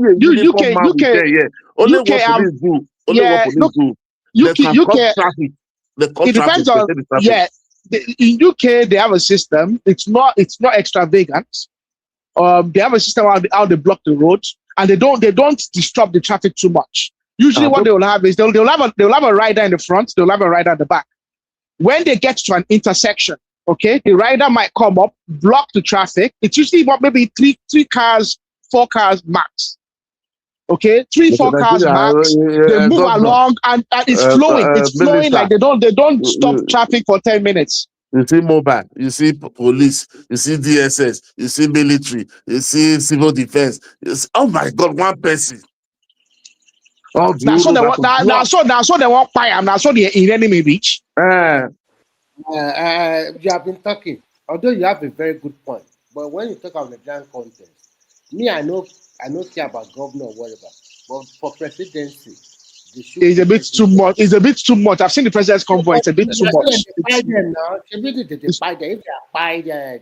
is too much. It is too much. Your enemy know reach that. Instead of making a lot of, why don't you use a lot of plain security men that people would not even know they are security people? How many times does he travel? He's traveling in a bulletproof vehicle. Okay, we use the example of Muritala Mohammed. Muritala Mohammed was you don't even use a bulletproof Benz. It was just a regular Benz. Just a regular Benz. Tinubu doesn't even use the S-Class that much anymore. He has an Escalade these days. Escalade there. And that thing is bomb-proof, literally. He has those Nigerian also buying that Escalade too. Because the level of protection is more than the S-Guard. Aaron, see, let me tell you something. What people don't understand. Today it's not like before. During the time of Muritala, Shagari, that time Nigeria was still a little bit better. Politics was because people go with politics with merit, not with money. But today you buy it. Nobody can challenge Tinubu unless that person have the kind of money Tinubu have. That's only the person can challenge. Because you have to buy it. You cannot just buy Tinubu and go there and sit down. No, you can't win an election like that. You have to go back to Tinubu and sit down. What are the other people going to do? Looking at you because they don't want to sit down there. You understand? So I don't know why they are afraid. Because if you have money give you your post today in Nigeria. If you want to be a senator, it's your money. If you don't have the money, go and shout. You will not go there. You understand? Power, nothing can take you. The sentiment, emotion cannot put you there. Okay, I don't know why they are afraid. You have a bulletproof. Just block road. Look at this when it was in when it was in National there. Go and look, go slow. Just block road for more than presidents have not. It's too much. It's far too much. It's far too much. You know, for the first 2 weeks of Tinubu's presidency, he wasn't using the Aso Rock. They were still renovating the Aso Rock. He was coming from his own personal residence every single morning and was causing traffic. It's far too much. I've seen the president's convoy. It's far too much. Now, I know the reason the president's convoy is long is not because of his own personal convoy, but because every single minister, all the Femi will want to come with him. Femi too will have his own convoy. Everybody wants to go with him anywhere he's going to. If they don't have a business going, they don't have a business going. They have things to do. They're not doing anything. They're just they have a ministry. If they have a ministry to run, all the governors. Abroad. He wants to travel. Abroad. 4 governors. 4 governors are going to. Okay, he wants to travel abroad. 4 governors will escort him to the airport. All of the governors, when he comes back, all of the governors go and meet him at the airport. Literally, all of those governors have their own convoys that are probably 5, 6 cars long. Jesus. A few ministers, a few military generals, and all of them because what? You want to go and welcome the president? He has a job to do. You have a job to do. Look, the president. You have a bulletproof in Abuja, and you have to get another bulletproof to keep in Akwa Ibom in case if he went home. I understand that now. That's a standard. Even all the governors now, all the governors have car in Abuja. They have car, and some of them have car in one car in Abuja, one car in Lagos, and they have a few cars as well in their states. That is normal for all of them. They literally have a fleet in all the states. All of them have a house in Lagos. That's the thing. Like a government, like a state house in Lagos. No, but all these are state money now. Can they don't try that one again? And the government buy you one car as in Abuja as a senator. So you think say they have to buy another one for you? The one you'll be using when you go home. But if so you know the drive car before you come this, you know the drive car. You want a governor, everything. All those one, what about all those one you have? No, it's not enough. Okay. Look at them. Okay, so when they started this new Senate anyway, and this new legislative assembly, this new one. There was all of the over 300 reps, okay, and the over 100 and something senators. I think 108 senators. That's what they are. Only two or three of them refused the Prados and the Land Cruisers that they bought for them at over 160 million naira each. One from Katsina, one from Kebbi. Like that Rufai boy, the Rufai boy, and someone else. Even all these Labour Party miscreants, they collected. That even look all those Labour Party that even spend money on their election was just free. 3 years that grade is still in there. That is Nigeria character already. But the reps today. People go to politics to just so there's no job, nothing. So just go and accumulate. So that's what but you know one thing that's offensive about it? The reps are actually not bad, you know? The reps are not bad because a lot of reps and new guys coming in, the reps don't tend to be as rich as senators. But look at the Senate. The Senate is full of former governors. No, that is retirement. That is retirement. It's full of former governors, okay? And all those governors have a pension. And part of their pension is that they get official cars from their state. So think about it. These are individuals that actually literally have new bulletproof cars. It's only bigger than the former Ogun State governor that when they become a senator, they are right to the governor that they should stop all the benefits from pension. The state. So these people are still receiving the benefits and they're receiving a car every 4 years or whatever their pension term says. So they literally have bulletproof cars already. And they still willingly collected new Land Cruisers, knowing fully well that they don't have a physical need for one. Can you believe that? I'm telling you what they're doing there. They're just sleeping there. Is that not greed? Sleeping. You never see that chamber. You never see it full one day. It's always counting. Is that not greed and avarice? You already have what you need because you are pulling pension from a state. And you are still willing and happy to collect something that you actually do not need. You already have a car, you already have houses in Abuja, and they are still collecting housing allowance. Knowing fully well that they actually own their home. They already own their house already. They don't pay water bill. They don't pay. But America, Europe, you pay everything. They don't give you house. Some of these senators, we care to put their names in the papers for them to go and pay their tenement rates. That's how bad they are. Nigeria just pay everything for them. Nigeria just pay everything. Even the money you use for your election, once you win, Nigeria pay part of it back to you. What kind of country is that one? About What do spending you your mean? money in election. If you win, They pay more the than federal what they government have will not pay spent. part of that money to you. They pay more what they spend because Eh, if they start turning out projects, they will inflate it. They will get their money back in 3-4. eh. As I said, the moment they change it to state resource control, everybody has to open. We Want open, that my free brother. money Yes, you are again. right, 100%. Oh, I don't think so. That's not going to No, solve no, it. no, no. No. It will My stop. state, I cannot be spending my money. I'm seeing you now. You know, because you are If taking you me to don't Abuja, telling me they will make it part-time. instead I will be Most paying you national now. assembly. It's your state now. So they can't be paying you all those Do things now. you think it's your state will be spending not act like that and you spend majority of the money to Abuja on some senators to go and enjoy? No, Bukala, it's not going to happen. State will make it by force This to is become a change, part-time, all drastically. those senate, all those things.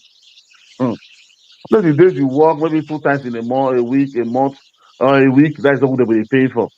So the state will make it to become part-time. State will not be spending that money on Some you of now. them don't even go to their state anymore now. Why must you be showing us that you are an engineer? Every time you open your microphone, we see machine working in the background. Well, Oh, might be no vex. Yeah, no vex.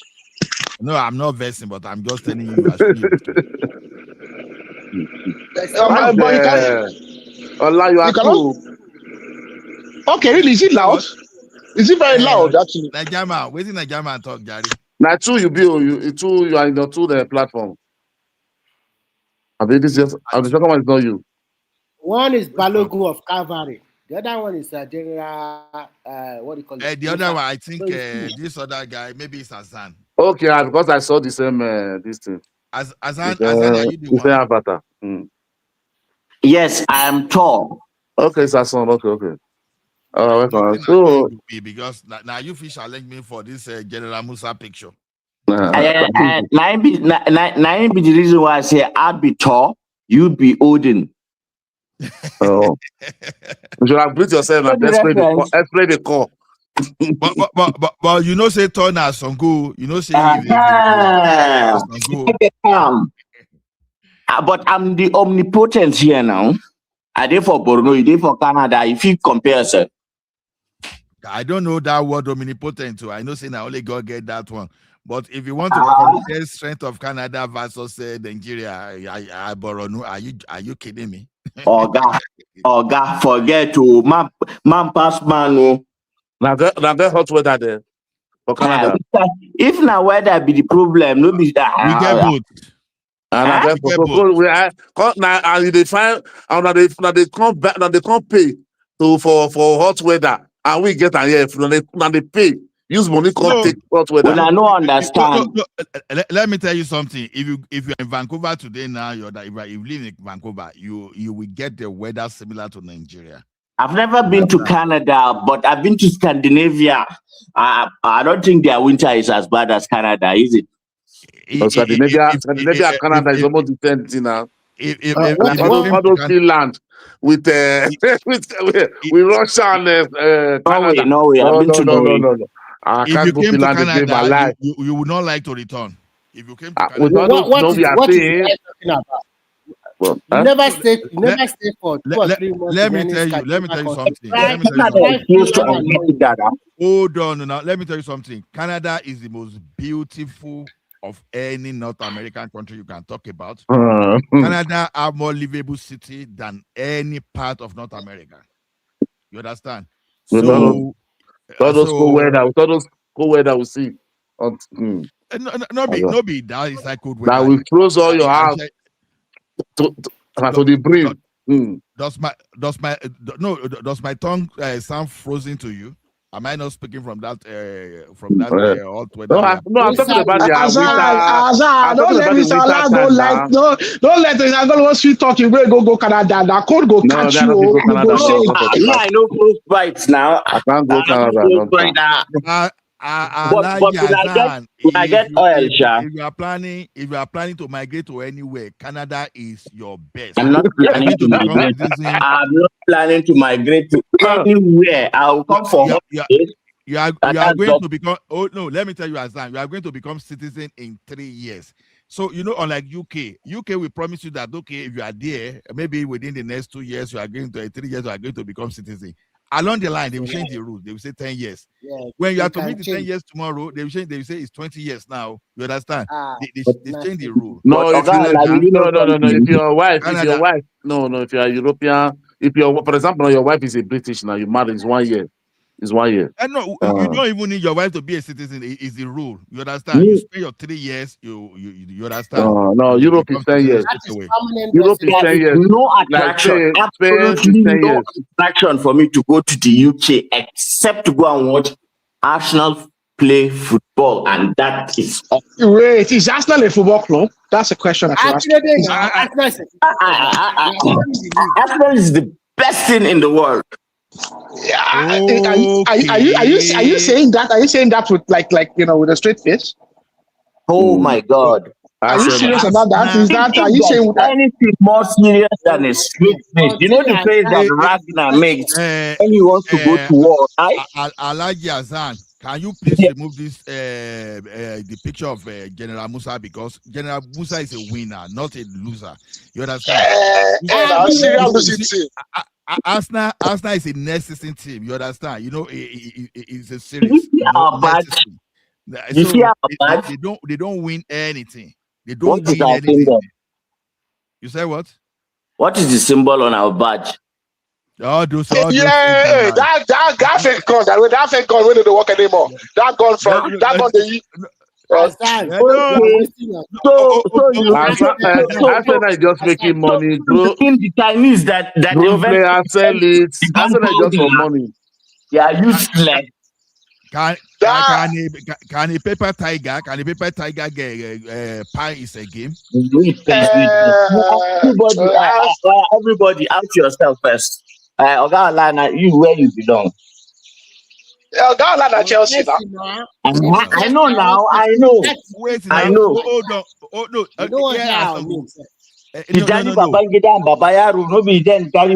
Yeah. Blue is the color. Football is the game. We are together and winning is the aim. Which one is allowed this morning now? These are one of the few things that are remaining that we enjoy in life. Hold on, Azan. They say blue is the color. Football is the game. We are together. Winning is the aim. Tell me your own right time. We said winning, and we keep winning. The first edition of the latest Club Football Cup, World Cup, we won that. I beg you. You don't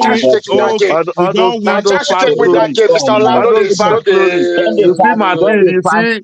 You see Madrid, you see Barcelona, you go and go in. You see Manchester United, you are talking about football, you are talking about all this sports. Hold on. Hold on.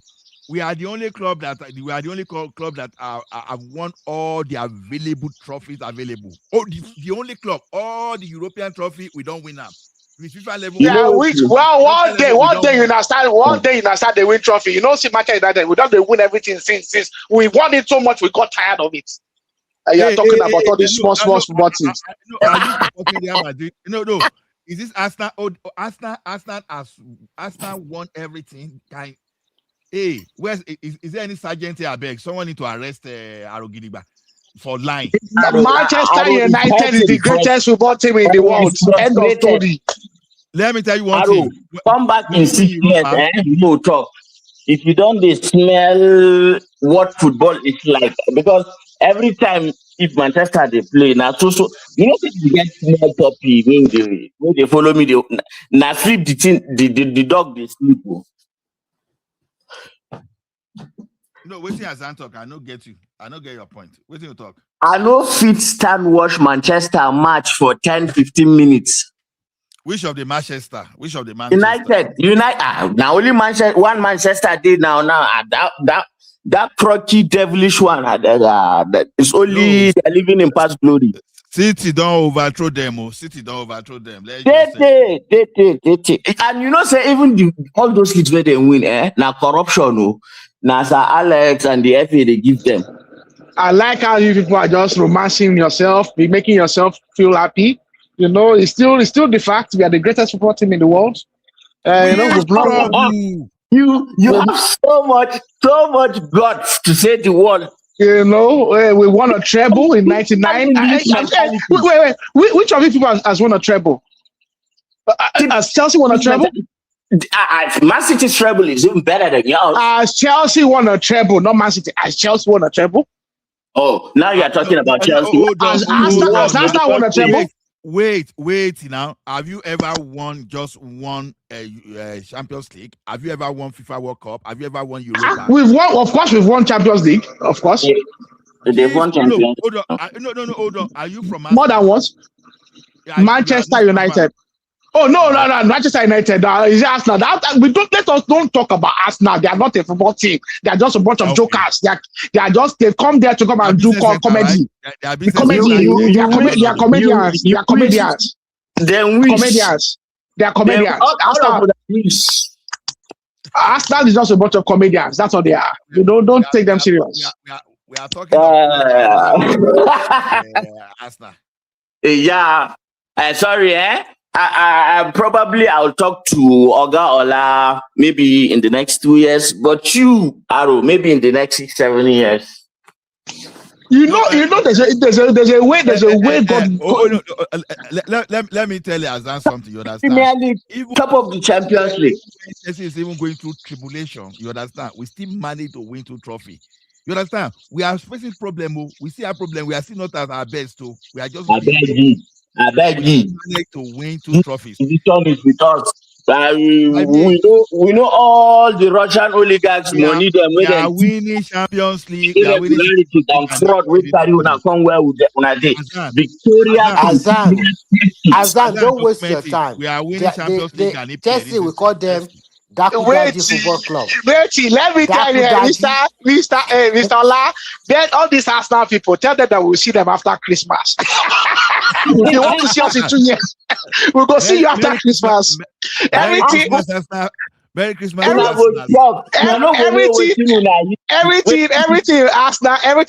after Christmas. That is when we see them. Don't worry. This year is a change. You see now, you see as we dey now, we dey carry poor spirit. But when we enter January like this, now Odin will be. Don't worry. After Christmas, we will see what you people can do. You people, have you ever been successful after Christmas? If we still remain on top of the league, what is going to happen? It can't happen. How will it happen? Don't even entertain the possibility that it will not happen. It will happen. We're going to leave the Champions League. Azan, see the hatred. Why do they hate us so much like this? For God's sake. I don't hate you. I don't hate you. Nobody hates clowns. Nobody hates clowns. We laugh at clowns. We don't hate clowns. Wait, Gary. When they telling you the fact? When did they telling you the fact become hatred? What do you mean the fact? See. Okay. Oh God. Okay. When you make when you make banter, and the banter is not coming from any place that has anything rooted in fact. What is that? You people, these Arsenal fans, you don't want to listen to the truth. See, we are telling you that you guys, you are not a football club. If I told you that Ola, first of all, go and sit your dilap ass down. Oh, he's back. He's back. I can't BT, I cannot believe you support that nonsense football team. You are such a stand-up person to be supporting us now. You can come to die-hard Arsenal fan.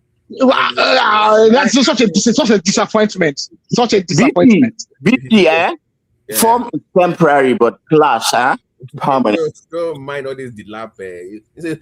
Buy or see, you go buy dilap. You're not talking. You go to can you believe it? Arsenal, what a team. Nonsense. What are we talking about? Man U that's supposed to have been relegated last year. A team that does not have a clear purpose. I beg, Gary, what is Man United self? Go self. We are giving you people a chance. We are giving all of you people a chance to catch up to 20. We are giving you people a chance to catch up to 20 Premier. We are giving you a chance. Please, how many champions? How many Premier League trophies does Arsenal have?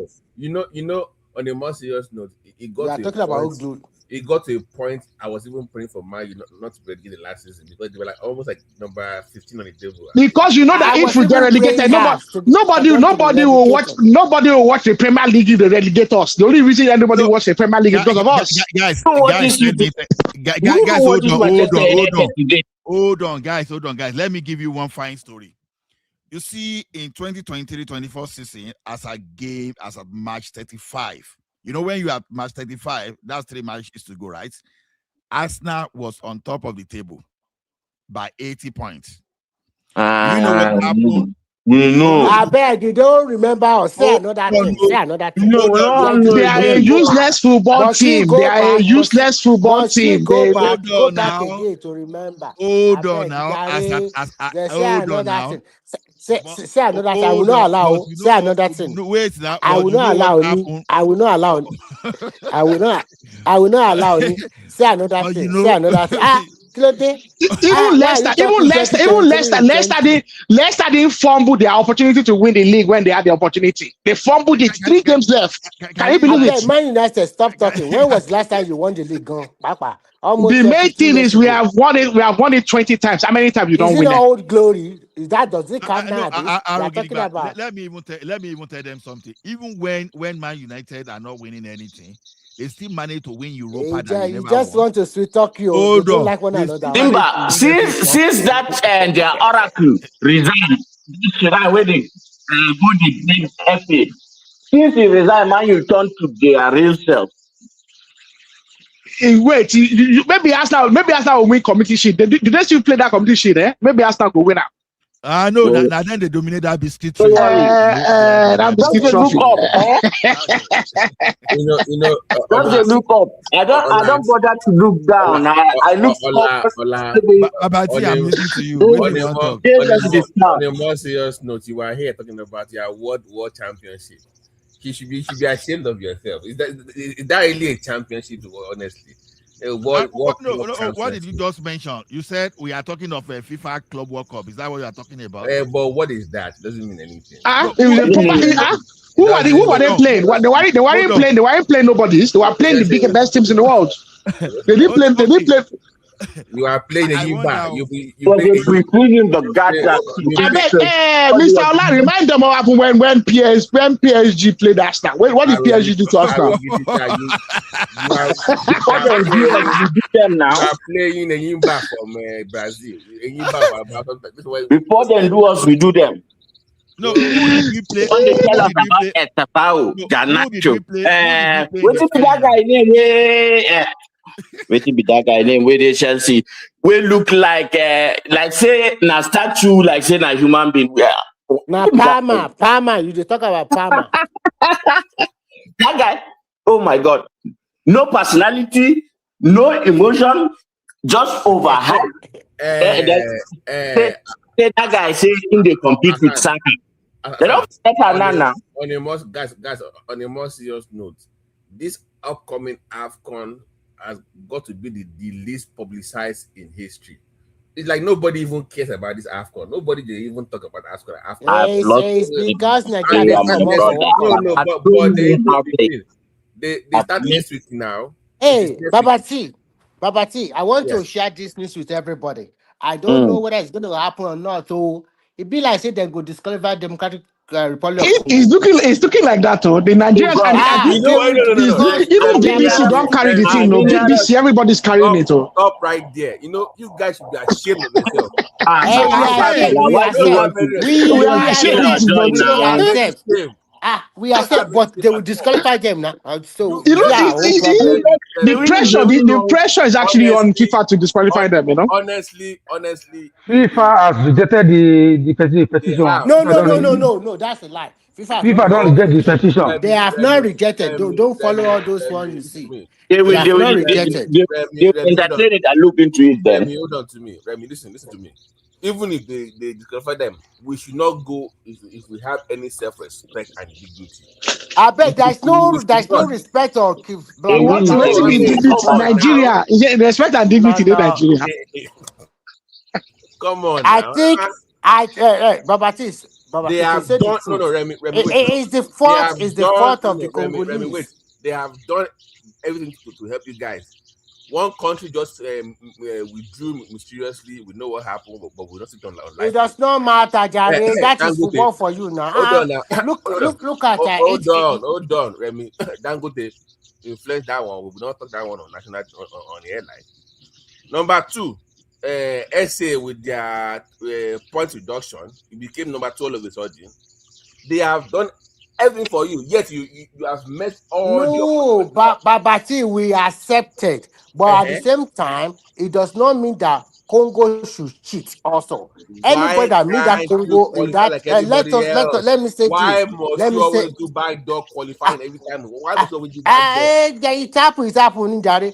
Even if it's Cameroon that play Congo instead of Nigeria, they will do the same thing. They will take them to FIFA because they have cheated. What they have done is cheating. Ola, can you believe what Remy is saying? Truly believe. We want to go to World Cup, Nina. A win is a win now. A win is a win now. Don't you have it? No, let me tell you one thing. It's not about going to the World Cup. You should be ashamed of your quality. Okay, them bad. We are ashamed of our improve now. When? No. That's not good. Why will you improve? That's not good. How will you improve? No, I think we are just looking at it. You guys are looking at it from the morality angle. What concerns morality in football game? The main thing is we go to World Cup. We go to World Cup. BT, don't you know that you get the opportunity to go and watch your team at the World Cup? You live stateside. You get a ticket to go and they will disqualify them. I'm happily shameless and Nigerian. So that one is that one. See, Aro, at home, there are a lot of kids that we have. I have nephews, nieces that come around, during World Cup to come and watch football. That has been the tradition of our house. I watched 1994, 96, but for the past 12, 14 years, this generation of this family, they don't know waiting be Super Eagles. They have no, because it's always failure. I want that to change. Let me give you one example. One country has a war that even us. Look at Cameroon. Cameroon has 2 teams right now, and they are going to Nations Cup. They have 2 teams, so they're like the PDP right now. A country with 2 teams. They have 2 coaches. Bullets and 2 NFLs. Imagine. And now Eto is in control of one. Eto is in control of one, and then they will disqualify both of them. Now they won't play any match in the Nations Cup. They are stupid.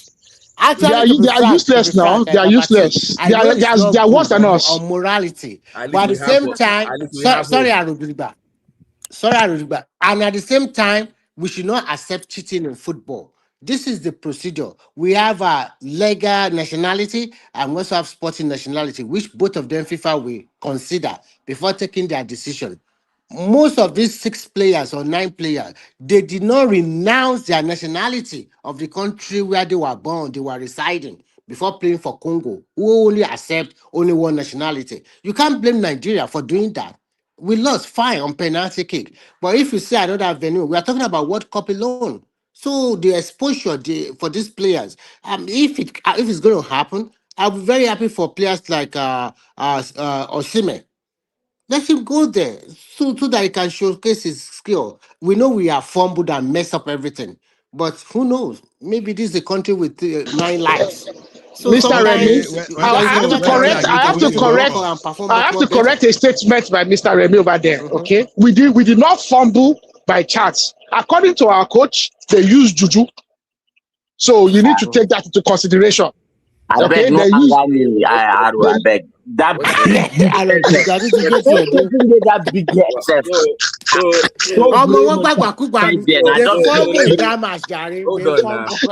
But according to the coach said they use juju now. Cameroonian. They have juju. They have juju. Your goalkeeper saved 2 penalties and you still lost. Yes. I mean, what else do you want? Your goalkeeper. That's the juju now. That's the juju part now. Of what? Didn't you hear what the coach said? The coach said they use juju on us. Didn't you hear it? He said it on TV now. I mean, so I agree with him. They use juju. When I had that team, I was so deflated. But Arugidigba, do you think the chances of Congo Republic being disqualified is as high as 90%? It's you know what? The problem is this: the pressure is being put on FIFA using. I heard your question. The problem is this, okay? What I think they did a costly mistake, and I also read something that they fumbled. Players, it's only the like they are going to play the match today. Last minute, they did transfer. They did transfer last minute. Yeah, they did transfer last minute. That's the first thing. So the problem is this year, they fumbled, okay? The problem now is this year, there's actually, because Nigeria people now, we are very heavily influential on social media. The pressure is actually now on FIFA for FIFA to do something. Now, really, it's hypocrisy. It's hypocrisy from Nigerians, okay? Because literally half of our own team as well have dual nationality. No, don't do that because Nigerian law allows that. I know. Don't look at it that way. We accept dual nationality. We don't have problems. But we accept. They don't accept that dual nationality. Yeah, and all of those. The other thing about it is most of those players are individuals that already represented the foreign teams at senior level. So they actually those guys only got an exemption even to start with. So people like Wan-Bissaka, hold on. The Nigerian team was very smart. They wrote a CAF for like Uche now for each individual. Like, are they good? So they have it in writing. So we are good. The Congo won. They did not do that with their own players. Yeah, they sought permission. They sought special permission from that. I want us to win on the field. Why must we always do this now? A PDP, APC thing? We are shamelessly Nigerian. This is the first time we're using this time now. This is the first time we're using this time. We always win on the field. You know, see, as Argentina struggle before they win the World Cup. They struggle come up for that group. So that me say we say that this might be our year now. What do you mean? This might be our year. Yeah, it's not rational. You can't. You know the way God does His wonders. God does His wonders in fantastic ways. You know, we Nigeria for life. We struggle. I will not lose hope. It be like saying we be unbelievable. Everybody's just doing mistake. What kind of mistake is Congo doing now? So Remy, so you are one of those Nigerians. We will use Boneface. We just go there, use our Boneface, and we don't do World Cup. We don't do. You got to the rest from here, but at all. Remy, I can't believe you, man. So you three are one of these Nigerians. I want to go to World Cup through the back door. This is not through the back door. I bet that you don't talk about in all. This is a fair game. We are not the one that asked Congo to go and use ineligible player. Mr. Remy, all this fear in love and war. This is war. So all this fear in love. It's war. That's what I said. Thank you. So we don't get share. When I'm supporting my team, at the World Cup, there's no shame there. And then that's it. You will now be. Everybody will now be looking at you like, okay, so how did you make it here? You're the only one that came here. It doesn't matter. We're not the only ones that we are not the World Cup. Everybody else fought to go there. You are the only one that came to the back door. We don't care about that. We don't care about that. We don't get shame. We don't care as ugly as possible, but let's just win. I don't care. No. Do you know how? What about Man United that play ugly football? Man United Mr. Wait, Mr. Remy, I won't allow you to say that. Winning the Euro. You always play ugly football now. You play ugly football. What kind of football are you playing? It's not ugly. Do you know how bad this is? No. There are a couple of. Do you guys remember what happened then? No, hold on now. Remy, do you know how bad this is? That means we as Nigerians, we went and dug. They went to read Congolese constitution. Now constitution, go and read it. Do you know? They don't even have a proper constitution on their one now. Arogidigba, do you When I went remember from calculator FC to constitution FC. In 2018 World Cup, when we have already qualified, is it 2018 or 2014? Algeria, they petition FIFA that we use ineligible player. Is it because we have more higher points? No, that one is different. I bet it's the same thing, Jared. No.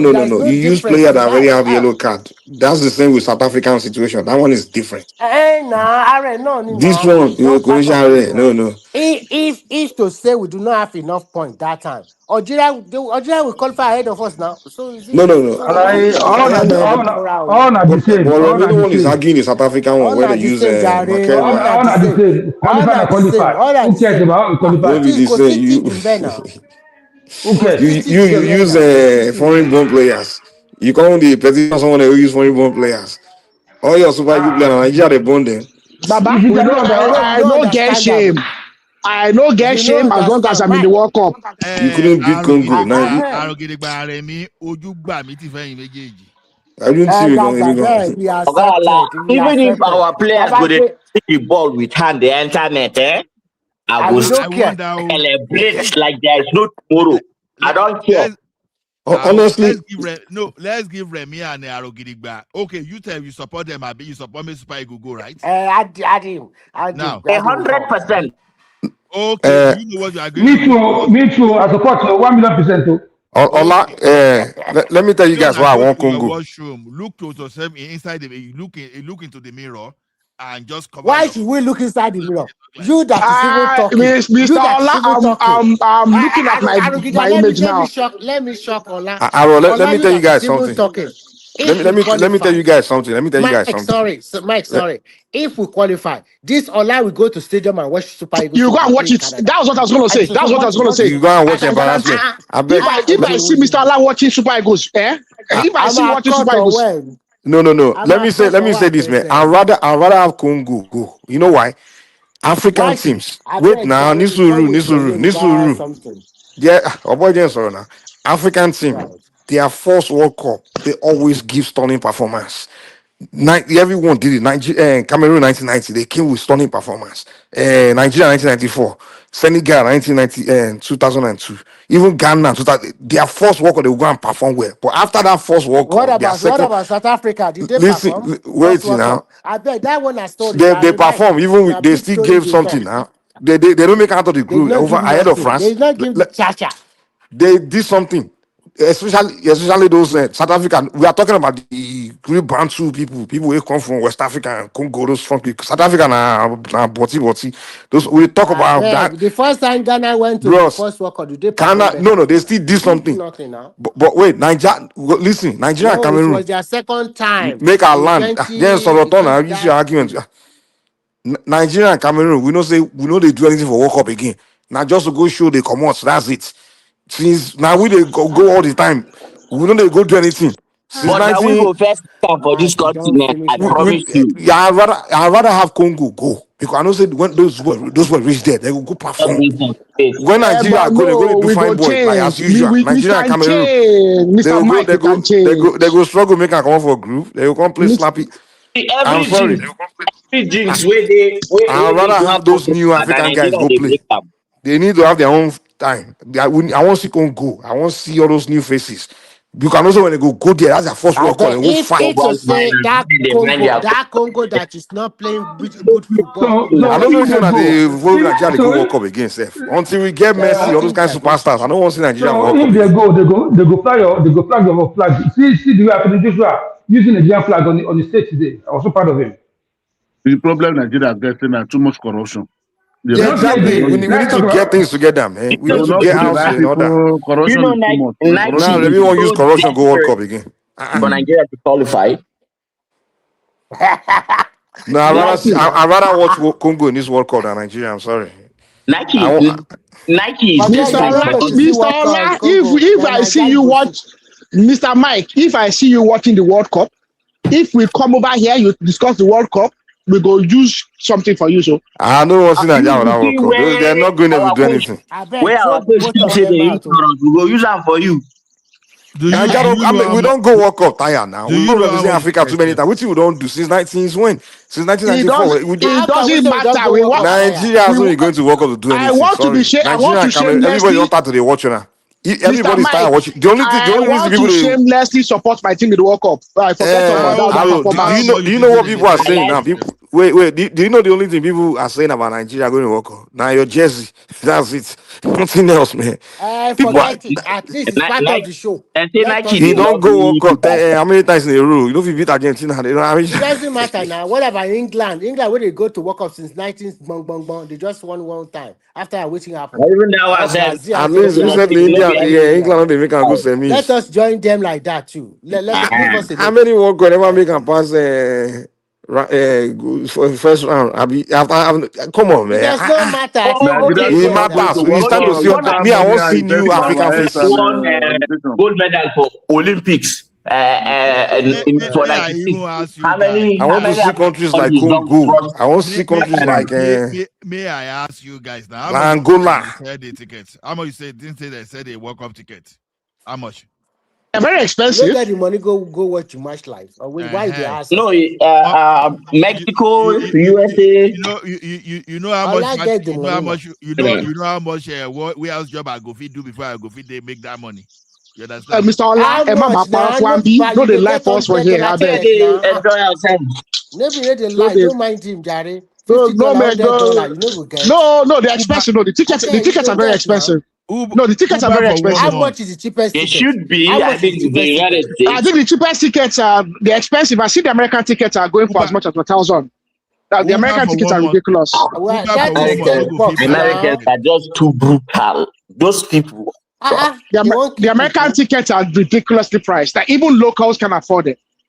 You know the way a lot of the matches we played are like at local stadiums. Even the locals that go to that stadium that are meant to be guaranteed fair prices can't afford the tickets. Not careful, they will lose a lot of money because of the time difference. They are not going to get the TV viewership, and then the film move away from Canada and give another country. The point is that, guys, hold on.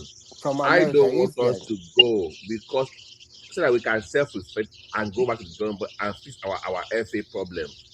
Yes, no, but you don't do it. I beg. Football don't change. Football don't change. Remy, if we go, we'll keep having the same issue. We must actually fix our FA issue first. But FIFA will not let us fix our FA issue. We don't have problem. FIFA will not let us. FIFA will not let us touch our NFF now. Federal government can't touch them. FIFA can't let them touch them now. They won't. They won't. No, you can. Nobody can touch them. Want to now. No, you can't. Ow. And then FIFA will sanction us and ban us from international competition. Arrow, not through official channels, through the back door. No, you are going to use EFCC. No, your voice is cracking. Yes, yeah. In fact, I think the best thing is for some of our old players. How can you have? Look at what Mikel Obi said like two nights ago. Now, look at what he said. Where they have to bring money to them in the hotel room. Look at the FIFA. That was not. Yeah. I wish Obi would stop washing our dirty linen in public. No. You got money from FIFA. You pocketed the money. Government had to send money to them in Brazil to using a jet overnight. But you know that this one, you know that this qualifiers they just played against Congo. You know they hold their money as well. You know it wasn't the federal government that paid. It was a private citizen that brought the money out. Just a private citizen that lived there. Look at what happened. Just a big man. Look at that stadium in is it KB Stadium? That 1 million stadium. Look at that stadium.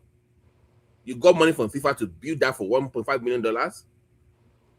Come on now, guys. You can't keep having that kind of country. You must fix that problem first. People pay. You know, corruption has become a culture in Nigeria. Mike, culture. Let me ask you this thing, What happens since we begin to do this democracy? Our football no they go anywhere. Democracy and corruption culture now. If you are not corrupt in Nigeria, they will look at you like you are stupid, you know. So when you enter the gathering in Nigeria today, if you are not ready to be part of the corruption, Even the system, just Nigeria. If you don't know how to lie, If you don't know how to lie, lie just like a norm. you are the criminal. It's just like a norm in Nigeria. You say you are dumb. Yeah. So don't be looking like somebody that is mad. Soldiers at their core kind of like you know Nigeria don't become country. We say if you don't know how to lie, if you are not corrupt, you are not smart. Mike, you know that stadium, that land was even given to them for free by the community.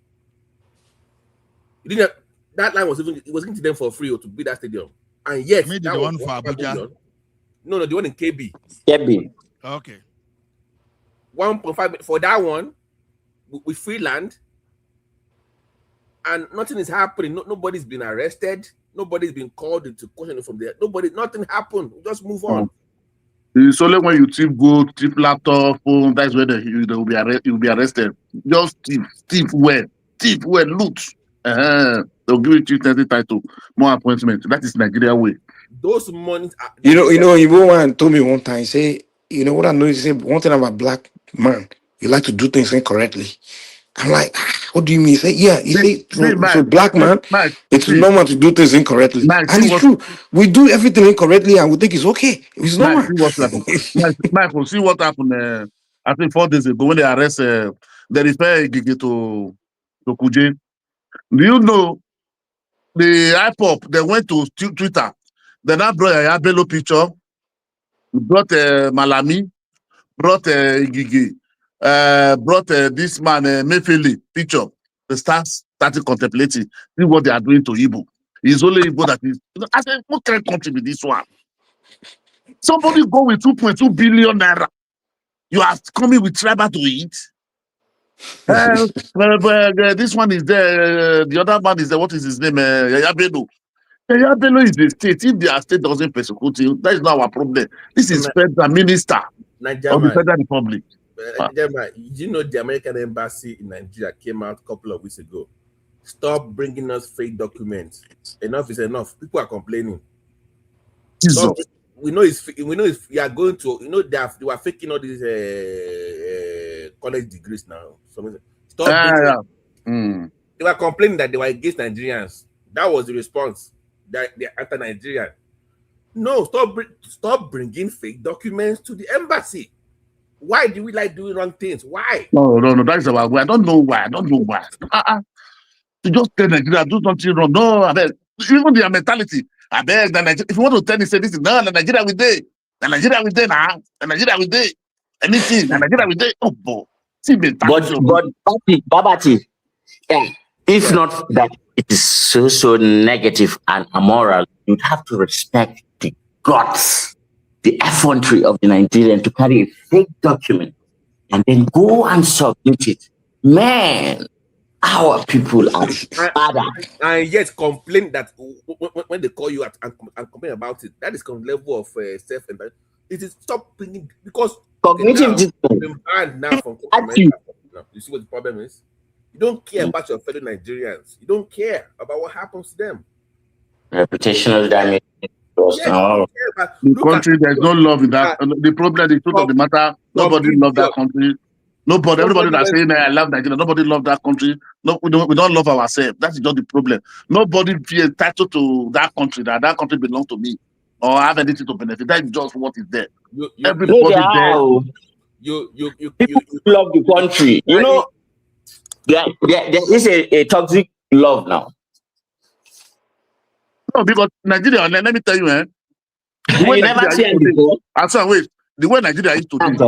If outside they want to invade Nigeria, there are people in Nigeria that are ready to take them and fight Nigeria. Yeah, it's just one subset. I'm not hearing you. What is your mic is not? I said it's just one subset of Nigerians that are more likely to think. And we know them now, so why are we disturbing ourselves? Who is the moderator? Who's the moderator? How do you leave me at the backstage for 3 minutes? It's not let that one settle. Typical Nigerian behavior. 3 minutes is too much. The moderator is multitasking, so because how do you leave me backstage for 3 minutes? You want me to close down this show? I'm doing some editing. I'm doing some video editing. Do you want to? I'll send everybody home now. I don't even, you see, that Nigerian football, honestly, because if you have money, go and buy a club. If I have money now, you can't make money from the Nigerian Football League now. There's no money to be made. It's corrupt. So I can't put my money in that kind of league either. To invest for what? MTN are giving them pigeons. I remember Kano Pillars. Instead of flying, they gave them one crocky bus and they had an accident and all died. Look at what happened in your area, Asan. So because somebody won a game in your stadium, you came down there and beat the players up and nothing happened to the team. Is it Katsina or Borno? It was not Borno State. It was Borno now. You beat them up in your area for losing the match. Yeah, man. Na Agberos. And there was no crowd control. So everything is just disorganized. MTN, they pay lip service, say we are putting 11 billion. How much is 11 billion naira for a league of a country as big as Nigeria? How much you want them to put in? Come on, man. Did you say 11 billion or 11 million? Yeah. Yes, 11 billion. That's a lot of money. If they put it through, that's a lot of money. The only way you can make money, do you know the new system in Nigeria now? Is if you as a player, as a team, your player will be sent to an European club, right? Where they develop that player. If that player becomes something and they sell that player to a different club, you will not share the money with that team. Maybe get 5 million euro, 10 million euro. That is the only way you can make money as a Nigerian club, because the money is not enough to even fund the club in Nigeria. You must sell players abroad with the hope that they become something, you can get money from them. That's the only way. 11 billion naira is not, just look at it. We're talking about 20 teams traveling from one state. MTN there's one part. There will be one part of the sponsorship. So and there's Nigeria too. Yeah, you have to have revenue. You have to have revenue from diverse sources. You have to have ticketing. You have to have advertisings from different. You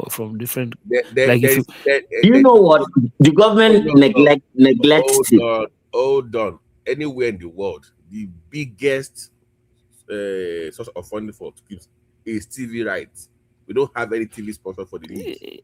So you can't. Do we even have proper TV station? Do we even have any proper TV station? They're showing church. They're showing Sunday service. What you want to consider football? No, those channels are dedicated church channels. They're showing Sunday service. Okay. Look at NTA. Look at as useless as NTA is. Does NTA have a dedicated sports channel? Dedicated. You know what? The quality of NTA, you will not be seeing the football, but you just be imagining, okay, it must be around this area since this guy just, threw his leg that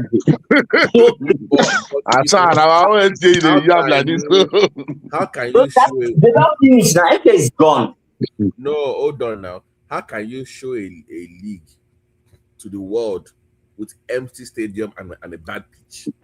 It's not look good. And you want people to come and invest. Exactly. Nobody the place and talks coming in with Koboko in case this referee them give up Koboko. So look at what happened in Borno now, where somebody lost a match and they beat up the players on live TV. Investor will run.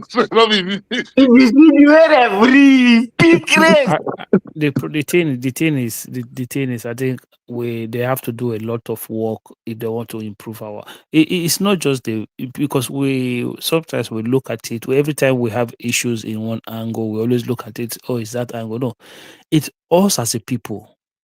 A lot of things about us is so wrong. Lot of things about us are so wrong. So we need to first of all, it's almost like last time I was saying to myself, maybe we should write off this generation of Nigeria and just concentrate on the ones that are in primary school now. Baba, the ones behind safe are not the ones right behind these teenagers that you are seeing. And anybody in Nigeria not teenagers, so the one in primary school. The ones between 10. The one in that primary school. Is it not the same mentality you have to do? Baba, 12 years old. 12 years old, don't do court for Nigeria. No, we will go primary one, go start for primary one. Then we teach them. Is it not the same mentality we have to do? They are going to bring people for heaven to teach the primary one. The problem with human beings is that we learn by imitation. It's not what they tell you. You imitate. Let me tell you one thing. It doesn't take time to change these people. You just have to add something that give them economic value. They just change by play in 3 to 10 years. Everything. So we need a chairman Mao with his goons. Maybe a okay. Wait, Mr. Alan, okay, look at the budget now. Security, 5.something trillion. Now budgeted for it. Education, 3.something trillion. Health, 2.something trillion. That's the total of the security, health, and education about 11 trillion in the 230 million. So what are we going to get in that one? Yeah, but that's not the budget of the fire department in New York last one is more than that. Which education you are going to give to people with that 3 trillion Nigeria, like with that one? Yeah, the money is small, but that is not how it works now. This idea, and this is what I keep saying, that this country, Nigeria, need to go really, really hard on true federalism. All those things you just mentioned now, none of them should be provided to you by federal government. So why should federal government education budget be 100 billion? What are you going to like? But the federal government needs to create an environment that federal government need to be the people that create standard, policy standard. That's what they should do. Is it not money? Federal government building hospitals everywhere, building schools everywhere. Why are we doing this to ourselves? Progressive, you will not see. So I have built this community hospital. It's not a job now. That's the government. This is the problem we have. Why community also too? It's for local government to be building. It's for local government to build. But there's a few local governments in Lagos State that are doing very well. Does that local government federal government will be telling you that they want to build health centers? Why is he there? Is the point? It's not his job. Stop cutting tape in what's not his job. Go and face your own thing. So to forget his point. Even when it comes to education, don't we have SPEB? We used to have SPEB now. You can work with them to create standard, like you said, and they will have their own curriculum and stuff like that. They can say this is the minimum requirements. That's it. What do you building schools? Federal government building schools, building hospitals, building borehole, building health centers. What kind of nonsense about is that? The money? Where would the money come from? The money that is allocated by state. If you give the local government doesn't have fund, let me tell you something. Local government employ teacher there. Are they able to pay them? Hold on, Niger man. Yeah, but this is why we need to empower them. Hold on, Akim. Now you can't set aside what Niger man said, though. You understand? We need more on education, to be honest. When you look at the people, yes, it is not only the government that will provide education, but we need, because what we have in Nigeria is this. We have a situation whereby we need to push people. We need to push people. Because part of those education funds, we'll be talking of student loan, we'll be talking about what we need to spend on technical schools. Some people, they don't have that money. You have to give some kind of grant to support some people to do things. The system is already there. NEL fund is already there for that. But wait. Hold on. Is that NEL fund part of the education budget? No, it's not. Wait on. Let me tell you something. Some of us, you understand, whether people that attended the form or people that attended GSS, for example, you have what they call introduction to technology. Now, right in my school that time, we used to have lathe machine, we used to have things to this, when you... there's a lab where you come and try to use yourself. With turning machine and all those stuff. Now, you learn those skills, you understand? Like my son there now, right from secondary school now, he learned automobile, they started changing tire to some components inside the vehicle, they have jack. In secondary school, you will see vehicle suspended, right, in secondary school. So the thing is this, education is not only what is the capital of your state, Ibadan, and you wrote that. Ola. When I was in school, when I was growing up, I had friends that were already repairing TV, that were repairing radio, that went to Benin Technical College. Okay, it was not a federal government school. About now, but you see, all those schools, you have to equip all those schools for some people. Yeah, but let the state government handle these things. This just deteriorated so fast. Now, you make a very good point. That state government, if federal government come out in hand for education, it's understandable. But federal government want to put hand in everything. No, that's the problem we have in that country. So it's not the federal government. Are the state governors responsible? That's a question. Federal government of Nigeria doesn't want to. It doesn't matter. Just let them separate. Let everybody know their business. Let everybody know what they are supposed to do. That's all. Do you know what happened in Ogun State recently? Because they are bringing that textile thing to Ogun by next year, and they require to train people in technical skills or know-how. Do you know what Ogun State did? They took over the schools from federal government, those technical schools, and started building it up again. So they can bring people in. So they took it over and expanded the one in Diaba, so that they can train people for that manufacturing thing coming next year. So you can take it over as a state government. You must be proactive. Let's stop this Abuja.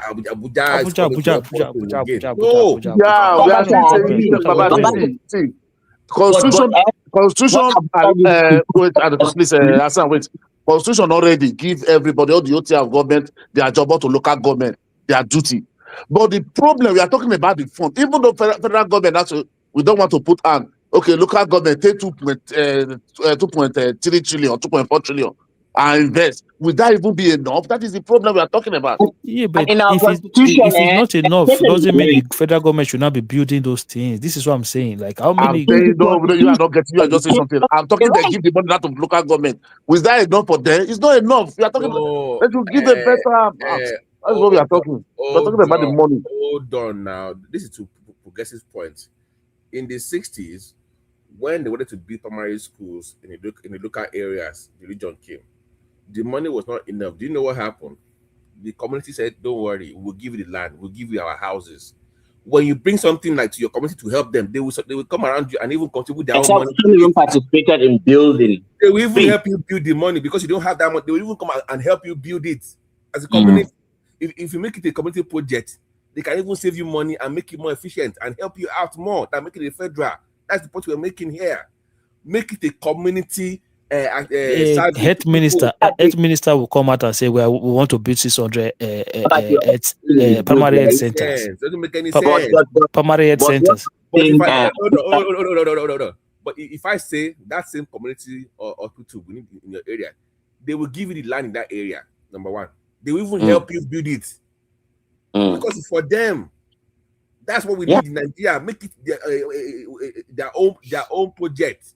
Let them take ownership. Exactly. Yeah, but no, BT, you are ignoring the fact that one senator or one representative or one big man or one big man in that area would want to, corrupt the system. You are talking about FIFA now. They give them land. FIFA give them 1.5 billion to go and build stadium, and the community give them land free. It was still federal now. It was nothing.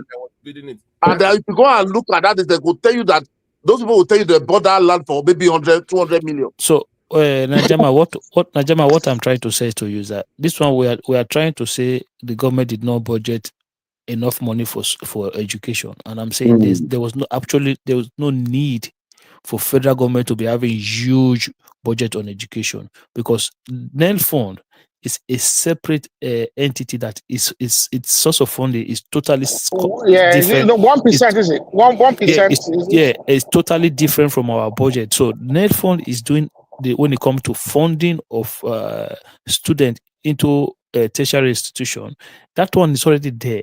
So why will you budget 10 trillion or 8 trillion for education? The main education we need is just the primary and primary and secondary. That is the main number. We want to go to university, it's no problem. Yeah. Not to bother about that one. If you are rich, go to education is not free. You want to go to university, that is your problem. But that primary and secondary have to be there.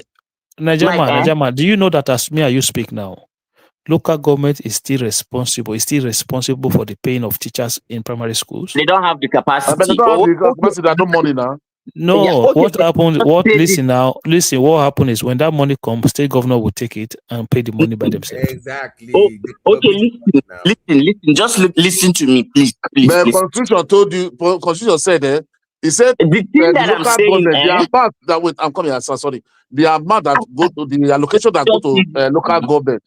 State, even state IGRO, state supposed to still take 10% out of it and hand to the local government. But all those things are not happening. Then you are saying these are the things that we should call for, not that we are saying the government should not budget enough money for education. Okay, guys, this is the point I'm making. I'm not saying that the federal government should just pump money into education and take control of it or something like that. No, that's not what I want Abuja to do. On the contrary, have you guys seen how a stock exchange, has exploded in value? A lot of these companies do not have any form of CSR. If there is a process that we can get these companies to do their CSRs and then put them in priority areas of education, in the next 10, 15, 20 years, the next generation will be completely different from these ones. But we're already collecting 1% from them. Abuja is not doing the hard work. Hassan, the body language of Abuja is indifferent. Hassan, we're already collecting 1% in corporate tax from these companies now. No. For education fund. Well, the federal government don't even be collecting all those. They just do what they do with ATM. What they did, what Buhari did with ATM, with Enugu on the Expressway. What be doing all those things? The tax is supposed to pay for 10 years. Use it to build this road for us. The tax is supposed to pay for 10 years. Use it to do this thing for us. Do you know what the companies do? They go behind closed doors, meet permanent secretaries, settle them, and then have everything waived off. They are making it expensive for people. For example, why must you change textbooks every semester? Making it expensive. You must make laws in that locality. Maybe every 5 or 10 years. Like we use Akpabi, for physics. What's the name of the OKK now? For how many years? It was OKK now. But now, every 2 years, you have a new that they must buy again. So you must make laws. You cannot just be picking books every year. You must make it every 10 years for review or every 15 years. You use book. Your younger one will still use the same book. And now, even my own, I mean, that's the way it was back in the day. But your younger one will use the same book. But now progressively, every year now is a new version every year because they wanted to buy another one again. But why are they even buying textbooks? Nigeria has a big civil service. Okay, why they have individuals that could put together a curriculum, okay, and put all the items they need into books and make it free and publish it. We're in the age of social media. We're in the age of digital ebooks. They can publish these books and have all the students access it free of charge. All those Obama teacher, all those Obama teacher you have, those are not on computer. You two they play. Now they're the Cabal too now. You know that. Hold on. Arogiriba, you two they play. When Nigerian said the budget of the education is too small, people they fled or see. Those are the things. They are supposed to be money for training and retraining of all these teachers.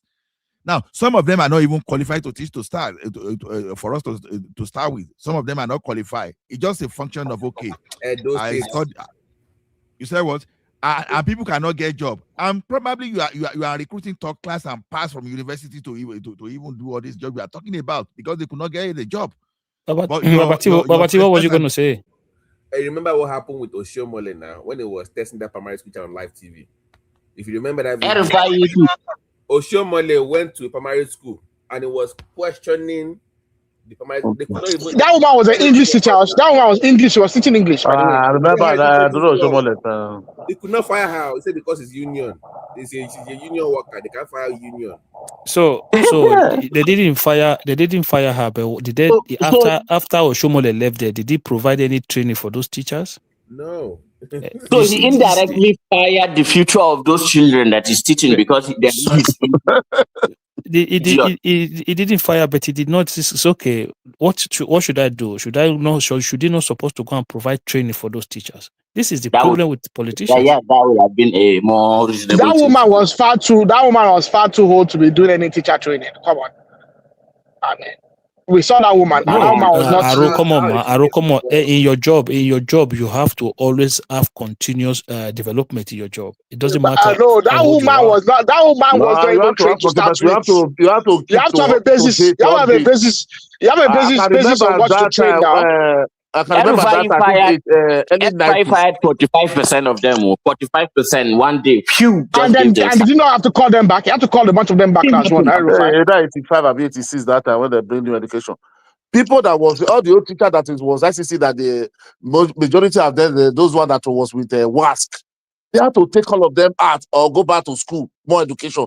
They have to flush all of them out and bring new people, well qualified graduates. That is it. You can't leave people with WASC. Yeah, but even if you bring, anytime you bring people to come and work anywhere, you still have to provide some form of training for these people.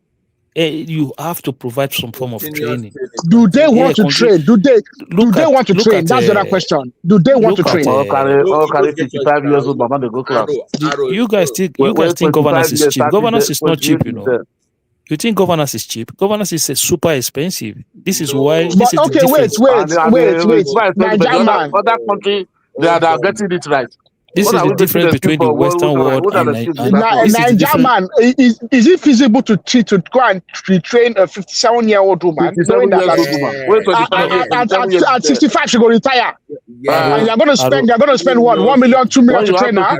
27 years there. Give her money. Let her be going. I am a young teacher. Okay, one after the other. About system, no get voice now. Yeah. Sorry, the issue is that to Progressive's point, and to the point I raised earlier, you have evil unions in that country. And you can see it across the place. What happens in Dangote? They are all over the system. The teachers union in Nigeria, they are very powerful and very corrupt. They have all this unqualified staff that you cannot get rid of in the system. No, Babati, don't give that excuse. Babati, don't be that excuse. That's why we have government. They have qualified staff. Them. That is why now. But they just exploit them. You see in Edo State, right?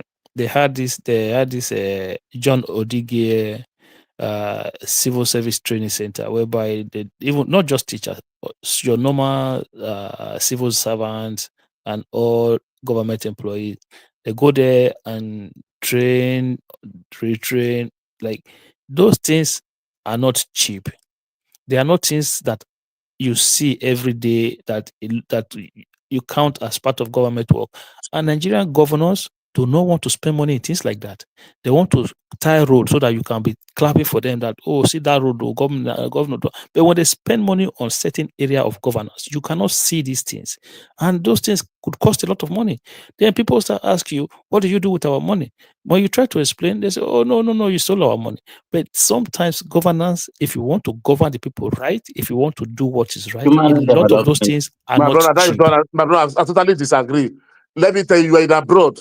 If the government is spending money there, when you get good qualification, good education, you will understand where the money is going. Oh God, that is not an excuse that you have to come and say because you are making an excuse that is not acceptable. If you went to school, your child come with good education, you will know that government is spending money on teacher. We have good teacher in this Edo state. So that is not an excuse. So we don't need to. I'm not talking about school. I just told you they had a civil service training center. Mike, let me talk about Nigeria. Let me just tell Mike something. Please, let me just tell him something. Mike, from what I have garnered, in Nigeria, if you go to the schools that the government owns, the federal ones, you call them average, okay? And if you have a bright student, that student can bloody go anywhere in the world and compete with anyone. But you see the schools that state governments manage and local governments manage, those ones is just like you sending your child, say, to a juvenile, like they've committed some crime and you want to punish them, so you send them there. The teachers don't know anything, and in fact, hardly would they learn anything, serious in a day. They'll spend the first 5 years of their life. Bring Gusi. But what about private? What about private? Now you are talking. Okay, so if you go to the private school, the private right, because you see the teachers have master's degrees. Okay, the teachers have master's degrees and all that. But then, because of course, because they're there for money. Which teachers have master degree? What are you talking about now? Actually, I know a teacher that has a master's degree in Lagos. I know a friend of mine that's a teacher in Lagos, and she has a master's degree. Guy, leave that. My sister, I have a friend that's a teacher that has a master's degree, and she's a teacher. One after the other. My own younger sister, now, she go, and she was teaching in private school in Edo State. In private school, depends on the quality of the private school. Maybe all those ones they do under Bacalic workshop. Private, all of them is private school now. Some are completed building. Some are completed building. Mike, he did not distinguish it now. He just mentioned private school. The irony of all this is that when you look at the, we do the 4331. Now Tinubu said when he wants to change it to. Because of the nostalgic something that he has, that the one he did when he was small. I don't know why he's thinking like that. But then there are a lot of graduates who are competent enough if they'll be given that, to teach. Just take them to these primary schools, take them to these nursery schools. Let the children have that foundation. And I would argue that instead of focusing on the nonsense that we did when we were in school, let them focus on robotics, STEM, and, the ICT, the technologies of the future. And I tell you, things will change within a generation. It's not some big thing, but of course, the way they said it as the politician. Okay, like in Borno now, there are blocks after blocks after blocks of schools with air conditioning. But teachers, those who were offered 50,000 said they cannot risk their life and go to those remote places for 50,000 naira. So the children are screwed. And the teachers who agreed to teach will have to be indigenous of those, remote locations. And that is not enough in reality, really. So you see, that's the problem. And the mass of graduates that come out every year, just imagine if they. And one thing too that the private schools do, NYSC, they leverage youth corpus. So some of them take like 7, 8, 9. They give them pittance as a monthly allowance. And then they teach. If you don't teach, of course, they will not sign your document before you get your allowance. So many exploitative practices. Doesn't make really any sense. They are a cabal. Just the way you said, they're a cabal. The private school owners they are a cabal. The thing is this. So when we talk of that funding our education, you understand, even it's not only primary and secondary school, and even up to university. And the mistake we are making in that country is this: we shouldn't be hiring top class pass to be teaching our people. I would rather even hire the best graduating student in secondary school that can teach that thing than to hire a top class or pass from university. To teach, because for you to have teaching is a skill. just because you have first I class know. doesn't mean doesn't mean you can pass it to other people. You have I'm to going have that somewhere. skill to teach. I'm going somewhere. You understand? See, let me tell you something now. For someone that is having first class, second class, you understand the efforts, the dedication. You understand? It does not. So all those things you have to look at is. See, you see that most people that got top class and all those people that got past, not because they don't have that brain, not because of that.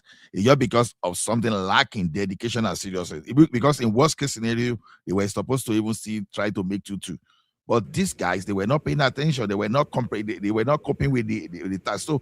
So such kind of people, you want to commit the future of the upcoming one to them. You understand? But Into the Ola, they didn't go to any teaching college either as a first class. But like to Progressive's point, it's a skill that is learned.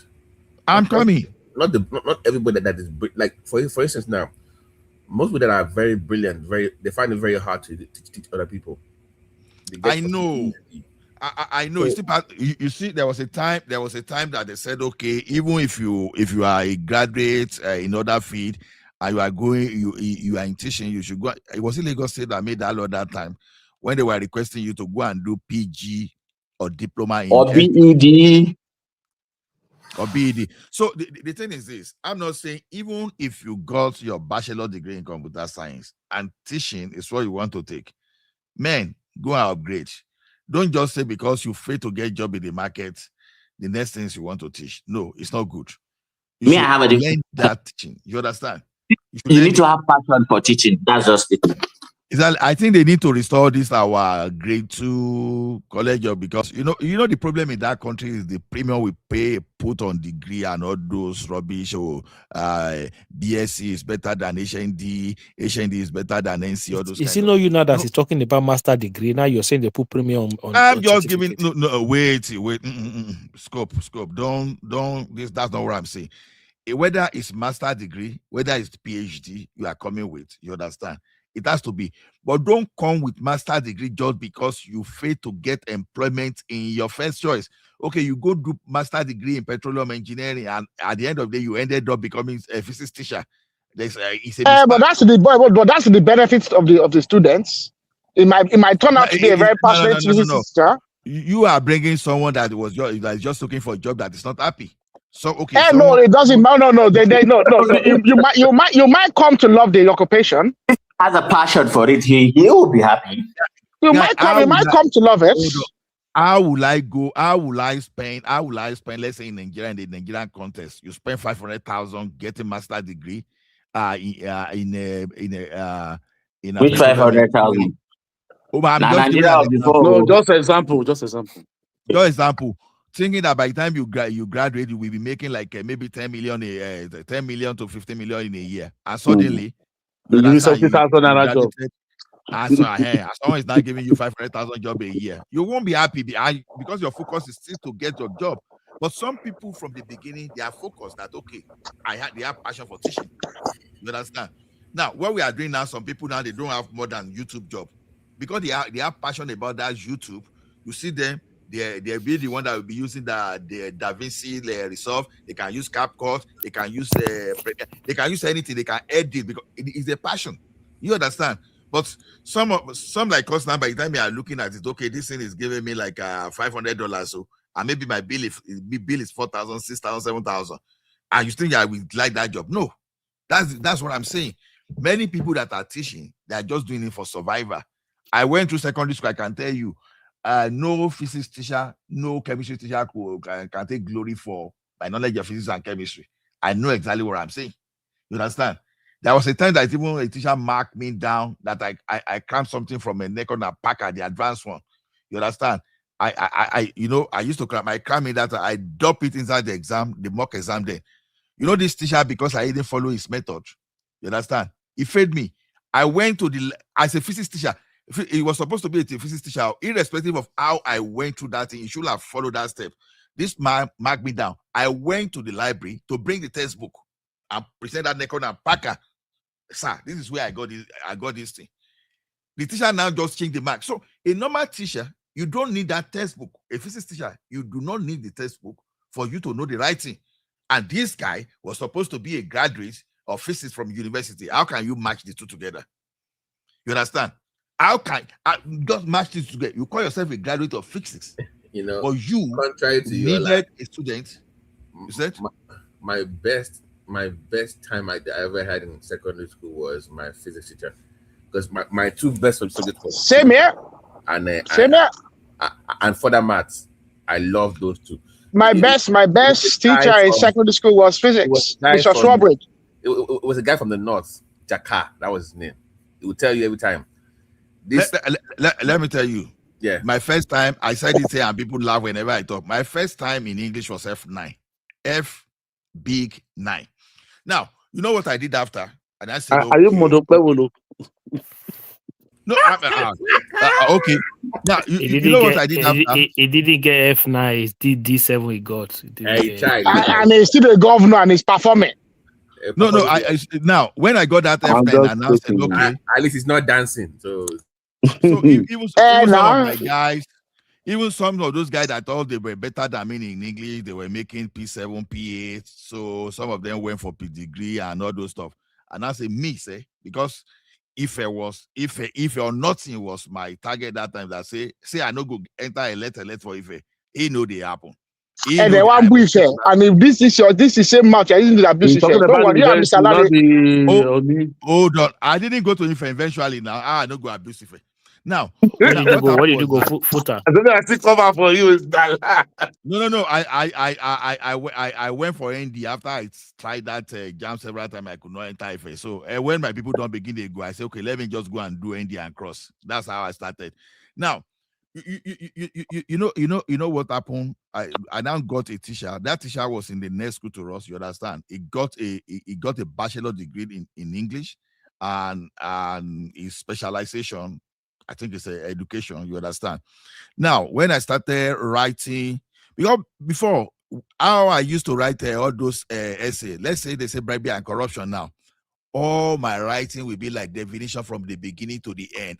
You won't even be able to explain which part is general perspective, how the thing is causing problem in our community, then the damages that so the solution. I was not writing that way. Everything was just because one way. So when you see my contest like this, it's going to be 2 or 0 directly. You understand? You know, those were the days that you will be scoring like 8. You know, you'll be scoring 8 in essay. You understand? Now, when I got teacher that knew how to, that understand how to teach that thing proper. We still got some teachers there that they didn't even know what they were doing. You know, I charged myself that, okay, I was going to write 50 essay, 50 official letter, informal. I just charged myself that every morning I will write, in the afternoon, in the evening. So I was just writing. So within a week, I started scoring 24. When my classmates were looking at me, you understand, they say, this man is deceiving you. You scoring 24. What did you write? I didn't even listen to them. You know, that was the day we were using the English without tear, all those things that we look. I've been looking at the structure of that grammar, following the punctuation. You were even scoring 4 in a mechanical accuracy. No be here with it. So at the end of the day, it was as if I never learned anything in English. And meanwhile, our English teacher at that time, if that man they blow big grammar, people would say, Igledy, everybody be hailing. I were failing English. You know, when I went and wrote my English and I scored C4 in English, you understand? Because I was slow generally, because my target was A3, but I made C4. Oh my goodness! I walked up and down all the corner of that town that day. I was just raising my shoulder. You see, all my mates I was saying, this man is. You see, Ola, you see what you said. Everybody started right? asking me, how did you do it? They start, you know, all of a sudden I became English teacher. Ola, you see what you say. You see what you said now, right? This is part of the problem we have as a people, because we are being taught in language that's not ours, and being made it compulsory that we have to pass that language before we can further our education. No. See, progressive. You know, even if we're taught very well, do you know the problem I had with my English teachers was they didn't teach us well. You understand? I wanted to write essay. It should not be compulsory. English should not be compulsory for you to further your education. No, see, even if it's still Yoruba, you understand. Your teacher was not even telling you how to structure. No, It no. would have been much. It would have been much It easier would for have been you. much better. Even your Part parents were of able to help you well, self at It home. would have been much easier for part you. of English that is That's not lacking even the point.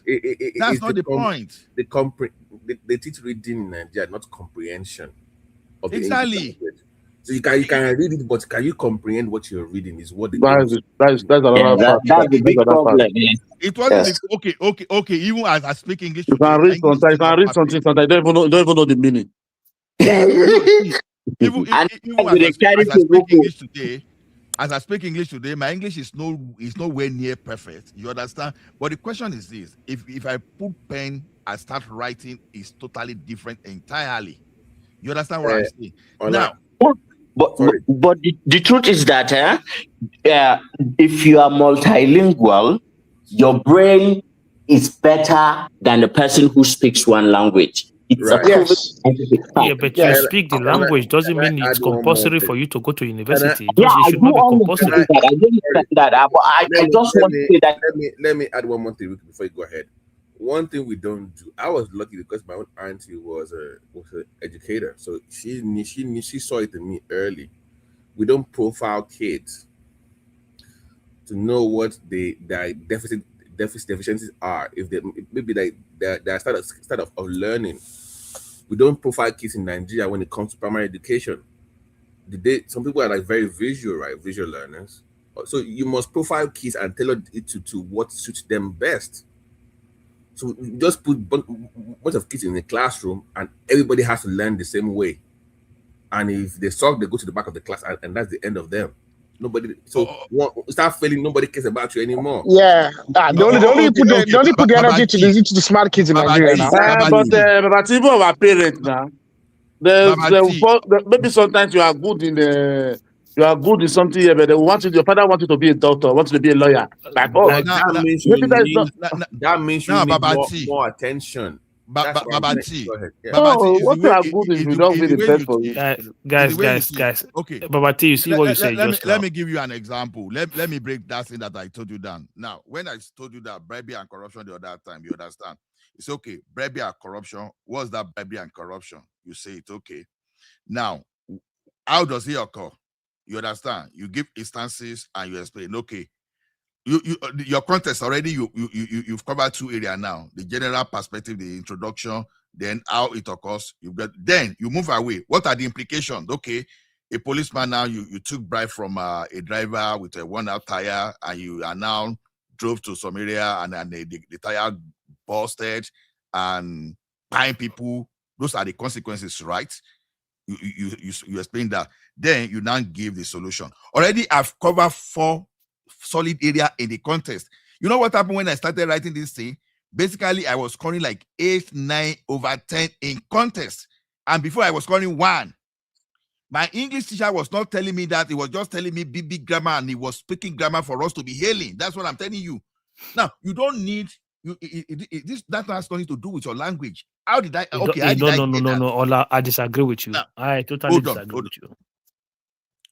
Shabina, me went through things. I told you what I went through. So even you disagree with me, but I'm telling you my testimony. You have different experience. Let me tell you one thing. More than 90% of us fail English. When I say fail English that time, you understand. I will say, because whenever you add P and your P could not take you to university, you understand, it's still a fail. So about 90% of our class, you understand, we failed English. You understand? That was not a random thing. You understand? I said, and I became a better English teacher. Even without able to speak, I was unable to speak English to my English teacher, but I became a better English teacher than my teacher. Another man language is not the problem. You understand? At my secondary school, I finished my second. I became a better English teacher than my secondary school teacher. I became a better physics teacher than some of my secondary school teacher. The way I see it, like that. The way I see it, when I was going to secondary school, they taught us Edo language, they taught us English language, they taught us French as well. Those were the 3 languages. And Yoruba language as well, and Yoruba language. So those were the 4 languages they were teaching in my secondary school. So, but English was the only compulsory one among them that you have to like. I asked myself, I was like, why is this language compulsory for me to go to university? It doesn't make any sense. Like, what, like, why am I supposed to be busting my ass to pass this language? Why not French? Why not Edo? Why not Yoruba? Why any of those other languages? And it should not be made compulsory for people to gain admission into university. I don't support that at all. You can speak the language, that should be enough. Most of the things you do, you're going to write, you're going to communicate. I understand that, but that should not stop you Yeah, from going to university. yeah, it's true. You're right. I support that honestly. So progressive to that point. Well, I think I read something that the federal government are planning to do that actually. Progressive. Until like they brought okay, let me sorry, the best learning style for a child at the primary level anywhere in the world is the Montessori system. Look it up. That is I went to a Montessori school, so I can tell you firsthand. Because once again, they tailor you to that child, and they adapt to that child's learning style. So I think that's what they do in Holland. Yeah, so I went to a Montessori school. If I go to a different school, it would have been over. But in Holland, according to my understanding, you as a person cannot just say I want to be a doctor. No. They will be the one that will look at your grade, your performance in school, and then they will They will not direct you to a specific area and say, okay, we think ours was this not is forced. It was more like they were advised, like this is what exactly best for the child. Yeah, but we all have the guardians counselor in school now. I had the guardians counselor. Yeah, but I'm saying that once you start getting to secondary school with that large, it's mostly overcrowded in some cases where they cannot even get to every child unless you are a PTA member as a parent, where you're involved. Once you drift off, because my best friend in primary school that we went to St. Montessori was a assistant ed boy. I was a labor prefect. Once we got to secondary school, he fell off. I'm like, this is the same guy that was brilliant. He couldn't go for some reason, but he was brilliant in primary school. But nobody said, "Wait, what's going on here? What happened to you? Something going on at home?" Yeah, the support was exactly. If somebody's good is failing, we should call you and say, "Let's call your parents in. What's going on with this child? Does it need support? Does it need coaching? Does it need A, B, C, and D?" But because it's a large public school, you know what happens usually. Once you start misbehaving in school, you say, "Hey, this one is not serious. Forget him. They just forget you. Nobody cares."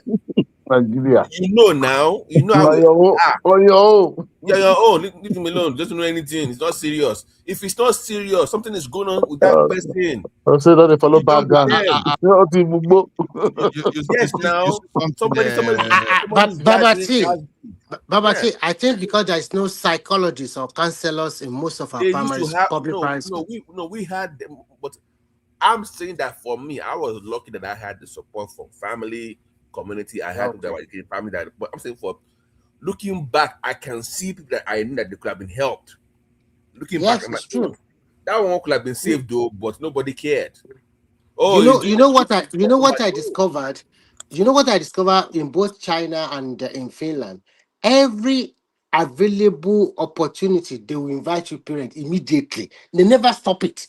In fact, you can go to the school of your children more than three or 4 times or 5 times in 2 weeks. Remy, if it's not performing very well, if it's not dressing very well, so many things. No, even Europe now, the same thing all over Europe now. Remy, our culture. I know that's what I'm saying. They will say if your parents come to school, that means you're a bad child. That's the word. Yeah, I know. That's it's a troublesome side. But my own parents were also part of the PTA stuff. Yeah, they are both alumni, so they were involved in the school, curriculum, everything. So they were involved. But for other people that don't come to school because we don't want trouble, what did they do? They don't want to show up. They're not really involved in the child's life. So it's just that's the system. And do you know what happens? Maybe I'm a young guy. When you do your first 3 years in junior high, you must take a test, right, to go to senior. Yes. And they tell you where to go. You are too young to make that decision based on one's test grade. You're too young for that. They're supposed to work with you. Just don't say because somebody for the test, oh, you must go to engineering or you must go to So arts. do you think we should copy the European system where they continue to do this cumulative It's share not from just your? copy, it's the We quality. have The it. quality. No, No, Remy, let me finish what I Quality. want to say. Remy, we Let have me it finish now. what I want to Don't say say. those So teacher that let me those fear. finish it. Oh, But let we me use finish Pancere it. to wipe your gas. I want to use the Finland example. What they do is that they don't have this almighty WAEC or almighty JAM. It is your score that you cumulatively from your first grader, from your when you get to the high school, they cumulate all these scores together, and they don't lay emphasis too much on examination. Emphasis lay on more on individual and group work that or project you write by yourself. So all those Remy, cumulative score, it's not going to be the one they are going to consider when you even are in going to the America here, university. up to second year, all I need to do, even in America here, up to the second year in university, you can still change your mind. You still have time to change your mind, different course. But in Nigeria, once you make that mistake in junior high, going to SS1, you are screwed. Once you go to one science, or that's it for you. You can't go back unless you want to repeat that class. Unless you have to Exactly. go back to GS3. You're very 12 years old. No, Remy, no. But seriously, Ola, you're just No, 13 not years you. I'm old. talking to AB, not You are too young to be stuck in that way. And you know what happened in my own school? Sorry to say, they only focus on science students. They're crown jewel of the school. If you go to art class or commercial, nobody cares about you. Only they just go and read your poetry and go and do your banking and economy. Nobody cares about your accounting. But if you are doing chemistry and physics, yes, we love you. So they put all their resources to those students. Yeah, because even in my secondary school days, even in my secondary school days, we have laboratories for biology, for physics, Yeah, you get and everything for chemistry. now. Greek, everything is for you now. And for chemistry. We had that one too. But how good were your teachers? God help you you go to art class. Go and be reading we had one of the best. We have one of the best biology teacher in Edo State. Then that Mr. Dausa. No. Biology. I was okay in biology. I didn't biology. My biology was no. Most okay. Nigerian teachers are also good. Though. Don't belittle them. Let me tell you something. You see that man. Let me tell you something, Akeem. No, Ola, 1 second, 1 second. You see that man? Just mention his name now. You know those teachers that come to school with 504 that will talking, right? They will shave their beards like Hitler. Don't joke with Mr. Okay, progressive. This is what I'm saying. No, but one thing I don't like in Nigerian education system, that flogging. Hold on. One thing you are missing, no, that man don't beat you. He does not beat you. You just said you have to, because it's not somebody that comes to your class to teach. He doesn't go to classes to teach. He teaches in his lab. I've not said all our teachers were not good. Okay, let me tell you something now. There are some courses that I didn't even bother to cram. You understand? To geography, for example. Now only maybe like 2 days of that. Once I know the map of Nigeria offer, and then I can mix all the physical geography like erosion. You understand, with what I've already read in my biology. But geography geography is very voluminous now. Or you understand? No, it's very weathering. No, because you see weathering in a Greek. You see part of what you are going to do in geography in a biology. So so there's a way I mix them together. So I was not having problem with my geography. I just mentioned. How about your map reading? Do you get the calculation very well? When you have to do all those things because I did geography too. Even if I didn't prepare for geography, you understand map reading. Hold on. Even if I didn't read the geography that way, I was still going to make decision. Always easy for me to pass geography. I tell you, always. I geography 1, 2, 3. I know it's Goshelong I don't know geography 1, 2, 3. I know we use Goshelong. I will use Goshelong and the one other geography textbook like that. So how can you still remember all this stuff actually? teachers. Even me, I cannot even remember. I cannot even remember any of the book. Because I'm much younger than I'm much younger than Mr. Ola, and I can't remember. Let us read the periodic table. Hello, let the big boy come near farm. No side. So when you can see, you can see there's something that came natural to you when you read that time to understand. You understand? How did I know? See, chemistry, physics, they were not my wahala. Mathematics, no wahala. But English, headache. You understand? Economics at the level of secondary school, headache. As a matter of fact, I dropped economics, I pick for the mathematics. So when I studied electrical for my undergraduate, you know what? I was a complete NFA. I was in politics. I never had problem with my GP at all because that was my passion. I understood what I was doing perfectly. But you know, when they started bringing some courses like engineering society, I have wahala with that one. When you start bringing citizenship education, all those stuff, I have problem with all those stories. You understand? But if you are talking, so basically, if it's not plus and minus, if it's not figures, numbers, anything not analytic, I've fixed out immediately. You understand? But anything analytics, so you have mathematics, very okay for me, very okay. So that was how. So that was how I was feeling that my papa wanted me to do medicine and surgery. I just look at this papa and say, within my side, I said, now you go and study that medicine and surgery because I knew I was going to fail because I would need to cram, and cramming was never my strength. Anything that will make me cram, you understand? You can fail me from the beginning. Sorry, sir. Sorry. Yeah. But that's the one mistake of the Nigerian education system. America, you read to comprehend, not cram. When you cram, you don't even understand it. Even yes. Okay. Yes, exactly. My first exam in America was I was doing biochemistry, and the last semester exam I was reading, and the professor said, "Why are you?" Because you know the Nigerian way now you read the whole textbook. I go read this up. You read everything. It's like don't read the whole thing. Just read this part, that part, this part. That's it. And even when you read those things, you even get the concept better than reading the whole textbook. They don't want you to read the whole thing, but in Nigeria you must just read and cram. You go and restore the exam. When you leave, you don't just disappear in your head. You don't even remember because you have to understand. You understand? Yes, like it's almost like a story. So yeah. You know that thing about they hate cramming in this but country. I think it also have its own advantage. You know that thing that Babati talk about. You understand?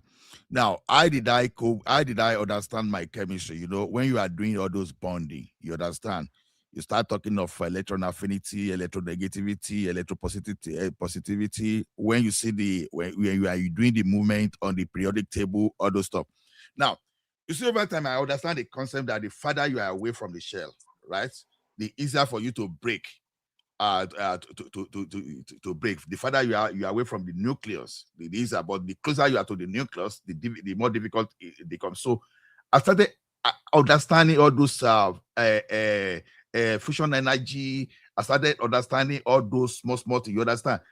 When my understanding now, you know, I gained the understanding to a particular level that a new topic, it was very easy for me to catch up. You understand? Now, for you to be listening for me today, you listen another one, I will start cramming. Basically, anything that I cannot get the analogy within my environment, it was always difficult for me because I developed to a particular point. When you give me something, I have to start looking for my environment so that I can have the analogy within my natural environment. And that was my way of reading. You understand? Anything that I cannot draw analogy around my environment like this will black me out. Will black me out immediately. That's why anything cramming, not me. You know, when we are doing all those specific hit of but that's what the system during what Babati is trying to say. Because that time people that do sciences, they have to know quality to quality now. Biology especially. No. In physics and chemistry, I'm telling you, you don't have to know quality to quality. Now, when you are balancing your equation in chemistry, I understand the concept you are using because I also use it. When I want to do my WAEC, I use it a lot. I check out some of the past questions And I can see that they always bring out some question at the tail end of the textbooks, in the middle and the beginning. Then I look at the what kind of question it always come out every year in, year out. And I permutate and I got it. That's it. I mean, I what think kind that of is what kind of reading is But that? You have a curriculum, I for don't need to goodness read sake. everything now. Mr. Ola, You have a Mr. Ola, you have to look at this. have a curriculum. Mr. Ola, you have to look at this as well. Okay, when it comes to chemistry and physics, there's logic to it. When it comes to biology, Yes. there's no necessary logic. No. Yes. It's just a matter of what you know or what you don't know. But So I you might still have remember when you are to cram, talking. you might have to cram biology. But when No, it comes to chemistry, you don't need to cram. You don't need to cram it as well. You will cram. Okay, you have to cram biology. You might have to, but when it comes to physics, you can use once you understand the logic, you don't need to cram it. Akim, you understand? Talking of facial skeleton, appendicular skeleton, adaptation for survival, aphotic region, all those things are very simple. You understand? Because when you say photic region, okay, you can see water within yourself. You know what is photic, you know what is aphotic. Those are not the things we are talking about. It's a lie, you madam, but we deal. I can't even remember all this stuff. Hold on, before you get in trouble, let me clarify what I mean. I didn't mean that people would not read the textbook. What I'm saying is that we should not encourage the idea. People read to pass exam, not read to understand the course. Exactly. That's what I'm saying. Doesn't mean you not read the textbook, but when you read, you focus on some areas one than the other. You will still read it, but to get the whole gist.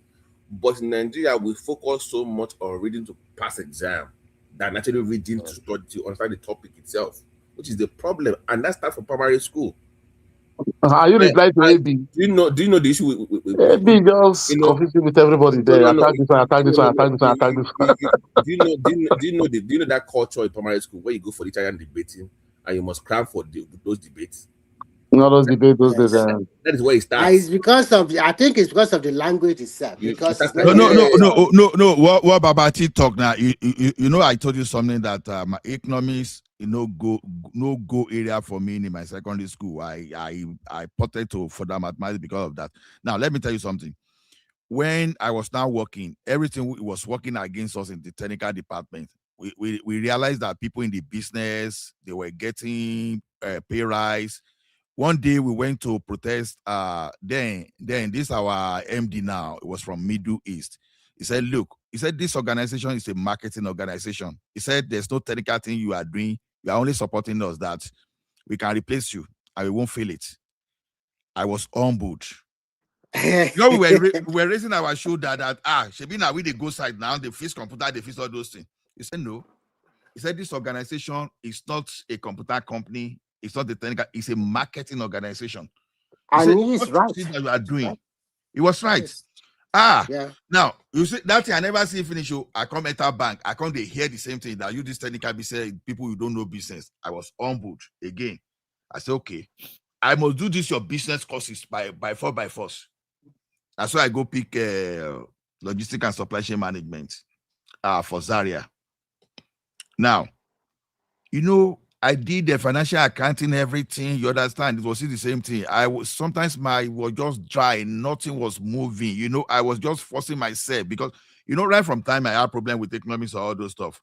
Was struck me, and like 80% of what I was doing was economics.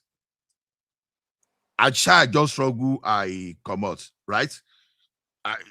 All those things was like, but when I pick a program in America, oh my goodness, it was like they kept my brain somewhere, and that brain now got open because my first class I would start that time. You understand? When I did my second class was macroeconomics. Oh my goodness,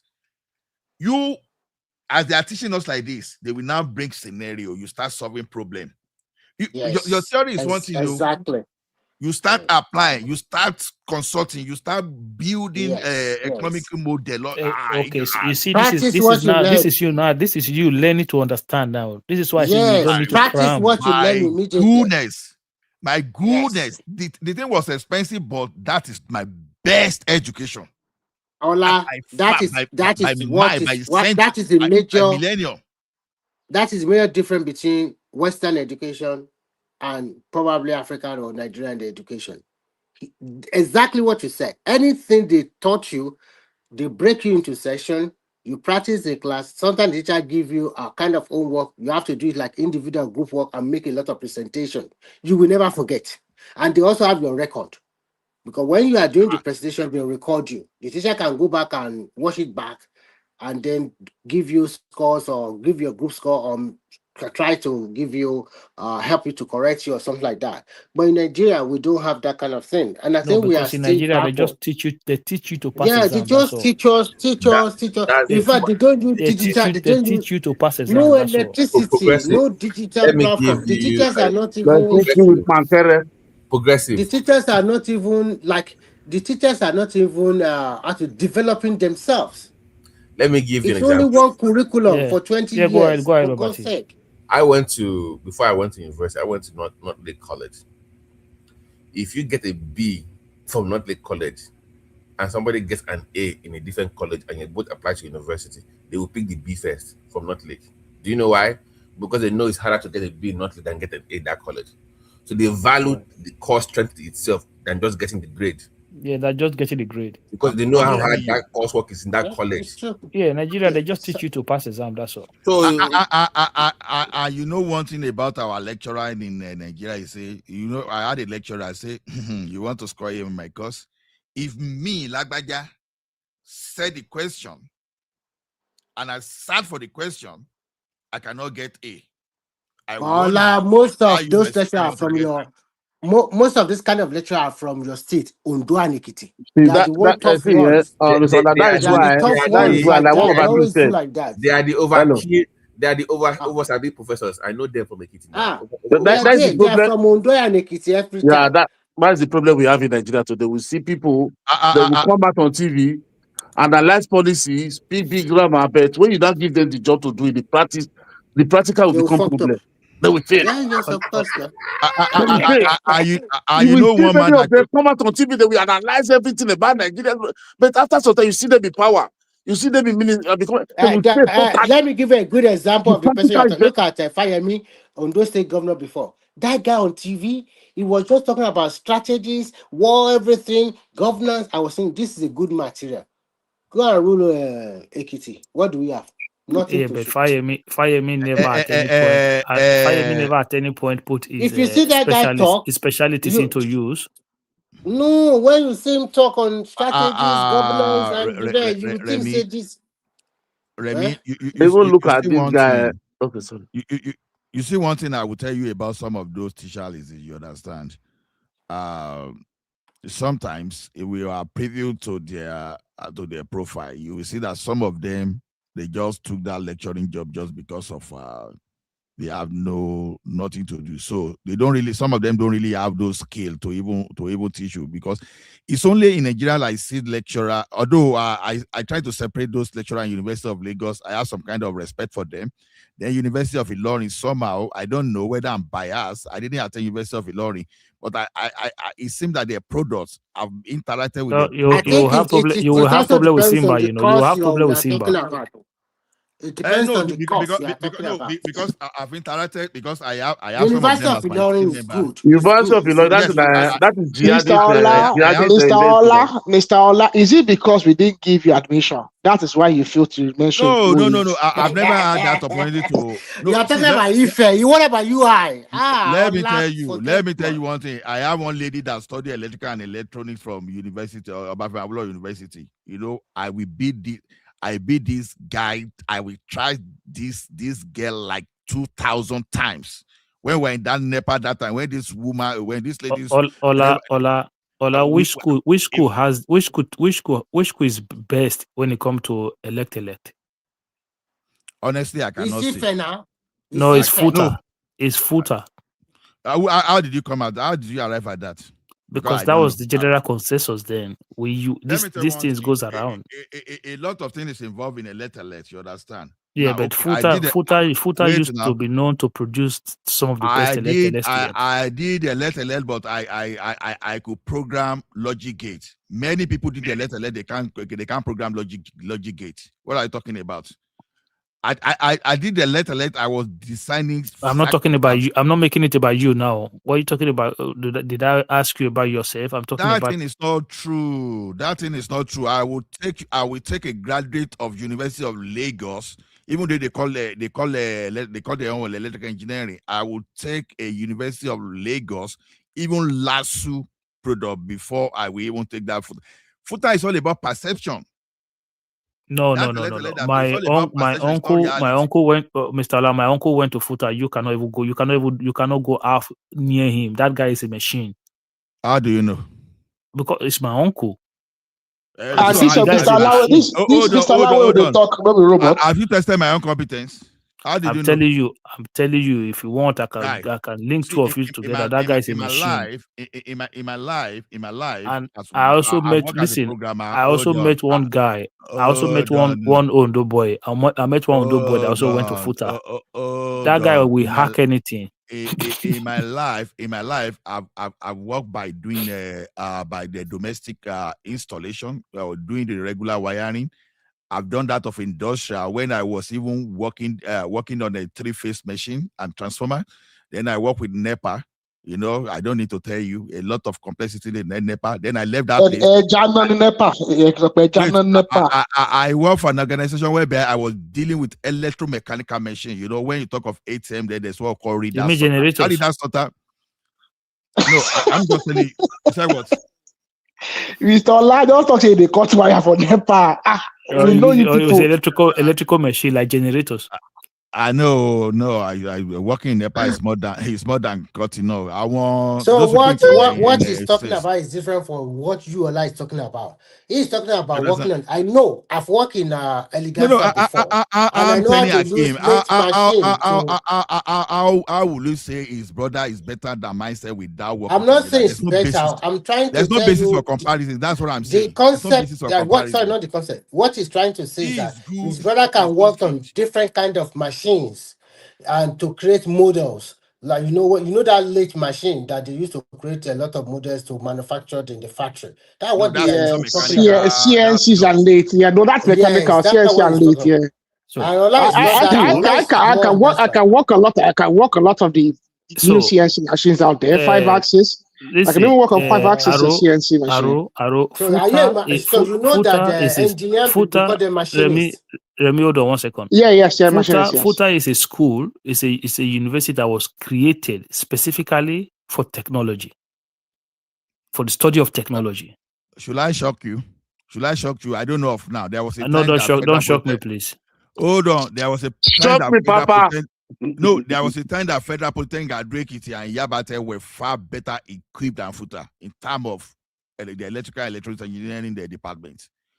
Futa, Federal Polytechnic and Drekiti, Kaduna Polytechnic, and Yabate far better equipped. So how are they now though? That's the main thing. Have they progressed? That's Nigeria part of perception.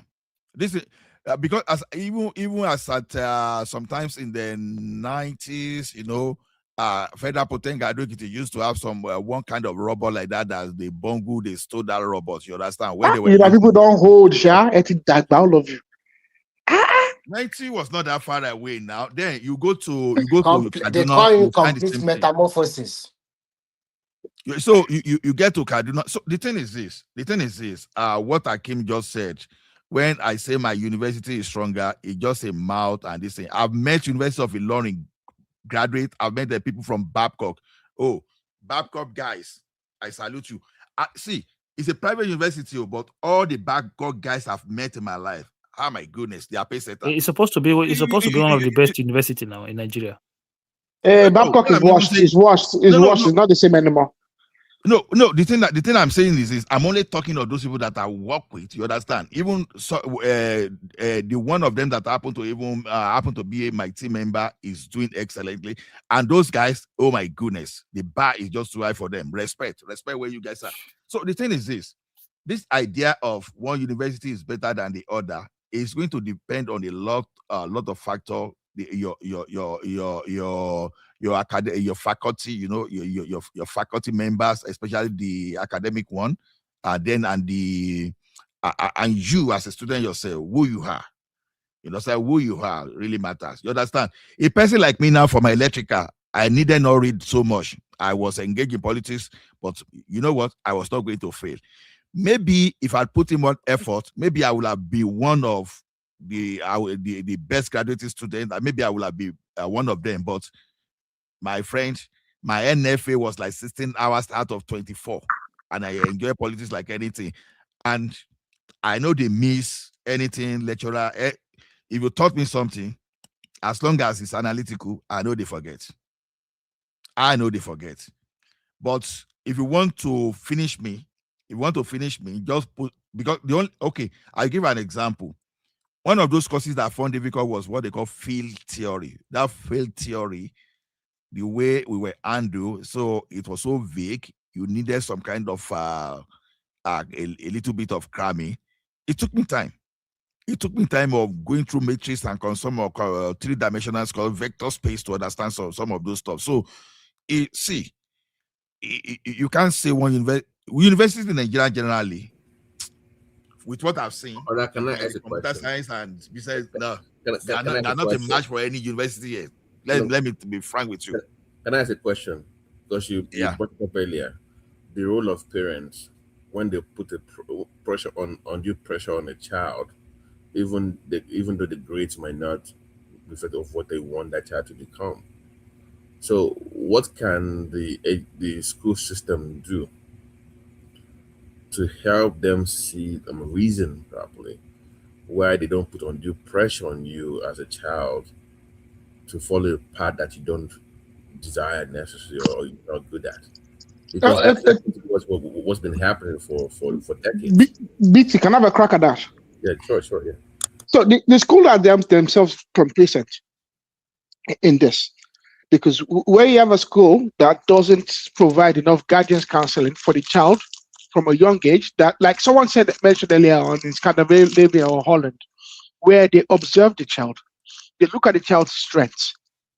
Okay, a child that has a passion for arts or for the humanities, they observe the child, they observe the child's tendencies, and then they can help the child to focus. And also a situation where we get out GS3 in Nigeria, you get to SS1, and you have to make a consequential decision. So I mean, it's down to the school. They keep the school. They keep the profession. If the professionals help to guide the child, and they offer guidance counseling, I think the parents will be able to go along as well. Do you know what also changed that dynamics a little bit?